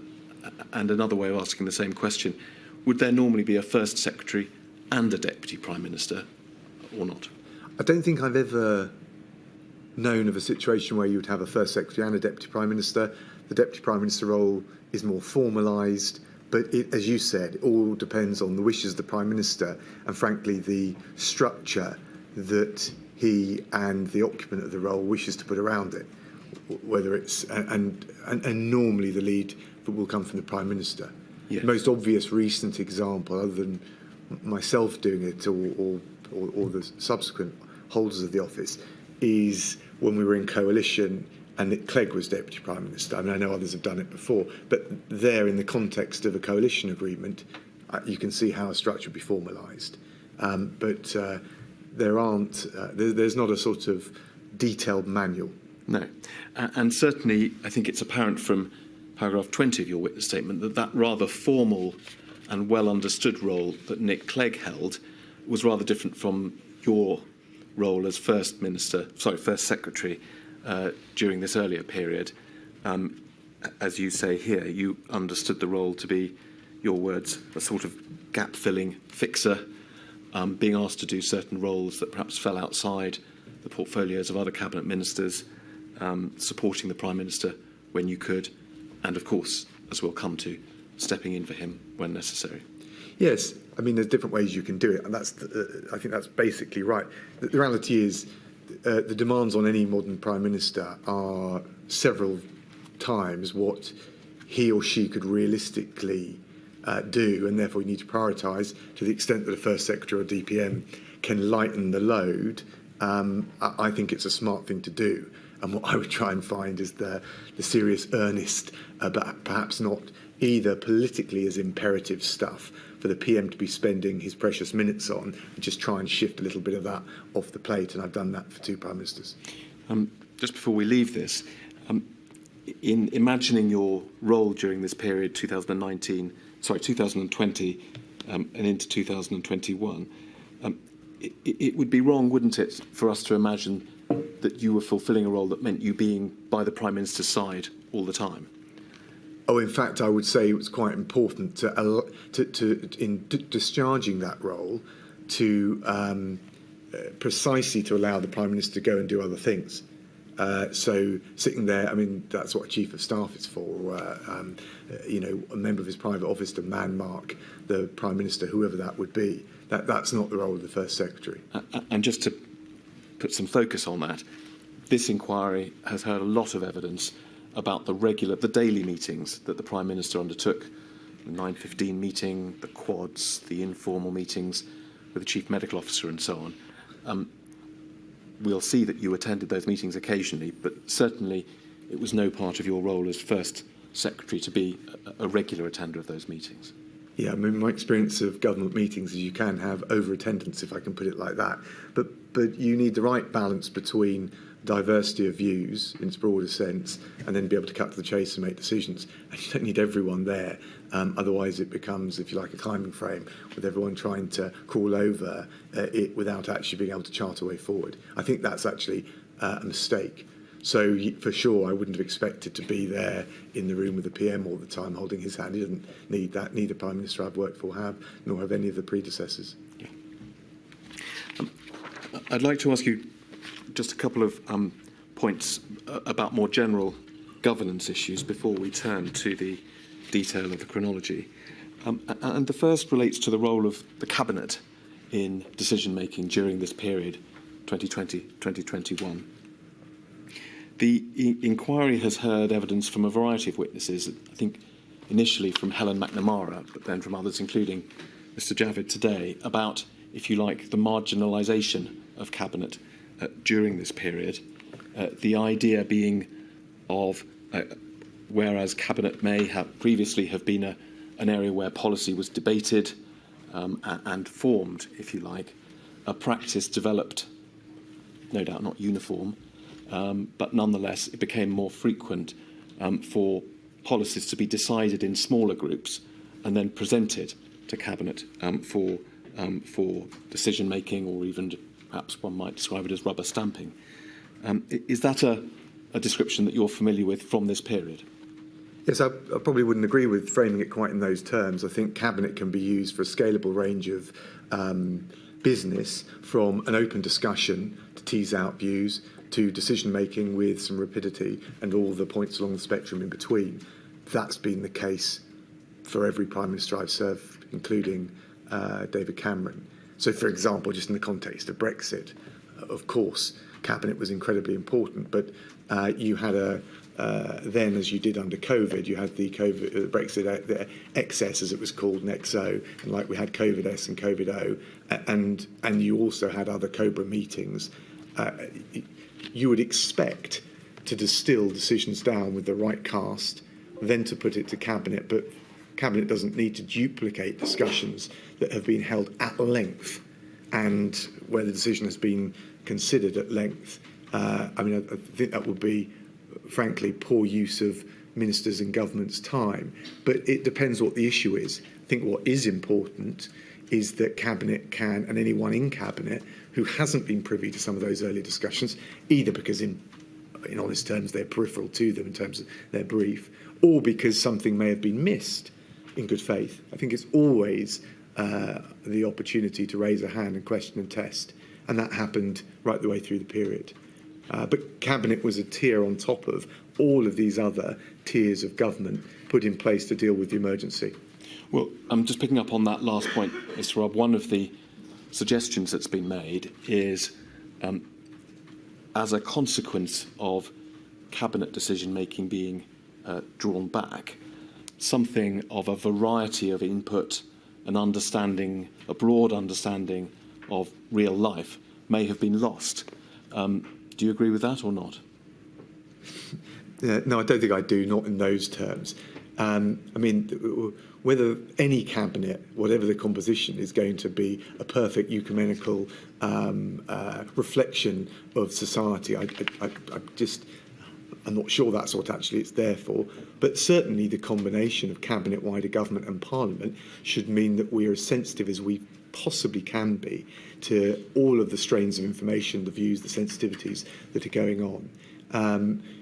Look, I think Tony Blair said you pay your money and you takes your choice. You can have endless conversation, in which case you'll never make decisions. Or you can try and strike the right balance between getting a proper diversity of views, I mean in the sense of variety of views and test and challenge them, but then be very clear when you need to move forward, which of course in an emergency like COVID you do, and make decisions. The conversation, the discussion cannot go on endlessly, as fascinating and as useful as it might be at an academic level. In the same way, and I think I found it informative and learned a lot from the two major scientific officers, so Patrick Vallance and Professor Whitty, about how SAGE operated. I mean, you could debate as scientists, just as I'm sure lawyers, and I say this as a recovering lawyer, could debate the themes, the evidence endlessly. At some point, you've got to decide and take an actionable way forward. And that's where Cabinet comes in. And to be honest with you, wherever along the spectrum you are on that, someone will criticise you either for not canvassing a broad enough opinion or for not being decisive enough. And as I think Tony Blair said, you pays your money, you take your choice. I actually found, I mean, I'll let you ask the questions, but I overall, within the limits of what you could do in an emergency of this nature, as unprecedented as it was, with Cabinet such as it is and the Whitehall infrastructure such as it is, I think we probably struck about the right balance between testing and canvassing views, but making sure we took action. Thank you. Let me ask you about a different matter, and that is the role, the influence of Dominic Cummings in Downing Street during 2020. Again, the inquiry has heard a lot of evidence about what he did. We've heard from him himself, of course. Various people have described his influence, his decisions. What was your impression of him, and what's your understanding of the role he played in decision-making in the early months of the pandemic? You may need to unpack this into slightly more closed questions, otherwise I'll end up rambling on. But let me give you my headline view. First of all, I think the big challenge in number 10 is having a chief of staff who does the organisational structural role, which is, if you think how precious every minute of a Prime Minister's time, and we all accept that it is finite, how you organise that time authoritatively. Because everyone, you could, 10 times as many people want to see the Prime Minister or want that part of his or her time than is physically possible. That's a really important role. I think under Boris Johnson, Eddie Lister wasn't in there as a chief of staff, but as a sort of eminence grise, a wise pair of hands. I thought he had the right skill set for that. In terms of Dominic Cummings, that's not why he was there, whatever the title. He was there, it was to drive forward delivery, and also I think, and he was certainly well disposed to this, and I think well suited to this, try and amidst the daily hustle and bustle of events brought up by the media or whatever was the issue of the day, take a half step back and try and look strategically. And I think that was the intention of his role.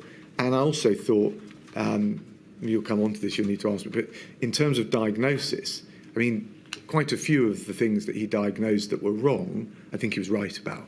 And actually the pandemic was a proving ground for some of those things, like data in Whitehall, for example, like accountability in relation to the brilliant civil servants that we have.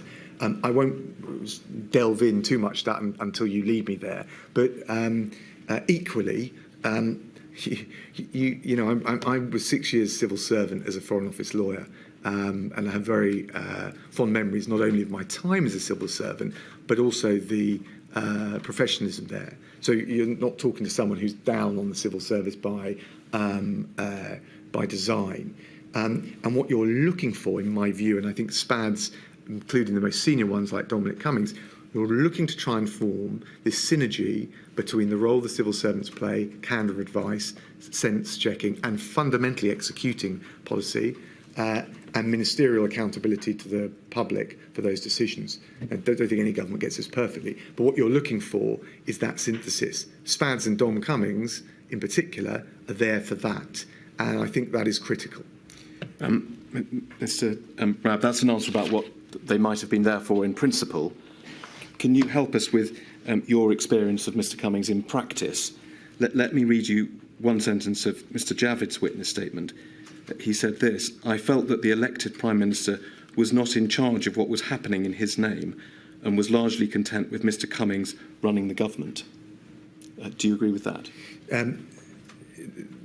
No, I don't. But let me just say at the outset, and I don't say this as any disparagement on this committee or this inquiry, but there is a whole circus that can be built up in the media and elsewhere around the internal battles between individuals.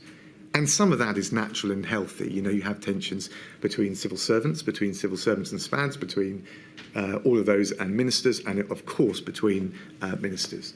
I, by the way, worked very closely with Javid. In fact, I worked for him when I was housing minister. I like him, I respect him. I think he's a great operator and decision maker in the way we were just describing. So I got no beef with Mr Javid. But equally, I don't think that's quite right. I think Dominic Cummings, certainly on diagnosis, but also in trying to galvanise direction of travel, was much needed, some grit in the oyster. I think if you look at some of the things he said, we may come on to this, but the obvious one I think of is the osmosis between professions from outside of government in government. Funnily enough, Chris Whitty and Patrick Vallance are great examples of this. I mean, when we came on to the vaccine trials and all the rest of it, having someone who has not only been a scientist, who knows how government works, but also been in a major multinational, taking a drug from trials to commercialisation, I mean, it's just gold dust. I think Chris Whitty was superb as well. And one of the things I think Dom Cummings had noted and observed is sometimes Whitehall can feel a bit like a closed shop. So I want to give you a sense of which I think he correctly identified some of the structural challenges without getting into the he said, she said, frankly, soap opera of Westminster bubble politics. The broader question you raised about whether Boris Johnson was a puppet, I'm afraid I don't find that a serious allegation. I think Boris Johnson certainly relied on his key advisors. By the way, I think you have to, if you're going to get through the work, particularly in a pandemic. I don't think, looking back at prime ministers past or present, if I look at Theresa May, or if I look at Tony Blair and the role of his chief of staff, his director of communications, it is natural. And if you present me something in a specific scenario, I'm happy to comment on it. But and Boris, just like anyone else who occupies that incredible role, and I feel some empathy with anyone who's done the job of Prime Minister, because I covered it for a month, and I think that made me a better Secretary of State because I could see quite what the pressures were the Prime Minister has to deal with. But you've constantly got this challenge of wanting to control the levers that affect government policy, but also knowing that to run an effective government, you need to delegate. And of course, you should delegate fundamentally through your secretaries of state and your ministers, but you also delegate with advice and reliance on your special advisors, just as you do through senior members of the civil service. That is natural and proper, and I just don't accept the characterisation that there was some sort of puppet regime. Mr. Raab, let's move on and look at the early months of the pandemic. Before we do, can I just issue another assurance, as I did yesterday, Mr. Raab? When we're looking at whether or not there was a toxic, it's not from some purid interest that we want to hear rude words or anything. It is to see whether or not there was anything wrong in the decision-making process.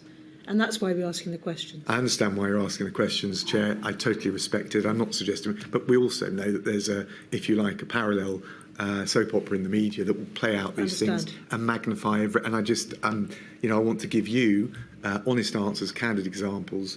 I want to give the best evidence I can for the bereaved. And fundamentally, if this is a lessons learned exercise, I want us to understand where we've just got political noise and where we've got substantive issues. And let me try and assist the inquiry as best I can. Thank you. Let's turn to the chronology then, Mr. Raab. Your witness statement sets out in some detail what you were being told, what you were doing in the first few weeks of 2020. I'm really talking about January and very early February here.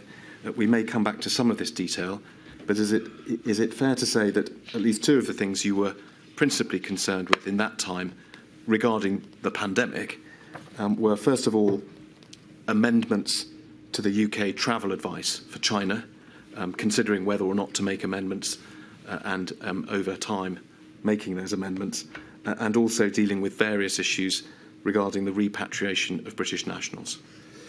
Yes, to the extent that my job and role covered the pandemic, there is a whole string of other things. Every crisis you can imagine what it was like then compared to now. And I think I was clear in my question that I was just asking you about those matters. Yes, and I think the other thing, if I may just say, on travel advice, trying to explain throughout government, which may be helpful just to echo here, the difference between travel advice and changes that are made to it compared to, for example, border restrictions, and that these are different decisions for different purposes, and actually we're legally constrained.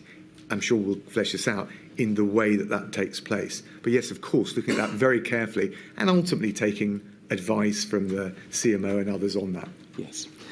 You also detail, Mr. Raab, that of the 2 Cobra meetings that took place during January that we have heard some detail about, you didn't attend the first meeting. You sent one of your ministers to attend that meeting, but you did attend the second meeting on the 29th of January.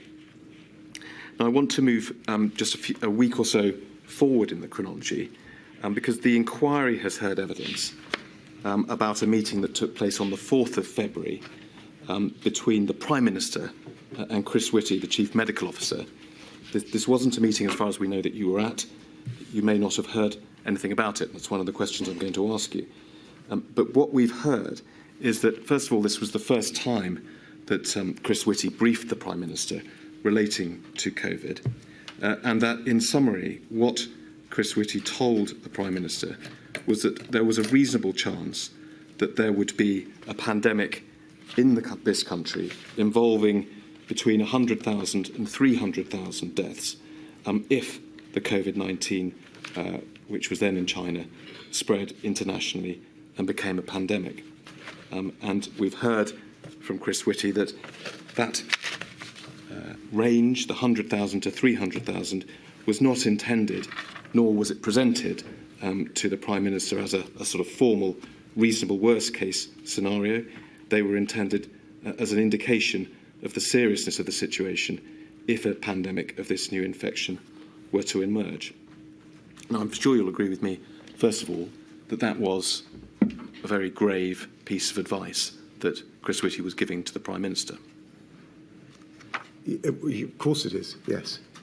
May I ask whether you were aware of that meeting or what it was that Chris Whitty had conveyed to the Prime Minister at it? I can't recollect, but it's not remotely unusual that I wouldn't have been at that meeting. No, I'm not suggesting it was. I simply want to understand whether you were or whether you'd understood it at the time. Let's go, if we may, to paragraph 58 of your witness statement on page 18. You describe there that, in fact, on the day of that meeting, you went on a pre-arranged trip, undertaking your official duties as Foreign Secretary to Australia, Japan, Singapore and Malaysia, and you were gone for about a week, as we can see there. And I think it's also right to say that later in February, after your return from that trip, you went on a family holiday or a personal trip skiing. Is that right? Yeah, I mean, that is correct. I mean, in fairness, if you're taking the whole chronology, I mean, and this is the life of any modern Foreign Secretary. I was in Brussels first week of January, in the US and Canada the second, third week or around the same time I'm in Paris. Yeah, I'm just going to interrupt you, Mr. Raab, because we have got limited time. We have your but I think it's statement. important, because I think I know where you're going with this.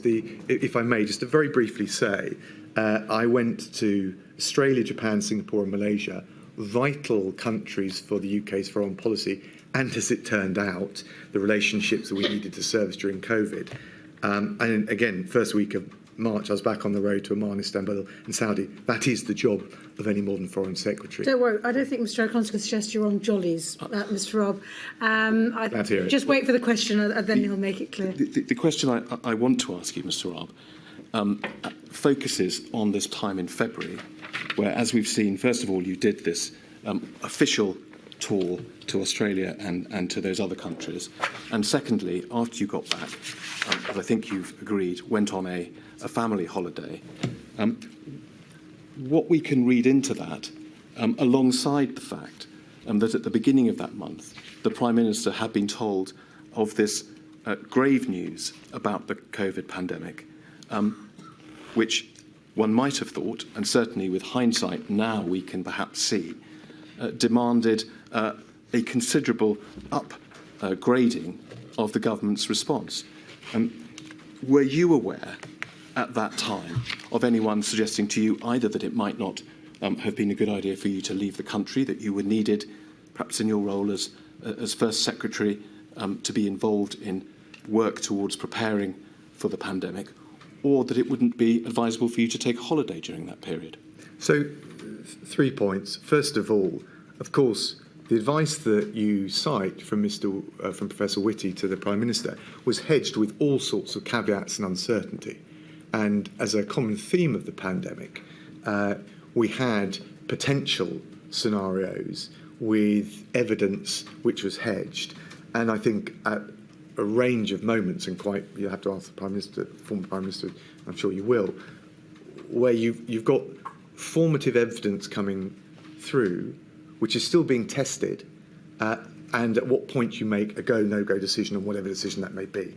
So, I think when I've looked at the minutes from the meeting that you referred to with the Prime Minister, I think it's hedged with, again, all those caveats and uncertainties. So I think, first of all, we need to understand that you take the decision when you've got sufficient evidence, and indeed when the CMO advises sufficient evidence to take actionable decisions. In terms of my travel, just to be really clear, of course, right the way through the pandemic, if it was either unwise, unsafe, for COVID reasons to leave, I would have been umbilically linked to the CMO in terms of chains of communication, and we would have been advised. I was not advised not to go.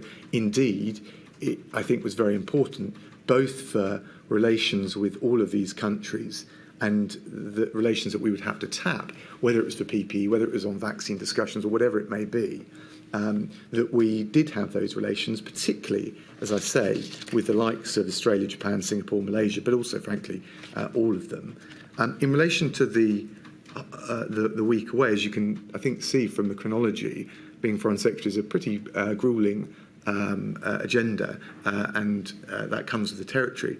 But equally, you will have noticed, and I'm sure you've got and seen and digested, the FCDO corporate chronology that was sent on the 23rd of December 2022, which details, and I'm very happy to go through it in laborious detail if it's helpful, but tell me if it isn't, all of the decisions, the communications and the meetings that I conducted during the February half term, which you referred to, when I was away.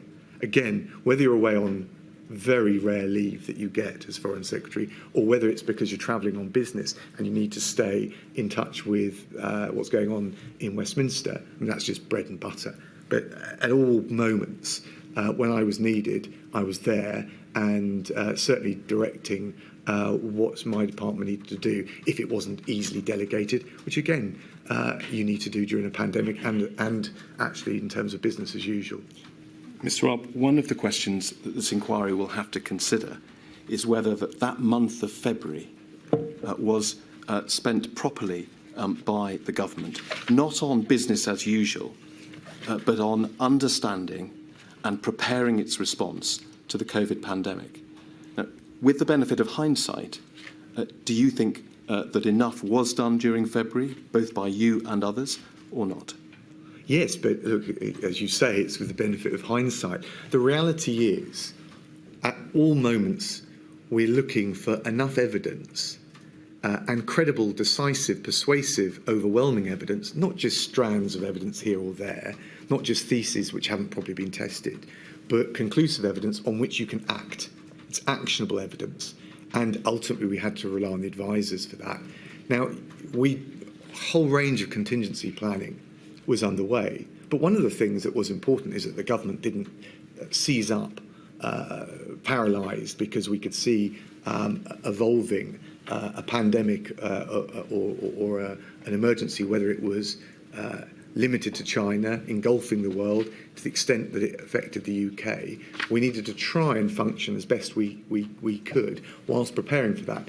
But again, you come back to the same point. Contingency planning without knowing with sufficient evidence what the threat was, you just end up rewriting it. And I think one of the things that I learnt during this process is that when it comes to plans during a crisis, it's probably true in wartime, but that's not my experience in terms of direct wartime for the UK, and certainly in an emergency like a pandemic, is you need to try and stay in what I call perpetual beta. I don't know whether you're familiar with the phrase, but if you're testing a drug or technology, the last test you do before you put it to market is with real-time users. So you have your plan, but you're constantly testing and reiterating and refining the prototype. I think we and Whitehall needs to get much, much better at that. And curiously, one of the people that warned most about that, and I don't need to be the apologist for Dominic Cummings, was Mr. Cummings.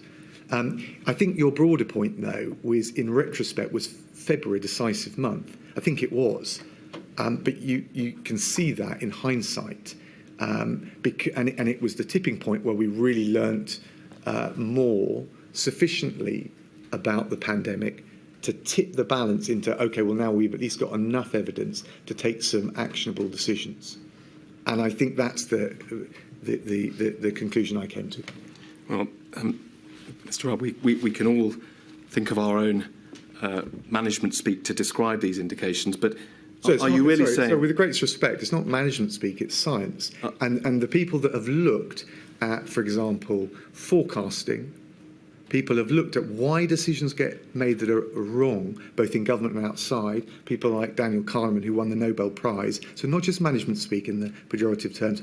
People like Philip Tetlock, who have looked at how you improve, would say you need to strike this balance between moving forward and making decisions and, if you like, digesting the evidence. So I think it's... by the way, if it comes to a piece of learning for this inquiry about how government works, I think it is probably the single most important thing. And I don't think you should be quite so dismissive, if I may say so with respect, as management speak. I'm trying to give you a thoughtful, considered answer about how government works. Can I ask you a direct question, Mr. Raab? Are you telling the inquiry that at the beginning of February, the government had inadequate evidence with which to take further steps that it could and should have taken? So when we constantly peppered Chris Whitty and Patrick Vallance with these kind of questions, and then there was frustration with the science itself, not just the evidence we were getting or the propositions we were getting, but and I think I had a long conversation with both Chris and Patrick, who I think very usefully said, well, you know, you can't think of the science as something which is decisive and then set in stone, which is why I come on to the perpetual beta point. It is something constantly being tested. And the point I'm making is I don't think we have a definitive enough answer about what the pandemic was doing, the rate at which it was spreading, what it would mean for the UK, let alone the other knock-on questions that inevitably need to be asked, which is what does that mean for the NHS, in particular ventilator beds in ICU? And also another big question, how long can you credibly stay in lockdown in a liberal democracy like the UK? So I think what I'm trying to help you with is that I'm sure with the benefit of hindsight, if we took a decision on, whatever date it was, you can always ask, weren't you versed enough a day before to take that decision? That's the luxury of hindsight. I think we genuinely tried to move decisively at the point at which the evidence was compelling, and we wouldn't then just be buffeted between competing evidence that would show up the next day or the next week. And that's the balance. Mr. O'Connor, we're going to pause there. Thank you, Molly. Thank you. 25 to 6. We'll 25 to 4. Is that right? Mr. Raab, we will complete your evidence today, I guarantee, but we do take a break.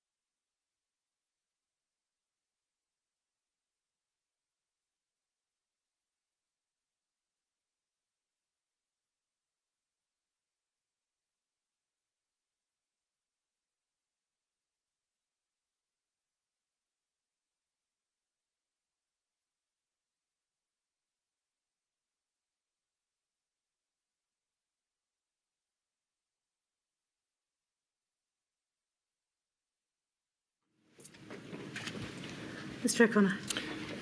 Mr. Raab, I'd like to ask you a few questions about the first lockdown decision that was taken towards the end of March 2020. May we go to paragraph 106 of your statement, please, on page 32?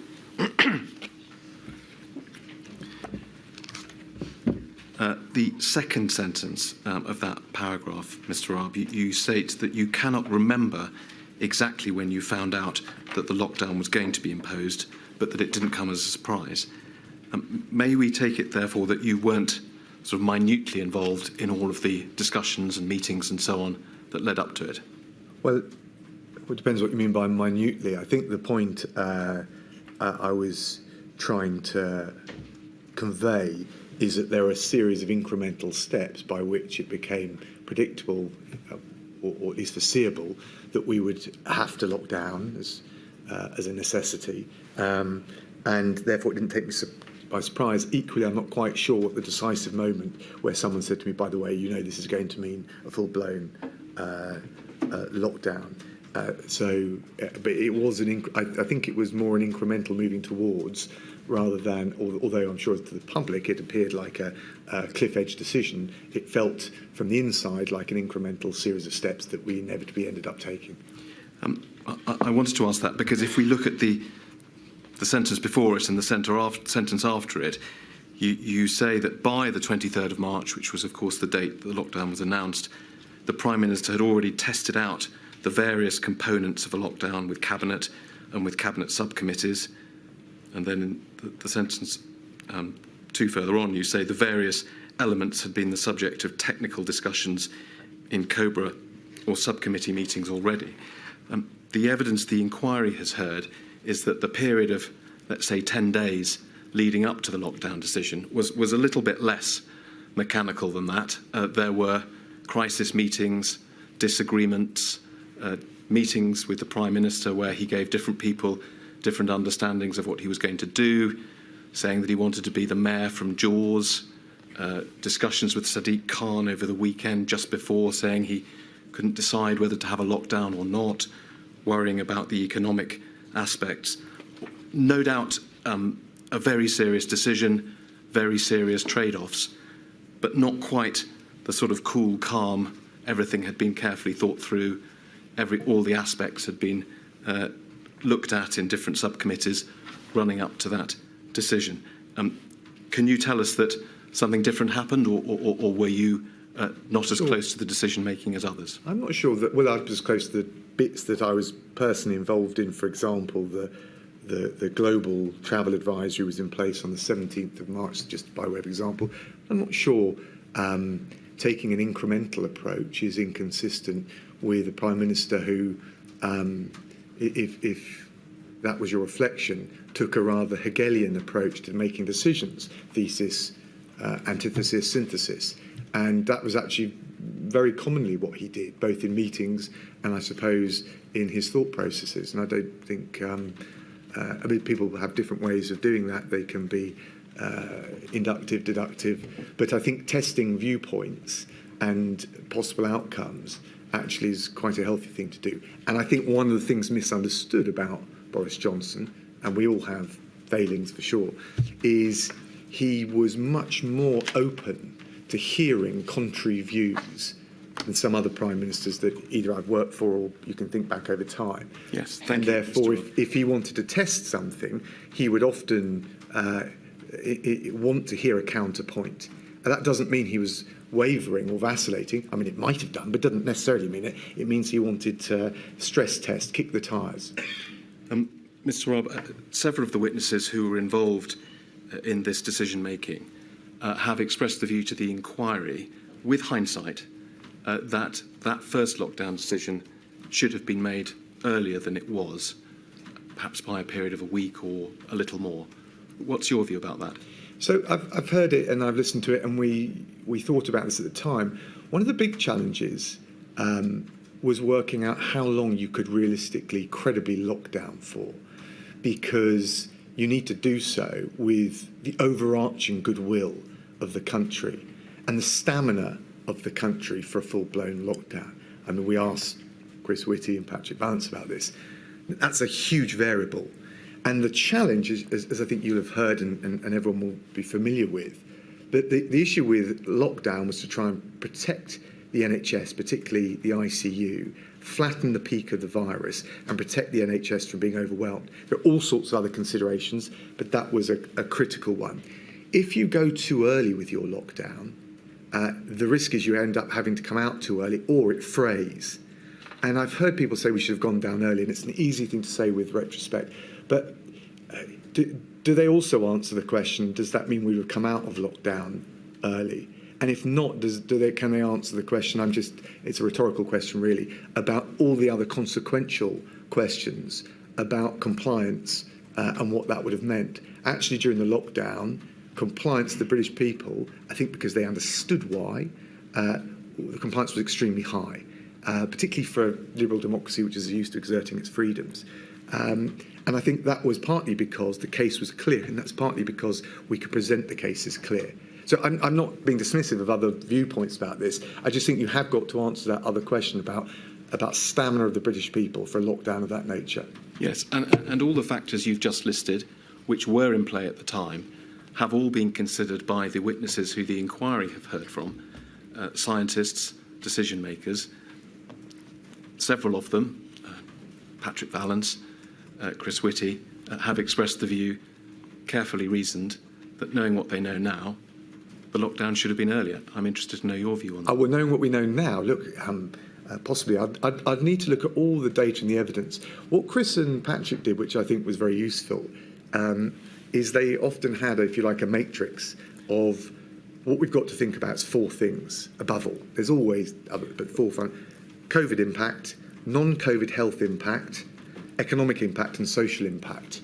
And we would often test, and I certainly would try and test with them, those four things. And the risk, of course, in an emergency is all of your mind is on the COVID impact, and that's understandable given it was given the huge loss of life.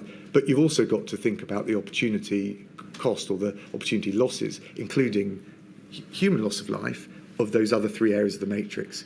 So, with retrospect, look, that's for the committee to decide and the inquiry to decide. For I think the most important thing I can say is, at the time, there was just so much that was fluid in terms of the evidence and too many questions, and you can't wait for perfect knowledge. So, and I'm all for making a decision, which is why that point about perpetual beta. Sometimes you'll need to go with your let's say 90% formed view, but just recognise that you're going to have to iterate around it. But I actually think if you look at the consequences of the time, and you could probably, and I know economists would make the argument and others would make the argument, that actually, we locked down too much. I'm not saying this is my view, but because of the cost of the economy, because of the languishing effects of the non-COVID NHS backlogs, because of the impacts on our children of shutting schools, which I was very mindful of. So I'm just saying, when I look back, I'm very conscious that we made the best decisions with the science, as fluid as it was at that point in time. And I think that's the best you can, in good faith, do. Let's move, Mr. Raab, to the slightly later period when, as we've said, Boris Johnson became ill and you stood in for him. In summary, the chronology was that Mr. Johnson announced that he tested positive on the 27th of March. He went into hospital a week or so later on the 5th of April and went into intensive care on the 6th. That was a Monday. And is it right that it was that Monday that you commenced deputising for him, and that went on until he was discharged on the 12th of April, and then for a couple of weeks after while he recuperated until the 25th of April? Are those the dates? Correct. Now, if we look at paragraph 125 of your statement, Mr. Raab, on page 38,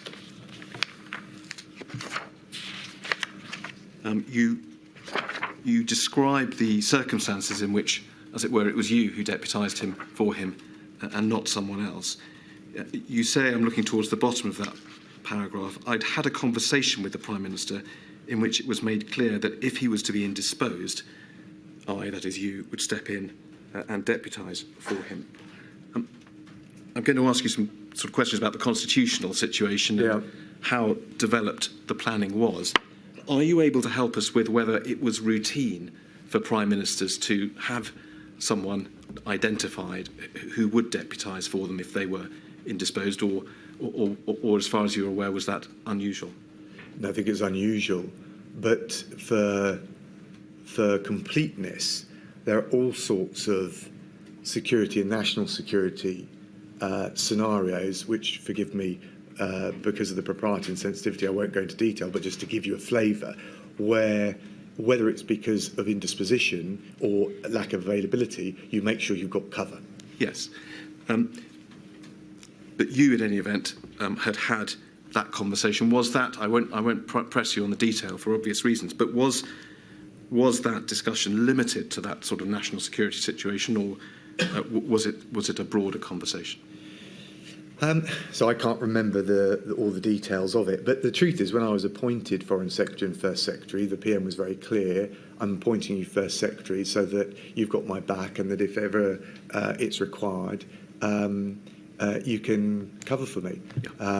There's some regular routine things like PMQs that just, but I mean, that's not at the, I would say, the most acute end of the seriousness that we're talking about now, but it just logically follows from that. In terms of contingency planning around that eventuality, no, I think it was pretty sparse. Yeah. I mean, I was effectively really told on 5 minutes' notice. Let's move, Mr. Robb, because that was going to be my next question. If we look onto the next page, paragraphs 126 and 127, there you discuss meetings that you had with Helen McNamara, the Deputy Cabinet Secretary, and Mark Sedwill about how this was to work. And we've heard from Helen McNamara that, to use your words, the planning was sparse. I mean, to use others of her words, they were making it up as they went along. You raise questions as to, well, is it appropriate for you to chair Cabinet? Give us an idea of, from your perspective, of how clear or unclear it was as to how you were to do this job. Well, the first thing, not clear at all. There's no manual, there's no guidance. I was told on 5 minutes' notice. In fact, I'd given, I think, the press conference. We had those daily press conferences where the scientists would speak, a senior minister would speak, you'd take questions and tweets from the public. And then I think I was informed literally as I came out of that. I think there's a number of things that were on my mind. One, just steady the ship. It's a big deal. I also noticed at a human level, just as we all had experience of this awful pandemic, I knew a lot of people would be in the Cabinet would be personally very worried about what this meant for the personal condition of the Prime Minister. I know it's easy to discount that if you're in the public at large or with the media and what have you. But I think there's a lot of that. You want the government to respond in the right way, and the Cabinet to respond in the right way. I think there's an element of reassurance to give the public. And so there's that. So I think I did a clip to camera and we basically emphasised that message. I thought, and then there's all the work that's going on from the strategic preparation for I think it was the 5 tests for how we would come out of lockdown. I knew that PM wanted all of that work being done for when we would be able to do that. So there was that strategic work. There was all the operational minutiae of stuff going on in every department. We had a good cabinet, we had good secretaries of state. I wanted to trust them to do that job. They would certainly not have welcomed an overly micromanaging step-in first secretary. I was very conscious of that. But I did think it was important, for example, to get them together, to get the team together and just say, come on, we've got this. PM's going to be fine, fingers crossed, which is all we knew at that time. Let's make sure when he comes back conscious, we've all done a good job, both individually as a team. I think there was some nervousness. I was told no one who wasn't a Prime Minister had chaired a cabinet before. I got to say, I thought that's not really the thing that matters right now, although I understood and respect. By the way, Helen and Mark Sedwill and Helen McNamara, good colleagues. I've respected them. But I thought the right thing to do for morale, both of cabinet and the government, was say just to get everyone together and have a bit of a team talk. And also just to check who was worried about whatever, and there may be other things we hadn't thought about because there hadn't been a huge amount of contingency planning. We ended up having a cabinet discussion rather than a cabinet meeting. Fine. I think we had a couple of those in relatively short order. And I think it was, just at that human level, important. But the most important thing was to make sure that you could show government was working, that there was a government functioning, that there was a First Secretary that was in charge. And I suppose that, again, at another human level, I didn't want anyone saying, well, Dom Raab's enjoying this just a bit too much, because A, I wasn't, and B, I was there to do a job. And I felt very loyal, as I have done to every Prime Minister I've served, to make sure it was done as professionally as possible. In terms of learning lessons, Mr. Raab, and particularly in the context of pandemic preparedness, what happened in 2020 is perhaps it wasn't unforeseeable if a pandemic sweeps the country that one of those affected may be the Prime Minister. Do you think there ought to be clearer guidance in place in time for the next pandemic in case the same thing happens again? I think it probably would be worth doing. Although, so I'd say two things. One, surely you should have some discussion and some principles, and you should avail the current Prime Minister and whoever their nominated deputy is, whether it's as First Secretary or Deputy Prime Minister, they ought to have some kind of conversation about what's expected if the Prime Minister becomes indisposed other than for travel. Having said that, again, it's not for me to say it, but I listened to some of the evidence of whether it's political evidence from SPADs like Mr Cummings or Fiona. We actually did a reasonable job during that 4 or 5 weeks. I think all the things that needed to happen did happen. We were well advanced on the readiness with the 5 tests for how eventually we'd come out of lockdown. And I'm not, again, I don't want to overstate this. I think with a pandemic and a crisis, it's useful to have some handrails. So yes, a bit more lessons learned and a bit more contingency plan would be useful. But actually our system worked, and as is often the case, this was British pragmatism and if you like, informal conventions that inform how we make decisions actually did see us through. So yes, a bit more codification probably, but actually I don't think we did too bad a job given the circumstances. Thank you. Just briefly, if we look at the bottom of this page, you will see just at the bottom of paragraph 129, you refer there to the Easter review. I think you mentioned it just in passing a few minutes ago. This was one of the features, wasn't it, of the 4 or 5 weeks that you were at the helm. Just briefly expand on what that was all about and we had 5 tests for so the Easter review was, having gone into lockdown, you want to make sure people feel like there's some sort of light at the end of the tunnel. The NHS, in particular ICU, the R level, so the transmission rate, through to the impact on the economy. So I think trying to make sure you've got some good, clear benchmarks, and frankly, and this is a common theme, I don't know whether we'll get a chance to come onto it, but the data to inform those benchmarks so that Easter review could be meaningful. Let's look at another document, if we may, please, Mr. Raab. It's 136763. This was a review of the culture in number 10 and the Cabinet Office that was undertaken. If we can look at the whole page, we can see the date there, May 2020. It was undertaken by Helen McNamara and Martin Reynolds. We've heard evidence about both this review and the issues that prompted it, Mr. Raab. In summary, problems with working both in number 10 and the Cabinet Office, division between the two, unhappiness amongst at least some of those working there. If we look at page 3 of the document, paragraph 2 of the review, a paragraph we've looked at before, problems listed there, not enough grip in the Cabinet Office, plans not being drawn together, not enough scrutiny, number 10 is strong but not pulling in the same direction. Sometimes the system's got flooded with unprioritised demands. Culture isn't getting the best from people. A couple of lines down, there's a particular issue with junior women being talked over or ignored. as we saw, one of the phrases that was used in the preparation of this document, although it didn't find its way into the final draft, was describing what was going on as a so-called superhero bun fight. This review was done in early May, so a week or two after you had or Mr. Johnson had come back. But one infers that these problems must have been evidencing themselves during the time that you were deputising for Mr. Johnson. Were you aware of them at the time? I mean, look, I don't necessarily agree with all of it, and I don't propose going through it line by line, but I think they've lifted out quite a few really salient themes around roles and responsibility, particularly in accountability.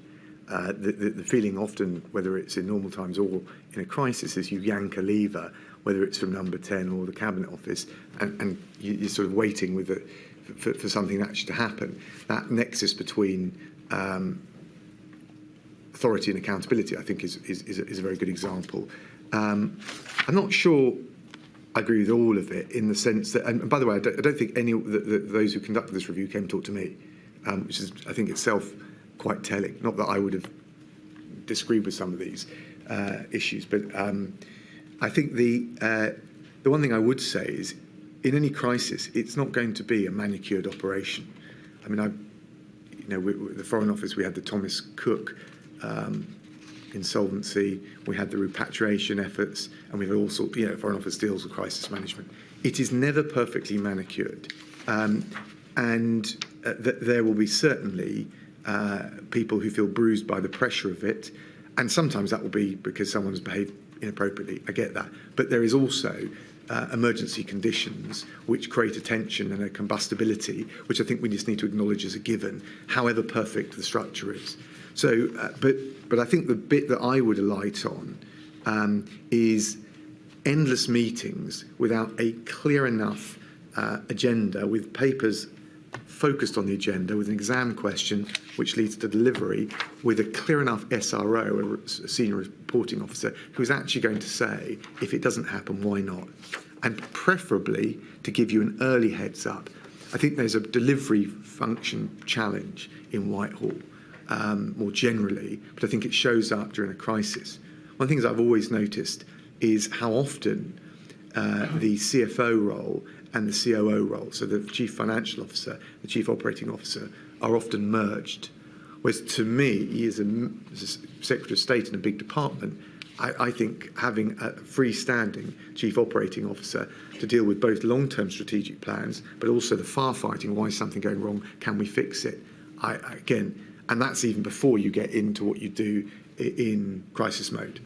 Just a very practical question relating to this. Those 4 or 5 weeks that you were deputising, were you actually based in the Cabinet Office or number 10, or were you still working from the Foreign Office? I would come into number 10 first thing and do the equivalent of the early morning meetings, stay on for any imperative business. But then I went back to the Foreign Office, partly because it was just as easy to work from there. It's literally a stone's throw, because there's a back entrance from the Foreign Office to number 10. But also because I was very mindful of this. If it didn't make any difference to the effectiveness of what I did, I was very mindful of not looking like I was camping out in number 10 while my Prime Minister was ill-disposed. Yeah. Let me move on, Mr. Raab, and ask you about a slightly different matter.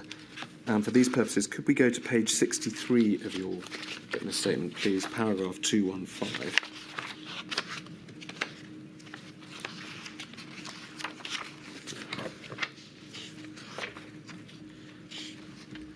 Do you have it?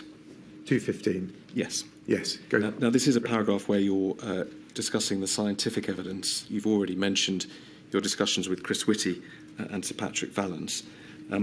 I want to ask you about a sentence about 6 or 7 lines down. You said, "I never felt that anything was missing, and I'm confident that we received a range of perspectives throughout." One of the issues the inquiry has been addressing is whether sufficient economic advice, economic modelling, for example, was provided to decision makers, and it may or may not be that that was one of the things that you had in mind when you wrote that sentence. let me give you an example of the evidence the inquiry has heard. Ben Warner, who, in fact, you mentioned in that paragraph, you were obviously, he was obviously known to you. He said in his witness statement, the biggest absence throughout the pandemic was the lack of economic modelling in decision making. So, can we ask you for your view, please?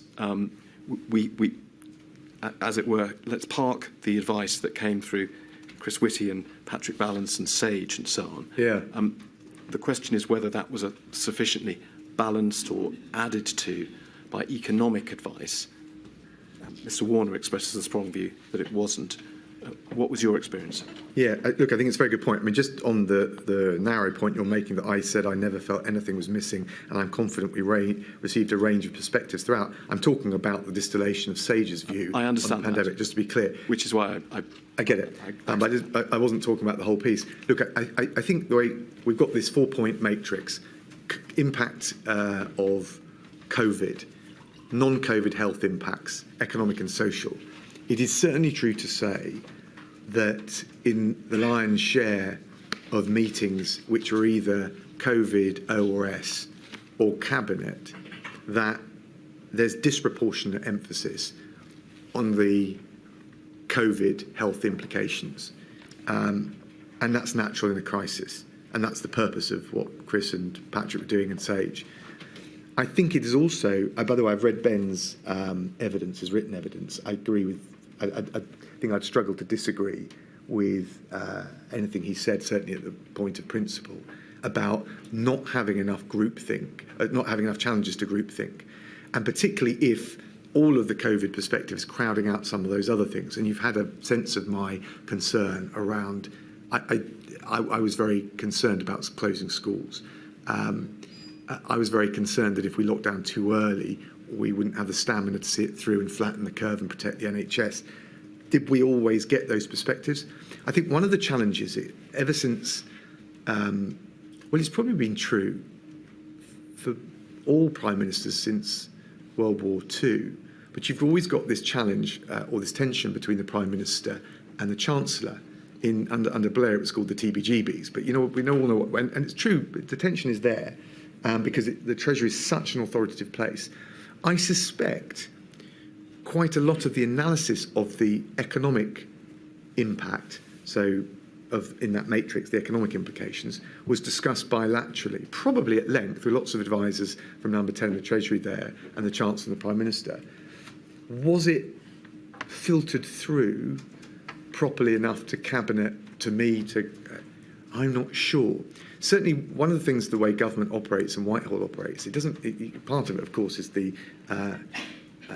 how convincing the evidence and the analysis is, but also it's frankly the, if you like, the fact that you regurgitate over like cud certain consistent themes, and that becomes the benchmark or the bench point that you work to. I think that the concern with all of the direct COVID impacts, as serious as they were, was like that a little bit, in the sense that we just eclipsed the group discussion of some of the wider economic implications. I also can see the challenge. We wouldn't have been able to do both to the same degree. So you choose how you prioritise the time. I also see that the PM and the Chancellor, and I think this is true successively, learning the lessons from the TBGBs, were trying to make sure they would go into that room with a common view. It is awful if you have a Prime Minister and a Chancellor that disagree. And I think the other thing you wanted to try and avoid is it just being the Chancellor and the Health Secretary constantly at odds. So I think the comments are well made.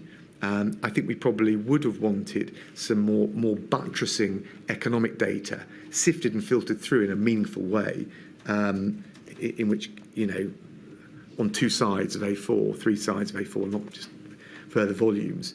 But I also understand that trying to get the right balance between discussion that's helpful and that doesn't just create, if you like, systematic tensions which stop you making decisions. So I've tried to give you a full answer. I'm not disagreeing with what you say and what Ben is saying on this. I mean, on a practical level, and this is something that Ms. Warner and others have said, there was a disparity between the SAGE advice, epidemiological advice, going through a particular process and generating SAGE consensus statements, which were available to you and your colleagues. I'm not talking for the moment about them being published more generally.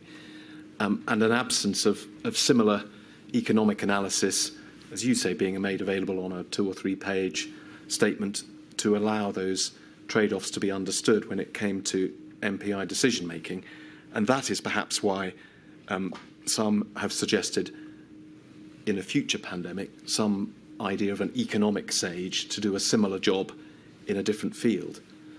Is that yes, I mean, SAGE did elicit quite a lot of controversy, the inquiry will have noted, and therefore having an economic version might just risk amplifying to new levels of consternation. But the truth is, I think you probably would want something as a counterbalance, if you like, the ballast to the SAGE advice. Whether it needs to be a whole new structure, I don't know. Yeah. Let's move, Mr. Raab, to the second lockdown, if we may.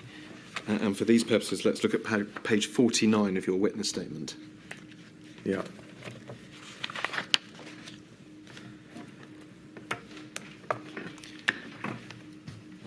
And in the top 2 paragraphs, you'll see there 156 and 157.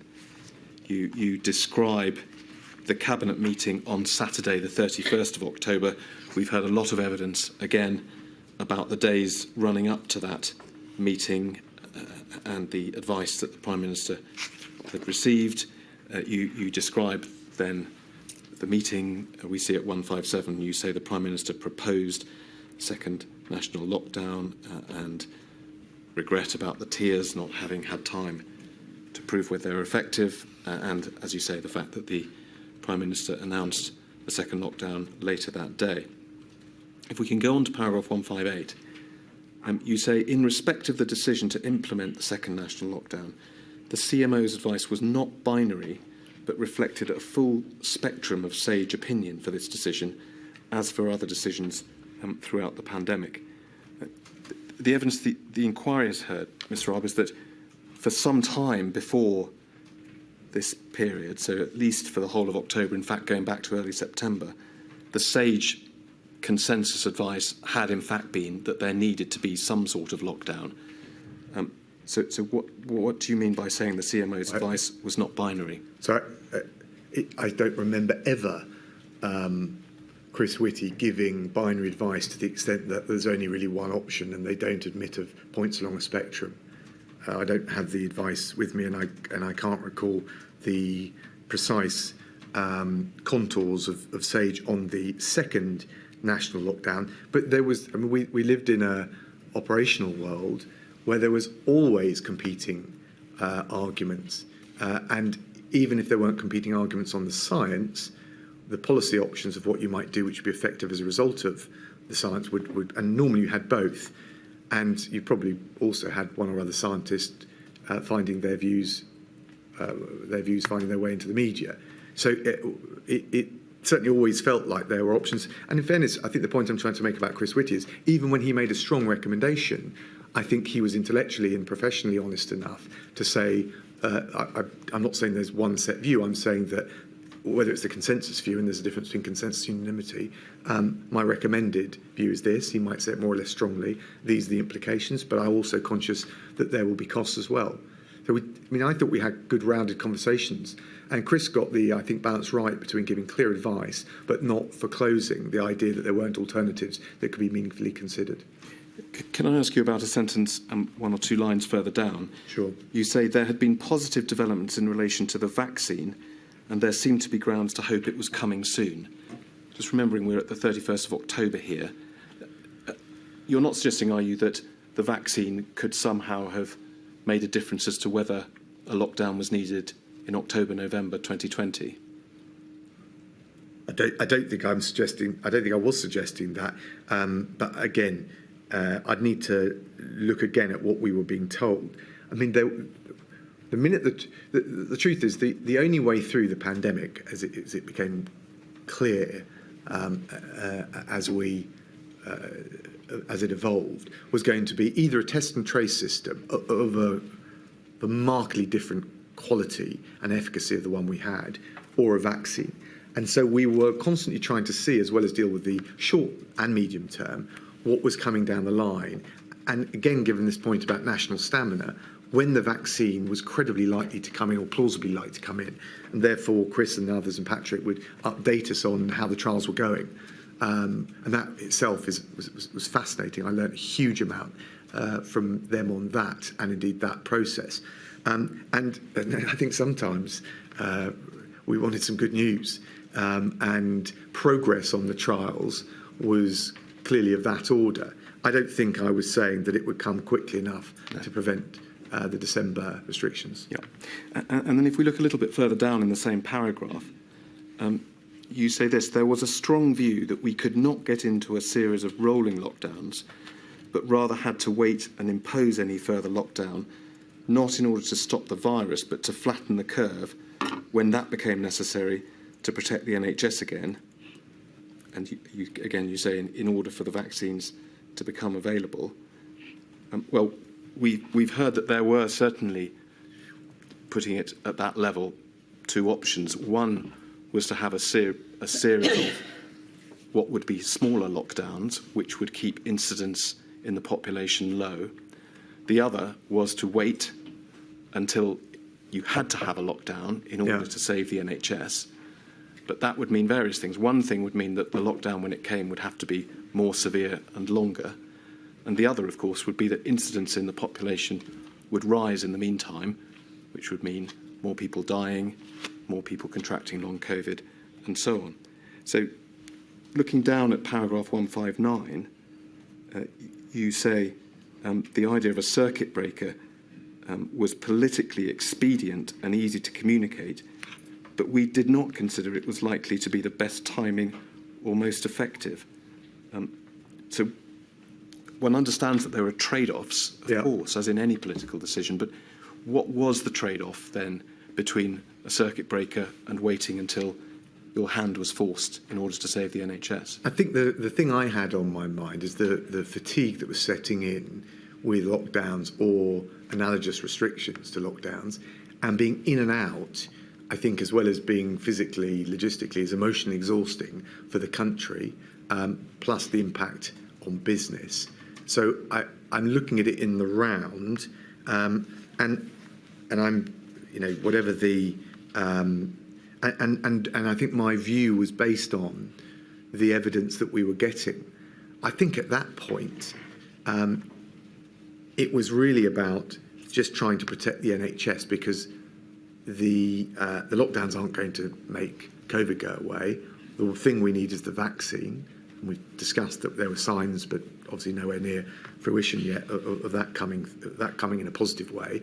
And just trying to deal with the national exhaustion of lockdown and what it was meaning. Mr. Raab, you talk about national exhaustion. There's also the question of mortality and the national number of people who are dying. And the circuit breaker, we've heard plenty of scientific evidence, would have kept the incidence of COVID at a lower level, which would have meant fewer people dying.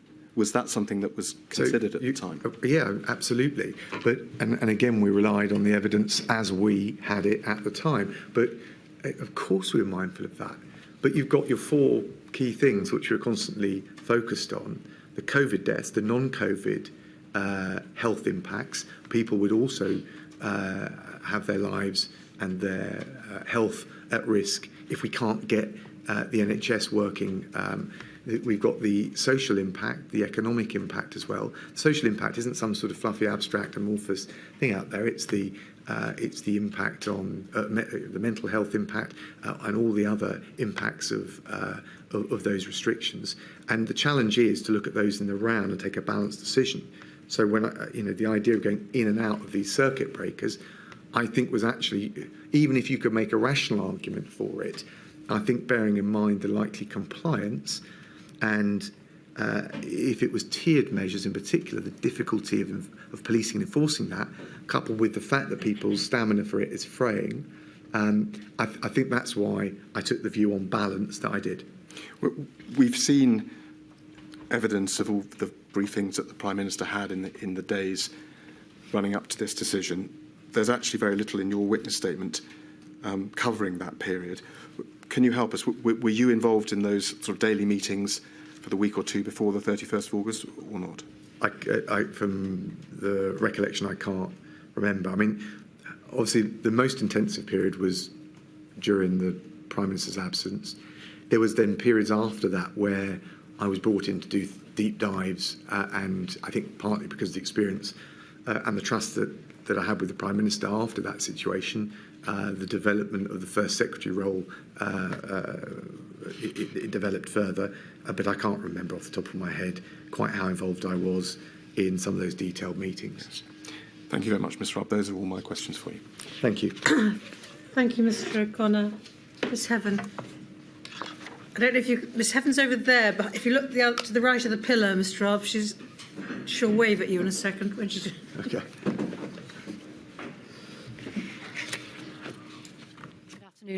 Good afternoon, Mr. Raab. Good afternoon. I'm over here. I asked questions on behalf of the COVID-19 bereaved families for Justice Cymru, so it's a slightly Welsh perspective now, please. Just have a very few questions for you. It really starts with paragraph 2 to 8 of your witness statement, and it's no criticism of you, but I think that's really the brief explanation you give that touches on DAs. So I'll just read it out just to remind you. I think you've got it there on screen. In my experience, the arrangements for interaction and joint decision-making between the UK government and the devolved administrations worked reasonably well. I did find that it became irritating as the pandemic went on that Scotland and Wales wanted to do things slightly differently or with different timings for what appeared to be political reasons. But we had regular meetings for the DAs and they were included in the Cobra process. Generally speaking, we did take the DAs with us on key decisions. In any event, the differences were fairly minor. In the end, staying in lockdown slightly longer, for instance. So before I come on to my question, just in terms of your involvement with the DAs, clearly you've got lots of other things that you're doing at various points. I think you're attending some Cobras, but clearly not all Cobras. Is that fair? Yes. And are you attending the Four Nations meetings with Mr. Gove? I don't think we see you really in those meetings. Is that fair? Not all of them. No. Okay. So just focusing on what you say about this joint decision-making and it working reasonably well, and obviously you've referenced there Cobra, you may be aware the evidence given to the inquiry by the First Minister for Wales, Mr Drakeford, and indeed by some of the other First Ministers in writing, is that in their view there was in fact no joint decision-making forum involving the devolved administrations. And what they say from their perspective is Cobra was not really a forum in which the DAs could feed into UK decision-making, not least because they had no control over it. When it met, they didn't get the papers until the last minute. And of course, as we know, Cobra didn't meet, I think, between 10th of May and 22nd of September for 2021. So just thinking about it now, is that not a fair comment then from the First Ministers on this issue of joint decision-making, certainly in respect of what was happening in 2021? So first of all, may I just say how my heart goes out to all the bereaved of Wales as it does all the other parts of the UK. In terms of paragraph 228, I mean, actually, I think the operation, both of the devolved administrations and the relationship, how they interact with the UK government, work tolerably well. Yeah. There will always be different views about how much should be centralised and how much should be decentralised. I think that the DAs were fully locked in. I think Michael Gove was tasked with that. I thought he did it very adeptly. And I remember countless meetings where we were all there, not just the devolved administrations, but also the Mayor of London, and they all had the opportunity to feed in, and they did. So I can understand where I missed all of the focus on the operational function of getting through the pandemic, whether it's from Wales' perspective, a Scottish perspective, or a whole UK perspective. Most of the time, I think in good faith spent on that. I think there's always an element of politics between the DAs and Westminster. I think it was kept to a tolerable limit. I think the one thing it really showed up, though, if I may say so, is the value of the United Kingdom when it comes together, whether it's PPE procurement, whether it's test and trace, whether it's the rollout of the vaccine, how we perform as a team. And I think that was the most important lesson for the United Kingdom and for all the DAs. Well, I'm going to try and keep you on topic because it is joint decision making. But just briefly, though, I did reference Cobra not meeting 10th of May to the 22nd of September. Not having a Cobra for 4 months, that can't possibly have helped integrate UK decision making at that high level. Thinking of Prime Minister meeting the First Ministers, it can't possibly have helped, can it? Well, as I said, the Michael Gove, I think, at what I would describe as a working and operational level, was constantly locked in. I don't know whether there are requests made for a Cobra that were denied. I wasn't aware of any. But in any event, often when at operational level things are working smooth, you do need fewer of the very higher level meetings. Why? Because actually you've got a good working relationship and some of the creases are being ironed out in a constructive way. I'll come on then to the next topic, which is, as you've just raised it there, whether there was a concern about high-level meetings. And again, just to put it to you to get your perspective, Mr Drakeford has, again, raised in his evidence, and of course we do see it in the documents before this inquiry, that he had concerns, and I think there were also concerns from the other First Ministers, about an absence of regular meetings between the Prime Minister and the First Ministers of Wales, Scotland and Northern Ireland. And indeed, he says, in his perspective, it did undermine the Four Nations approach to the response to COVID-19. So just in terms of your state of knowledge then at the time, were you aware that these concerns were held and being expressed by the First Ministers, that they were unhappy about the level of regular access they had to the Prime Minister? So were you aware at the time that this was a concern being raised? No, I don't think so. Not in those terms, no. Okay. Well, indeed, in any terms, is this something that you had heard about? Because the natural order of things in terms of the relationship between Westminster, Whitehall and the DAs, that there will be various offers and asks and gripes and groans both ways. So there's not a sort of perfect harmony, particularly not during crisis. But actually, what I think beneath that and beneath the political dimension of that, actually the working level relationship, I think was very resilient. And as I said, and I'm not trying to circumvent, I'm trying to address squarely, the whole point about the teamwork that's required is that the combination of what the DAs do, what the UK does, and what we do together was actually pretty effective. And I've given you 3 concrete examples where I think that's borne out on the evidence. Okay. I'll move on then to the next topic. And this is the other issue you raise in that paragraph that I've read out to you from your witness statement. And it's the bit where you say you found it irritating that as the pandemic went on, Scotland and Wales wanted to do things slightly differently or with different timings for what appeared to be political reasons. Obviously, I'm not asking about Scotland. I'll let others do that. I'm just focusing on Wales. So in terms of lockdowns, you'll be aware that the Welsh autumn firebreak started on the 23rd of October 2020, whereas England's second national lockdown started on the 5th of November 2020. So is the fact that Wales went into that autumn lockdown sooner in 2020 something that irritated yourself and the Welsh Government at the time, so that they got in there quicker, effectively? Oh, no, I don't think I would give that as the particular example. Okay, that's not the example. Okay, so can you identify then what is the example that you're alluding to there in the paragraph of Welsh Government decision-making which diverged from the UK decision-making which you found irritating? I think in general, my sense was, and I'd need to go back over the various different meetings and try and decipher is that there was perfectly good arguments sometimes why they might go a bit slower or a bit quicker, or why they wanted something that they hadn't yet had. Again, I thought Michael Gove and the Prime Minister were very good at trying to reconcile whatever the barrier to that happening was. Sometimes it just felt like, for the sake of doing something out of kilter with the UK government, that there was a political gain in doing so. But as I said, the differences were fairly minor, and I didn't attach huge importance to it. But I think if you think that the Plaid Cymru or the SNP or whoever else were totally absent of political thinking during that process, I think there'd be an element of naivety, if I may say. But if I can just press you a bit more, though, is it the case then that you're not able now to give us a single example? I didn't in the statement. I was asked for my view about how things worked.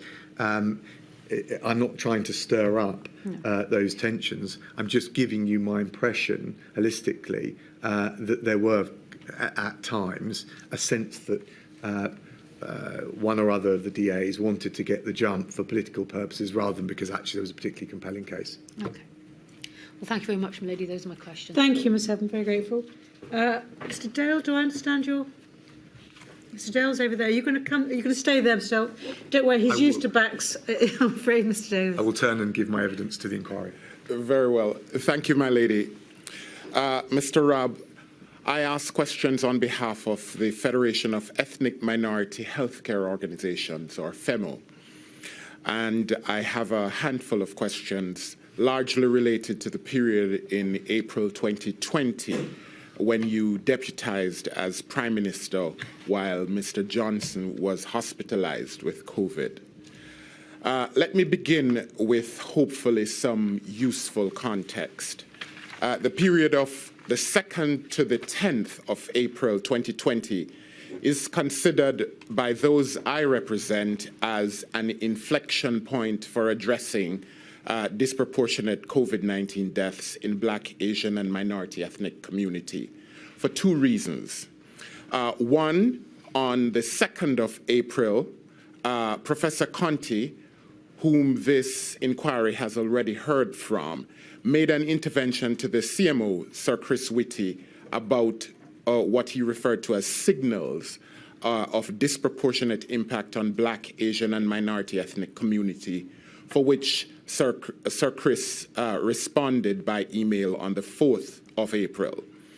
And secondly, a Guardian article of the 10th of April noted that the first 10 doctors to die from COVID-19 were of Black, Asian, and minority ethnic origin. In your own witness statement, you say at paragraph 212, found at page 62, and I quote, "We did not have much learning at the early stage on the variable impact of COVID on ethnic minorities." So with this contextual background, here are my questions. Firstly, in the absence of the Prime Minister between the 5th and the 25th of April during his hospitalization, were you specifically called on to address the matter of disproportionate death rates within Black, Asian, and minority ethnic community? Specifically by who? By your advisors or anyone? No, not specifically in that way. I was, as I'm sure everyone in Cabinet and in government was mindful of some of this data and evidence coming through. The reality was and we had quite a few conversations with the chief scientific officers and Chris Whitty and others, and I think even by that point, it just, the data and the evidence was too fluid for us to be able to come to any definitive conclusions, let alone actionable policy making. And therefore, we were mindful that there was some clearly more examination of this that was required. And I remember asking to be involved in those discussions. But we just didn't have firm enough conclusions, and the science wasn't firm enough to be able to take it forward. If I could just push you a little bit for a simple clarification on that. And my question would be this. How did this issue come to your attention in real time? Well, I think we could read things like the news reporting.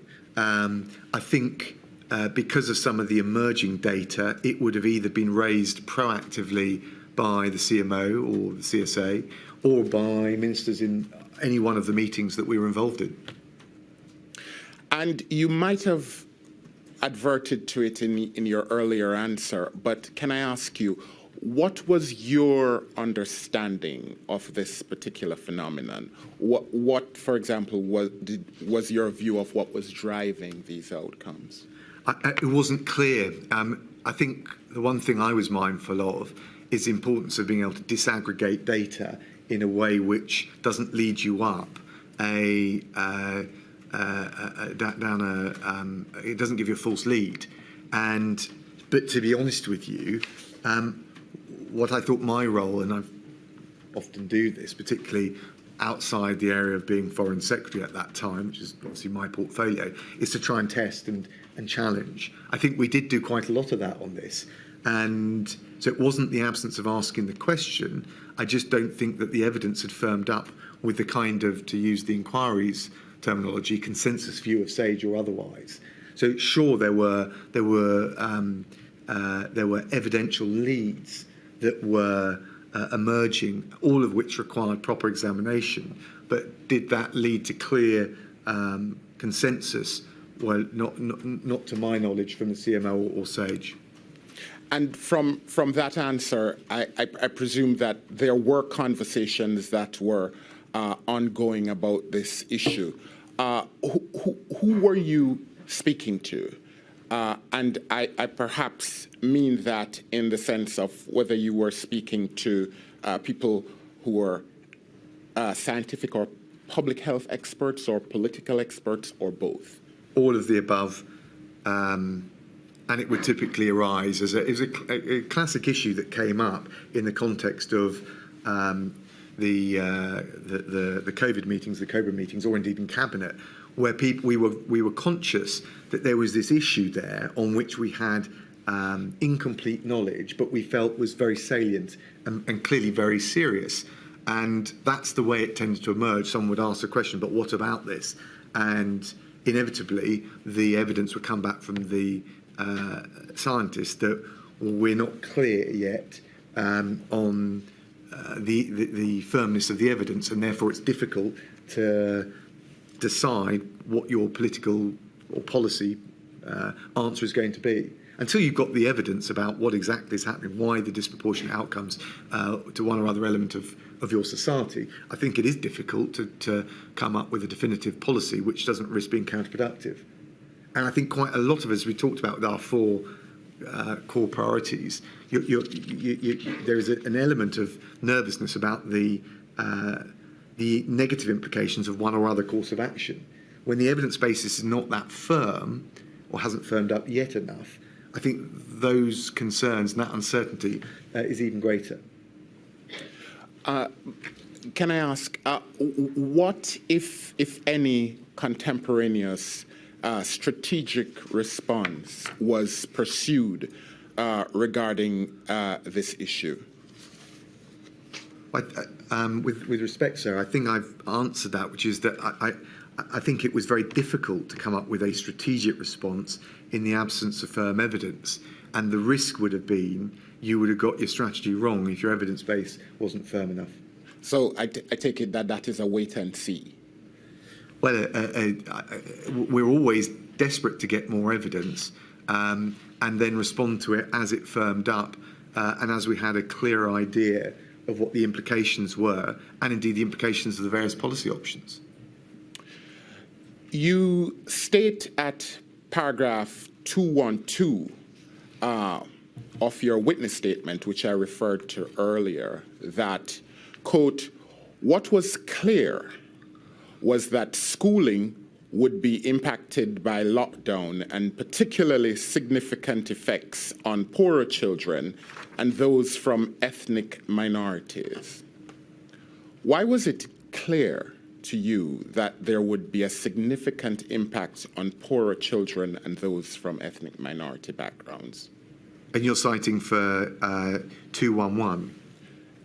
212. 212.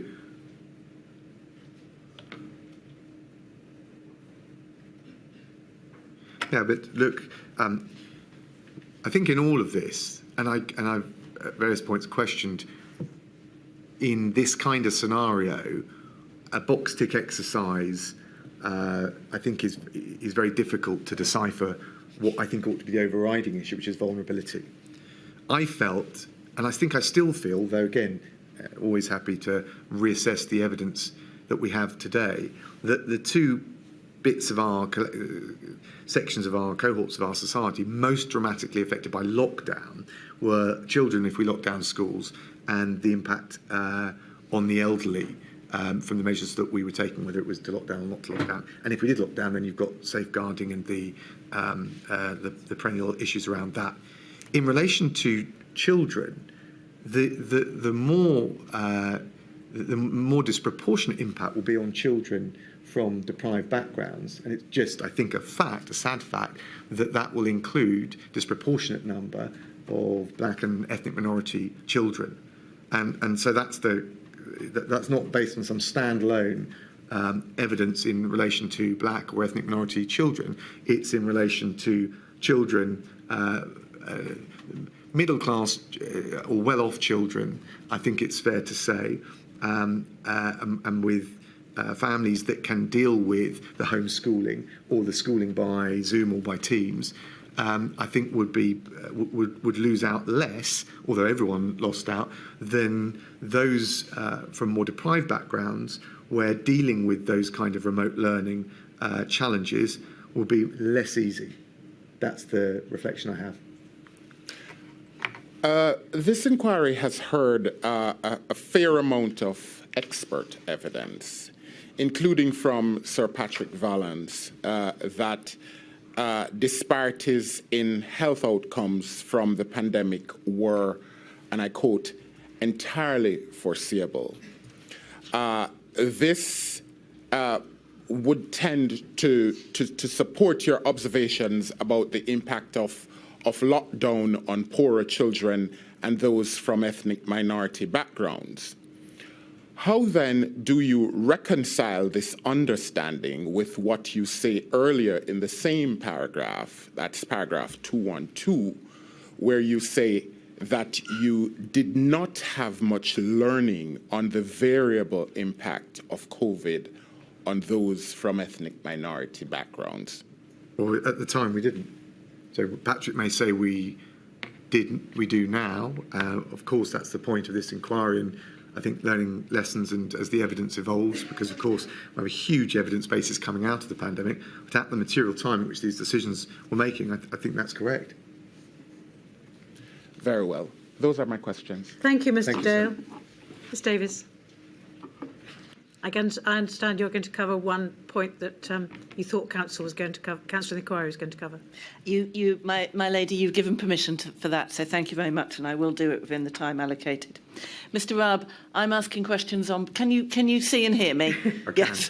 I'm asking questions on behalf of Southall Black Sisters and Solace Women's Aid, who you will know are part of the violence against women and girls sector and concerned with domestic abuse. So I have three topics, as my lady has kindly said. The first is about equality impact assessments.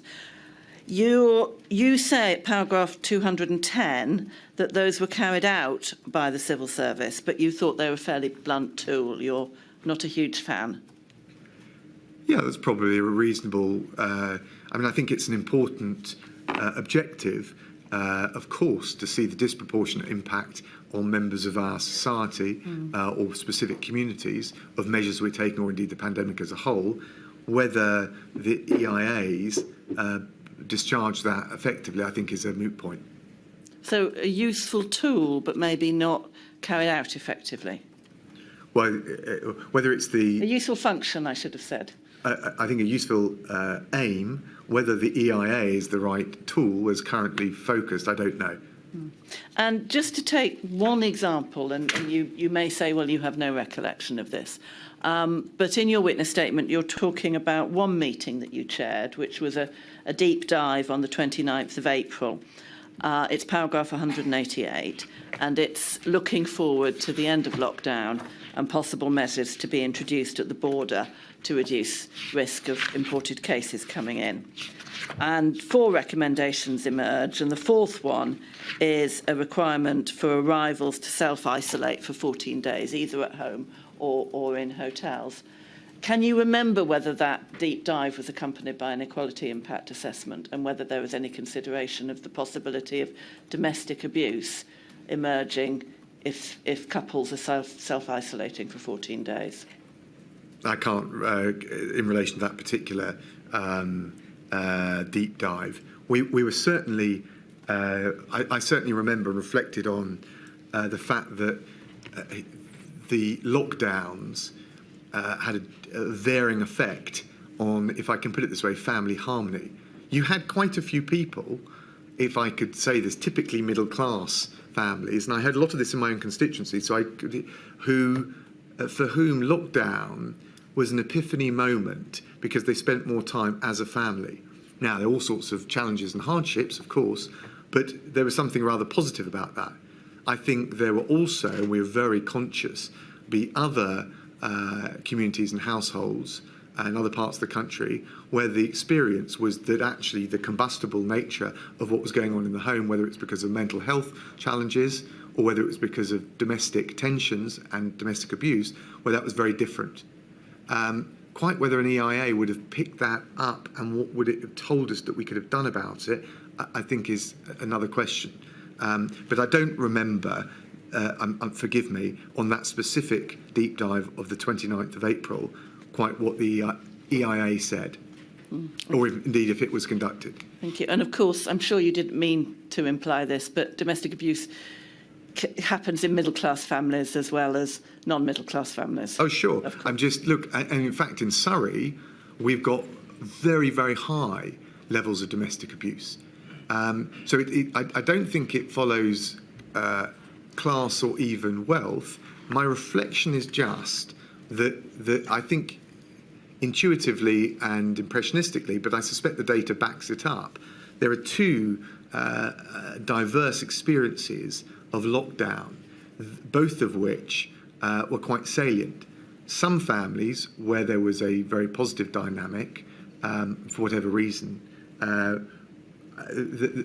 people took a moment to think, well, actually, I want to spend more time with the family, and maybe I was working too hard. We can see this, by the way. If you don't mind, I've got very limited time. Well, you did put it to me that I was somehow. No, it's because of me, Mr. Raab. I'm afraid I've imposed strict time. I think we have the point that families have different experiences in lockdown. Very good. Thank you.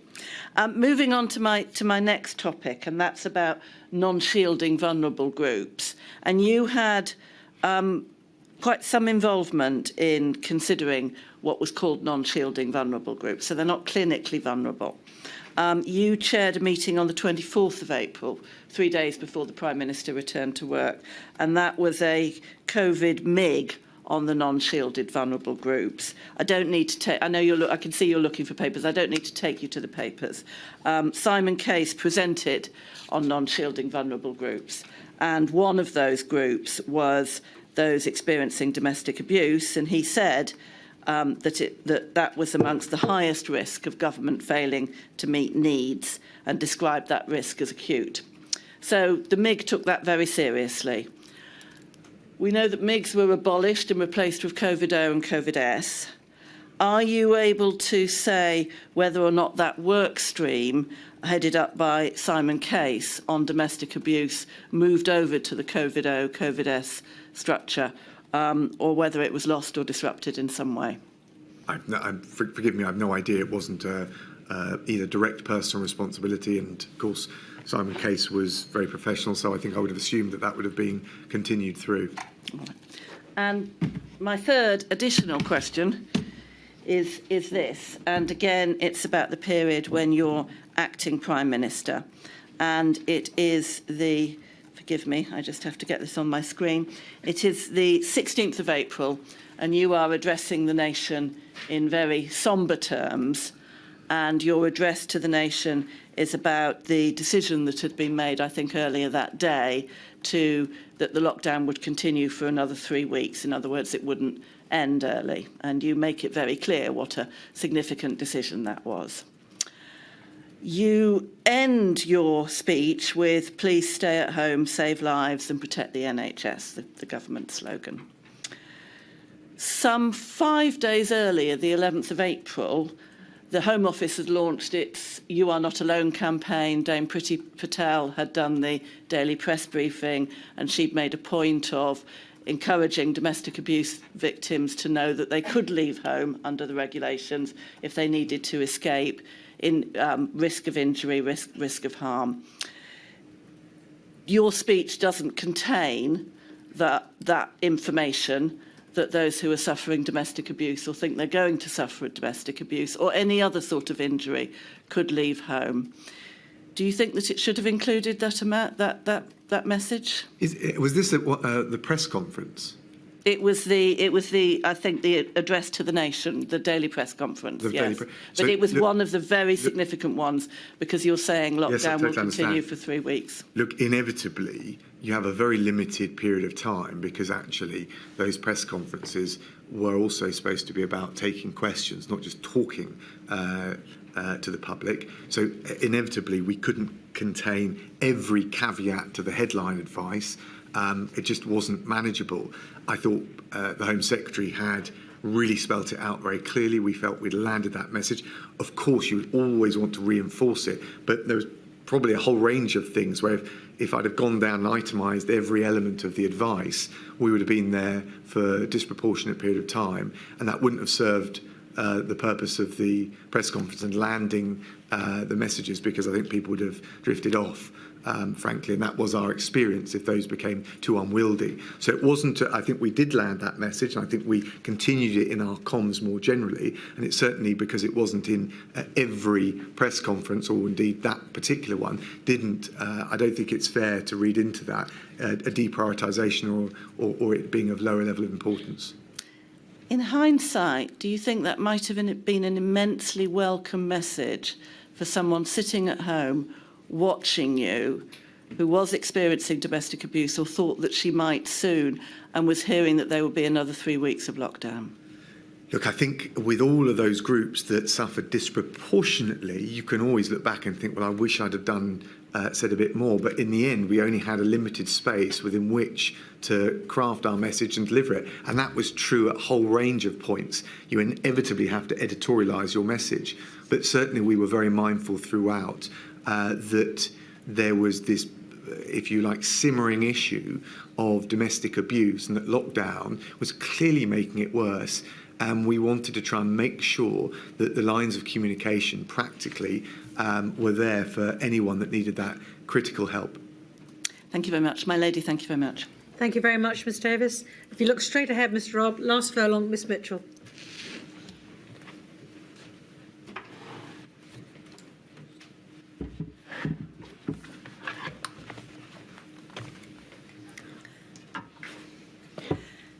Mr Raab, I appear as instructed by Amar Anwar and Company on behalf of the Scottish COVID bereaved. I'd like to take you back to the paragraph that my learned friend from Wales has already taken you to, that being paragraph 228 of your statement, and that's coming up on screen for you now.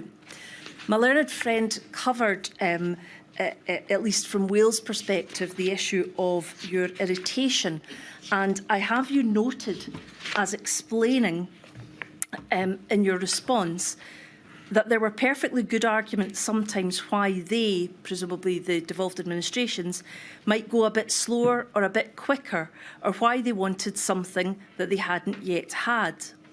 But you also say sometimes it just felt like, for the sake of doing something out of kilter with the UK government, that there was a political gain in doing so. And then you go on to say that you thought the differences were relatively minor in any event.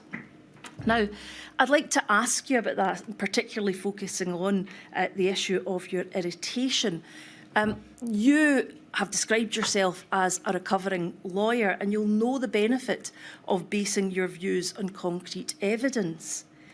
So my question to you is this: why are you irritated on the basis that sometimes you just felt like it was political, when you don't actually have evidence to support that, but you do, by your own words, have evidence to support the idea that perfectly good arguments have been made as to why things could go faster or slower in Scotland or Wales? So, look, if I'd have had advance notice, I would have pored over the documents and come with a good example for Wales and a good example for Scotland. Forgive me, but we're talking about matters that were a long time ago. And also, I'm not trying to needle either Plaid Cymru or the SNP. But the truth is, the answer to your question is there's often a combination of reasons. Some were more compelling or persuasive on the facts than others. Indeed, but you weren't present at, for example, meetings with Scottish CMO when the decisions were being taken in Scotland. So my question is, why are you ascribing the idea that it's political instead of the idea that it might simply be, as you've said, a reasonable decision to take? Well, because I was in a whole irritating? range of meetings with First Ministers or other ministers from the devolved administrations, whether it's Welsh or Scottish, and I also could see the grounds or the reasons, whether it was on the papers or as explained by them, for the decisions, and that was the view I took. I'd like to move on to paragraph 229, if we can have that up on the screen, please. And you described what you've already mentioned about the benefits of matters being centralised and reserved to Westminster.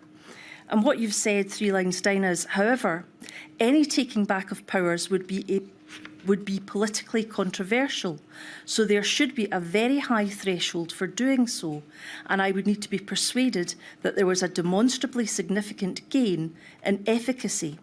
As a result of my experience during COVID, I was not so persuaded. So I would like to ask you 2 questions in that, interrelated. The first being, why were you not so persuaded? And the second being, what do you consider the threshold for Westminster taking back powers from the devolved administrations to be? So I wonder if I can ask for your comment on the first question, please. Yeah, I mean, to be clear, I'm making the case that, on balance, for those that think we should become more centralised, I'm not persuaded of the case. I think if you did want to do that and you wanted to make that case and you wanted to pass it with the consent of the devolved administrations or one or other of them, I think the bar would have to be quite high, given A, the legislative requirements for doing so, and B, frankly, just common political common sense. My overriding experience is that actually Team UK work very well together, and because of the United Kingdom-wide government working with the devolved administrations on those 3 critical areas, test and trace, PPE procurement and vaccine rollout, actually we work very effectively together. It was a good example of the UK delivering for the people of Scotland, or indeed the people of Wales. Mr Raab, we've heard, therefore, that you weren't persuaded that, as a result of your experience during COVID, that the threshold had been reached for, as you've described it, taking back any taking back of powers. The second part of my question, and I shall remind you of it, is what do you consider the threshold for Westminster taking back powers to be? High. Is that your only identification? Given that I'm not in favour of it, I'm just making the point that for those that are making the case, I think the basis would be pretty high, whether it was because the legislative or the political common sense would be that frankly, I think that most people with a political antennae would know you'd want to have the Scottish people with you. You'd want to be able to make the overwhelming case that they would be better. I'm not sure for such a controversial step that case has been made. And as I said, quite how I define high. I haven't dwelt on this at any great length, but I think the case for unpicking the current devolved settlement, I think you've got to be very careful what you wish for. And I think the case for re-centralising power has not been made. I wonder if we can then move on to paragraph 230 of your statement. I don't need that to be brought up online, but it said, you said there that there were benefits to the devolved approach, as it meant Scotland and Wales were required to face up to the same difficult decisions those of us in Westminster had to, and work with Westminster on them. Other than political considerations, do you consider there to be any benefits to the devolved approach in the pandemic? Yeah, I think the critical one is accountability. So to the, I mean, in an emergency, and you look at, for example, other countries around the world, and people would comment that, for example, test and trace or whatever else was done more effectively in some of the East Asian countries, but they have a much more centralised, frankly, more authoritarian approach often. I'm not for a second suggesting, indeed, I think you have to take that into account as to why in a Western liberal democracy and a European one, you wouldn't be able to do that. I think that there are obviously areas where if you can devolve things locally, that's valued. and that's in normal times. In a crisis, it's slightly different because you want this more decisive action. But actually, I think what I'm saying is overall, net of all of those considerations, I think it worked out quite well. And one of the positives, if, for example, there is any naked politicking, there's going to have to be accountability for it. And that's the natural course of a devolved settlement. There will be local accountability for local decision making. So you've identified accountability, but what I'm asking is, was there any actual benefit in respect of what happened during the pandemic? I'm not averse to that thesis, that argument. I'd need to reflect on it. I haven't thought about whether or how the devolved settlements actually helped the Scottish or Welsh administrations deal more effectively than if it all had been centralised. But I can see how that could be the case, particularly, for example, where you're dealing with local authorities or potentially care homes. Although, again, it depends whether you're talking about judging it by results or judging it by theoretical powers. But I'm not in the business of criticising the DAs. I'm in the business of working with them as effectively as possible. My lady, those are my questions. Thank you very much, Ms Mitchell. I should just say, Mr Raab, before I have Mr Drakeford on the phone, that I think you twice referred to High Cymru as being, and the government in Wales, it's a Labour government, I think. Of course. I just didn't want anyone getting upset that we didn't understand. Is that it? I have nothing further. Thank you very much indeed, Mr Raab. I'm sorry we've kept you here for so long, but we have now completed your evidence and I'm very grateful for your help. Very good, thank you. And it's 10 o'clock tomorrow? 10 o'clock tomorrow, please. All right.